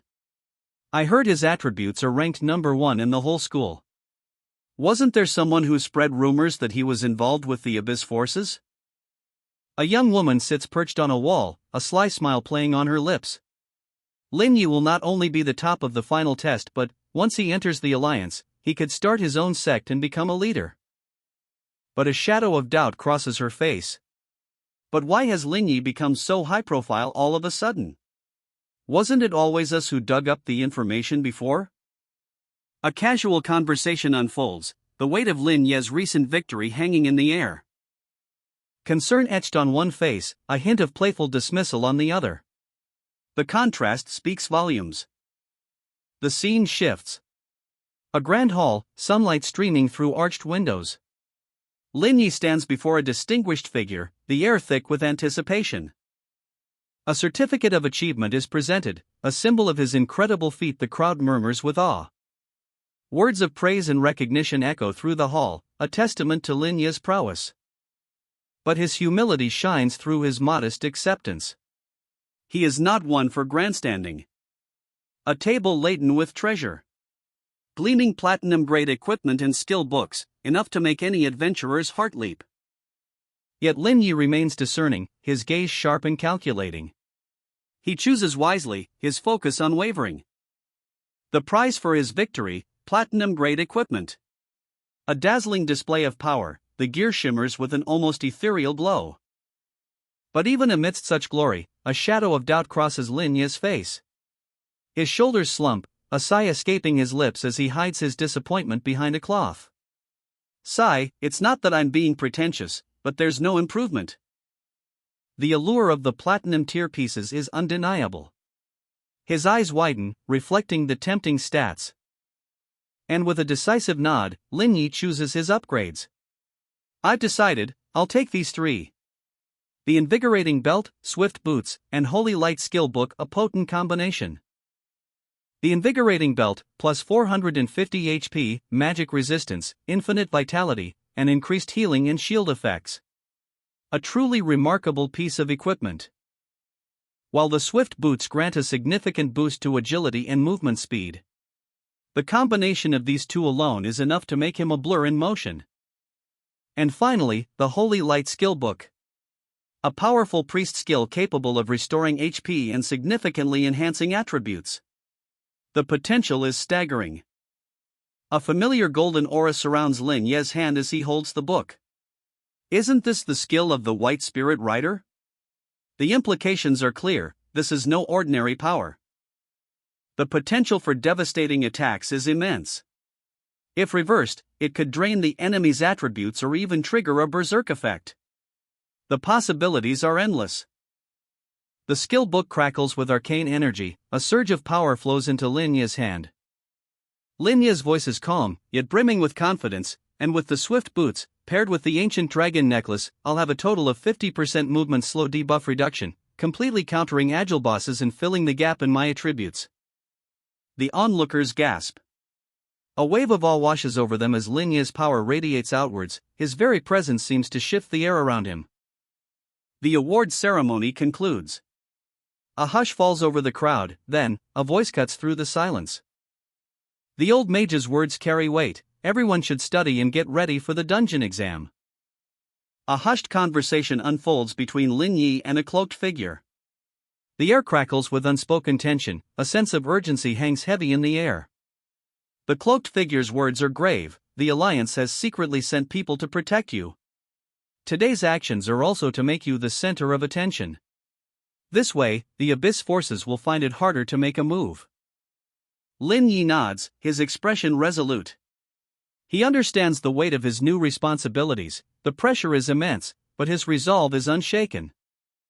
A surge of golden energy erupts, an urgent message materializing before Lin Ye's eyes. The air crackles with importance. A mysterious figure, cloaked in red, approaches. Their words cut through the sudden silence. Can you tell me who your teammates are? Lin Yi, ever vigilant, turns, a flicker of concern in his eyes. The urgency in the stranger's voice is palpable. Come with me, there's something I need to tell you. The principal's office. Sunlight streams through the window, illuminating dust motes dancing in the air. Sumumu and Baiji's files rest on the desk, a silent testament to their journey. A concerned question hangs in the air, the principal's gaze sharp and assessing. Are they truly his teammates? His worry is palpable, a slight tremor in his voice betrays his concern. Yes, Sumumu is fine, but Baiji, that's where his true anxiety lies. A young girl's file is presented, her image radiating youthful energy. Baiji. A name whispered with a mix of hope and apprehension. Her talent? The goddess of luck. The principal's words carry the weight of experience. He acknowledges her unconventional choice, but the exam will be the ultimate judge. A surge of golden light erupts, 2 fiery fish swimming within her palms. Baiji's latent power is undeniable, a beacon of hope amidst uncertainty. Reassurance offered, a calming presence in the face of doubt. Don't worry too much, focus on the exam. A letter is exchanged, a silent promise of support. Okay. A young man, eyes wide with a mixture of surprise and apprehension, carefully unfolds a crumpled piece of paper. Revealing a cryptic message, this is the real reward for you. The weight of those words hangs heavy in the air. An older man, his face etched with wisdom and a hint of calculation, observes the young man's reaction. However, he begins, his voice low and measured, this is also the plan of our professional alliance. The scene shifts dramatically. The words Lizardman Dungeon appear, a stark contrast to the previous scene's quiet intensity. A monstrous roar echoes. As Baiji, a whirlwind of motion and fiery determination, cuts through a horde of lizardmen. Blades clash, sparks fly, and the air crackles with energy. A golden glow envelopes Baiji as her talent is revealed. Baiji LV.10 Goddess of Luck Talent LV.2. Her luck is not just good, it's a force of nature. From a vantage point high above the fray, a voice booms, "Attack range is fine, just trust your judgment." Reaction time can be a bit faster. Bai Ji, heeding the advice, unleashes a devastating fiery strike. "Yes," she cries, her resolve unwavering. A monstrous lizard man lunges, its eyes burning with malevolent green fire. A terrifying climax approaches. Bai Ji, a whirlwind of motion, deflects a brutal blow. Her blade sings a deadly song, a flash of light against the fiery backdrop of the lizardman dungeon. The air crackles with energy as she unleashes a devastating counterattack. Explosions of emerald green energy erupt, scattering debris in a fiery maelstrom. A lizardman, its reptilian features contorted in rage, lunges forward. Its claws are razor sharp, its eyes burning with primal fury. But Bai Ji is ready. With a precise movement, she anticipates its strike, her body a blur of motion. The clash. A crimson energy wave erupts from Bai Ji's blade, slicing through the air with terrifying speed. "Don't hesitate or dodge," the principal's voice echoes in her mind, a strategic command guiding her every move. The principal observes, his eyes gleaming with approval. "The angle you chose is very precise," he comments, his voice a low hum of satisfaction. With a deafening crash, Bai Ji's blade cleaves the lizardman in two. The creature's body explodes in a shower of sparks and gore, leaving only a trail of destruction in its wake. The battle is far from over, but Bai Ji stands victorious, her resolve unwavering. A blur of motion, a whirlwind of fire and steel. Bai Ji, eyes blazing, deflects a lizardman's blow. Exhausted but triumphant, she stands amidst the fallen foes.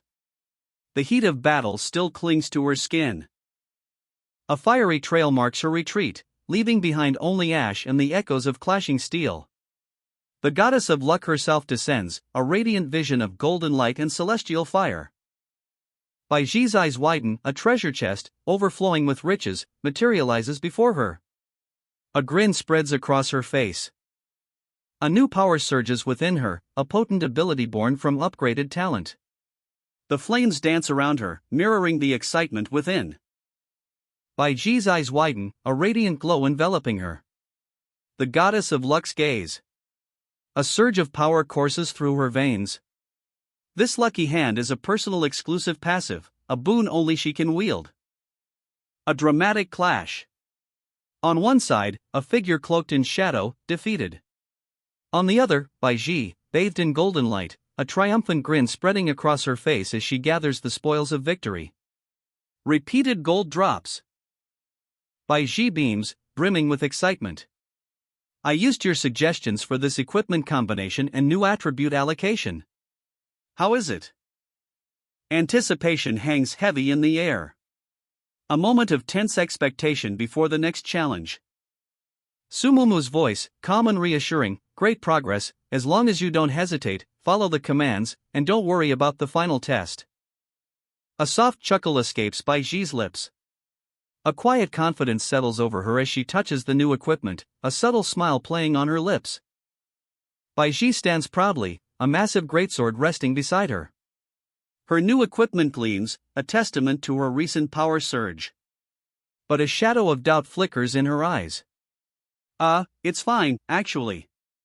She stammers, a stark contrast to her earlier confidence. Sumumu's concern is palpable. He presses, "Is there something I did wrong?" Bai Ji's unease grows as Sumumu explains her rapid advancement. "You've been working hard, not just exercising, but also trying many things to become an excellent swordsman." But a warning hangs in the air. "But a class change is related to your future." A stark revelation. To put it directly, your constitution is not suitable for great swordsmen. The path she's chosen is fraught with peril. The consequences are dire. If you force this path, it's highly likely to cause irreversible damage to your body. A grim warning. Despite the risks, support is offered. We can accompany you for a while, a glimmer of hope amidst the darkness. But the ultimate truth remains. But in the end, you'll have to leave the profession. A heavy price to pay. The weight of her decision hangs heavy in the air. Baiji's ambition clashes with a stark warning: changing classes isn't easy. A fiery landscape unfolds before her, a perilous solo dungeon awaits. The stakes are high, only Baiji can enter this treacherous realm.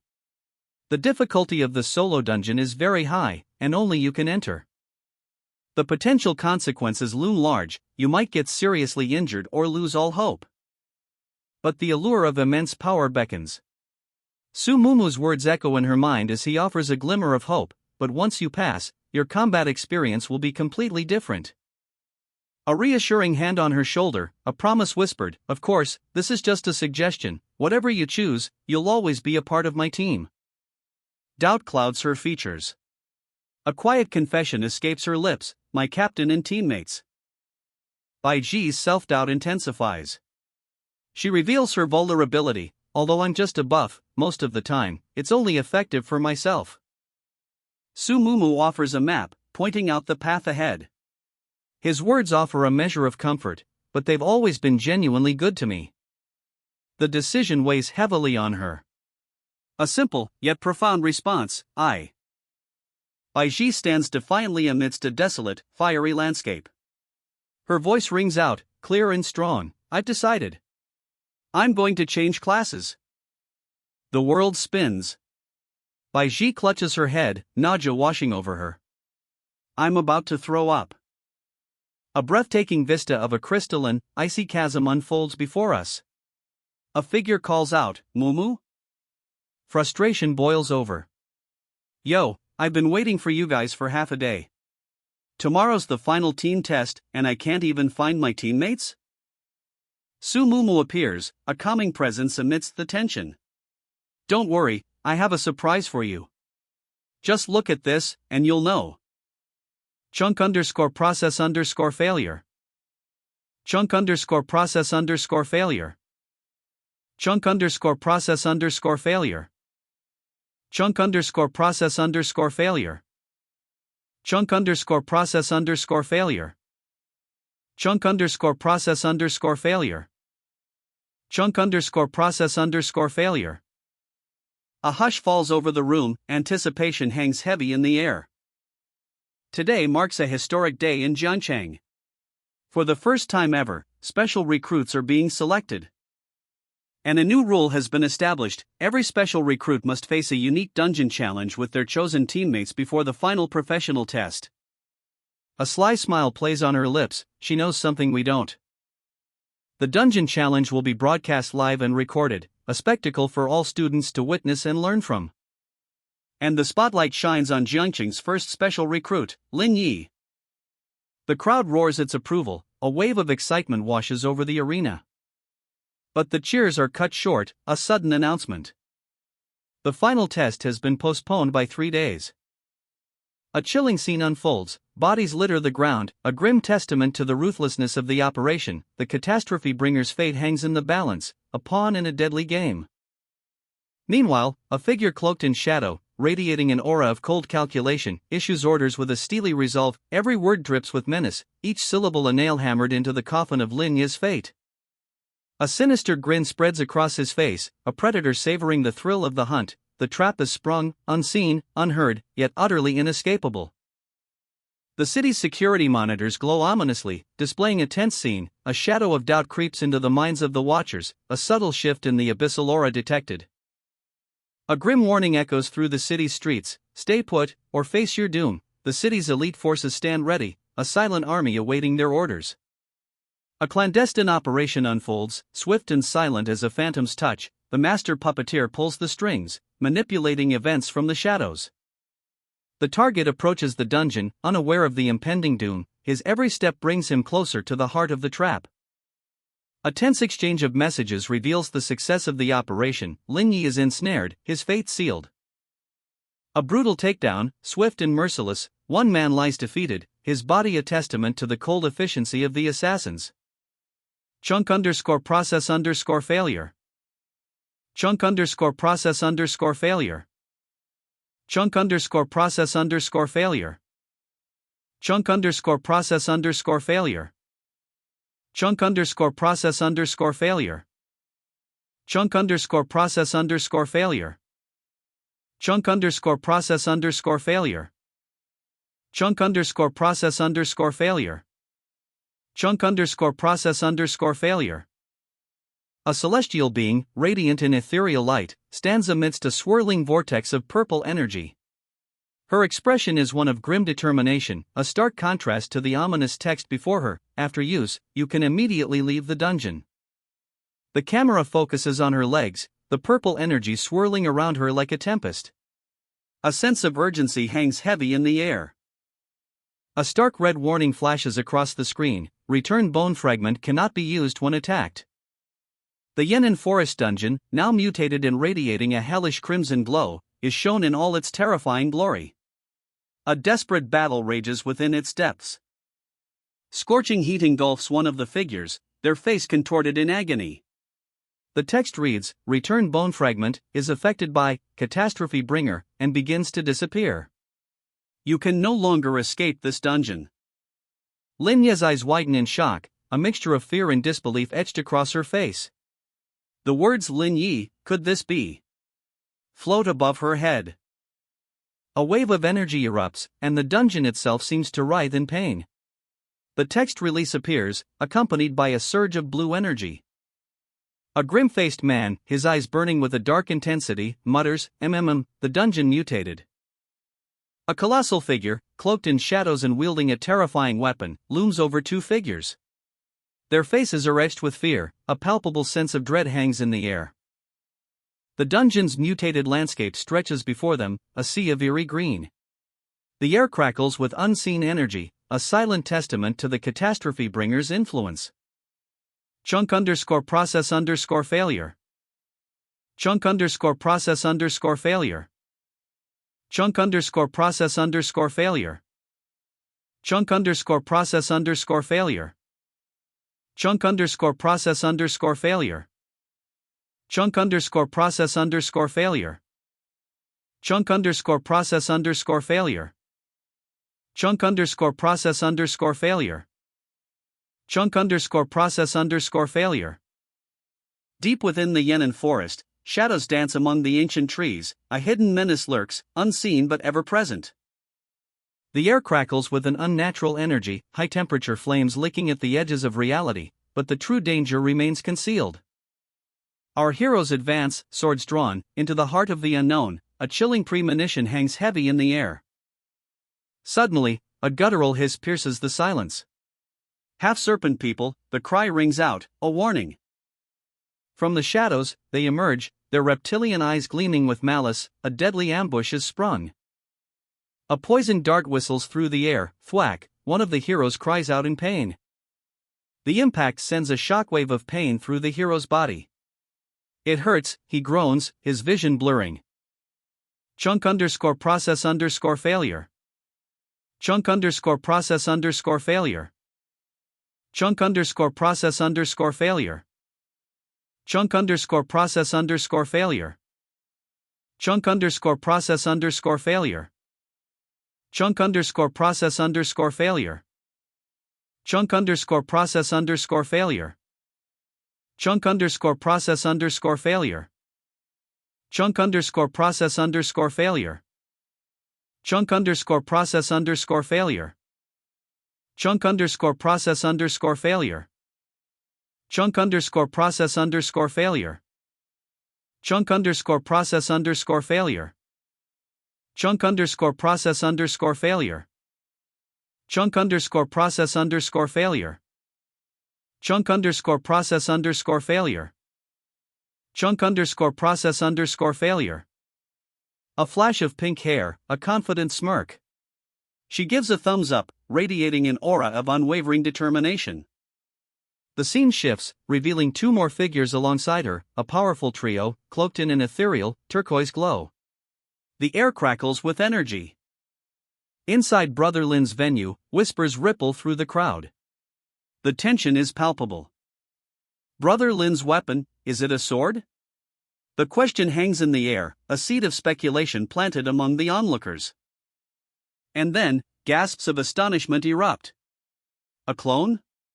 The crowd buzzes with the revelation of her incredible awakening talent. A wave of shock washes over the onlookers.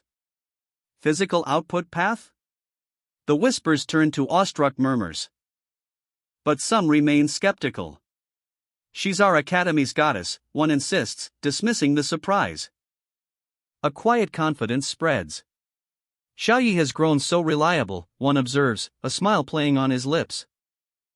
A grimace contorts his lips, a silent scream of barely contained fury. His words, sharp as shards of glass, cut through the air, foolish trash. If you want to become stronger, you should find a way to join the abyssal forces. The sneer on his face speaks volumes, a chilling display of contempt. He leaves the venue, a crimson blur against the muted tones of the city. Meanwhile, a figure cloaked in shadow stands amidst swirling purple energy. A silent guardian, watching. Report, target number 3 has completely left the venue. Please immediately confirm whether target number 1 has opened the abyss gate. The net tightens. The hunt is far from over. A stark warning blazes across the screen, a thunderclap of text against the night, a message from the Thunderscan team. Their work is being stolen, their livelihoods threatened by piracy. The visits to their site are dwindling, while illegal copies flourish. Outside the city, a sprawling metropolis stretches to the horizon. A team of operatives prepares for action. Net closure, the command rings out, sharp and decisive. Abyssal Demon Encirclement, Team 2, the mission parameters are clear. Begin cooperating with the action. Meanwhile, a lone figure, cloaked in shadow, observes from afar. Target number 3, Hunt. The name is whispered, a chilling promise. His eyes, gleaming with predatory intent, fix on the approaching threat. The Fallen, Card 1. A sinister smile spreads across his face, a chilling prelude to the chaos about to unfold. A wave of dark energy erupts, whoosh, tearing through the landscape. The hunter and the hunted, locked in a deadly dance, a clash of wills, a battle for survival. A card, imbued with dark energy, flutters to the ground, a sinister chuckle echoes through the air. From the shadows, a figure emerges, eyes blazing with malevolent power. He is Karo, transformed. With a roar, Karo proclaims his new identity, Abyssal Warrior. Transformation complete, he is reborn from the abyss. The news of Karo's transformation sends shockwaves through Team 2. Their faces reflect disbelief and dawning horror. Team 2's leader, undeterred, issues a stark warning, 10 seconds to dispel the abyssal power, or face death. The countdown begins. Karo's dark energy surges, threatening to consume everything. 10, 9. The tension is palpable, the fate of Team 2 hanging in the balance. Betrayal. Karo reveals a shocking truth, there's an insider among them. The countdown continues. Team 2's attack is relentless. A furious barrage of blows aimed at Karo, the traitor, but he laughs in their faces. The ground trembles beneath the force of Karo's diamond-level mage set. His power is overwhelming, a devastating display of might. Hunt watches, her eyes narrowed, assessing the situation. Team 2 is on the ropes, but she sees an opening. With a battle cry, stubborn, attack, she charges into the fray, a whirlwind of motion, a desperate gamble to turn the tide. Karo unleashes the full force of his abyssal power bonus and equipment set bonus. The raw energy is terrifying, a crimson maelstrom of destruction. He reveals his trump card, a universal card, yellow card. The power it holds is immense, a game-changer in this desperate battle. Hunt's arrow flies, a streak of cyan energy piercing the air, a precise shot aimed at Karo's exposed flank. The impact. A shockwave erupts, sending Karo reeling, but the battle is far from over. The attack lands. A blinding flash of energy erupts as Karo's universal card switch is interrupted. The card enters a silent state. Team 2 retaliates. A fiery fire strike explodes from their ranks, dealing searing magical damage. The intense heat temporarily transforms Karo into a helpless sheep. Unable to move or cast spells, he's left vulnerable. Boom! The impact of the combined assault rocks the very ground, a devastating explosion engulfs Karo. The force of the blast is immense, a shockwave radiates outwards, leaving a trail of destruction in its wake. Karo grits his teeth, pain etched across his face. Ugh, he groans, the strain evident in his voice. A desperate gamble is his only hope. His eyes blaze with furious intent as he activates his Professional Alliance card. The cost is high, but survival is at stake. A chilling declaration escapes his lips: I want you all to die. With a surge of dark energy, Karo unleashes his full power. The ground cracks and crumbles beneath his feet as he rises, a terrifying figure of raw power. Shards of dark energy erupt around him, amplifying his strength. He's entered a state of frenzy. A chilling warning echoes through the chamber: everyone, be careful, he's going to unleash all the abyssal power. The fallen, Karo, is transformed. Crimson energy erupts, a terrifying visage of power and rage. His stats scream of regeneration and a dark barrier that obscures his enemies. His eyes glow with malevolent intensity, a crimson inferno burning within. His voice is a venomous hiss, laced with cruel confidence: come on, you useless fools. If you can't kill me, I'll kill all of you. Everyone in the hall will be killed clean. The assault begins. A blur of motion as Karo unleashes his fury, a devastating blow aimed at Hunt. But Hunt is ready. He deflects the blow with a desperate parry, a clash of steel against dark magic. Karo's attack is relentless. A shadow claws at Hunt, seeking to end him. Shadow strike. With a flash of speed, Hunt counters. A silver blade finds its mark, silver blade backstab. The attack pierces Karo's heart, dealing lethal damage. The impact reverberates through the hall. Damn assassin! Karo roars in pain and fury, his regeneration hampered by the devastating blow. Karo staggers, wounded but not broken. His eyes burn with a terrifying resolve, the abyssal power still courses through his veins. Hunt's eye, a single, piercing blue, fixes on his target. He's wounded, but the fire in his gaze burns brighter than ever.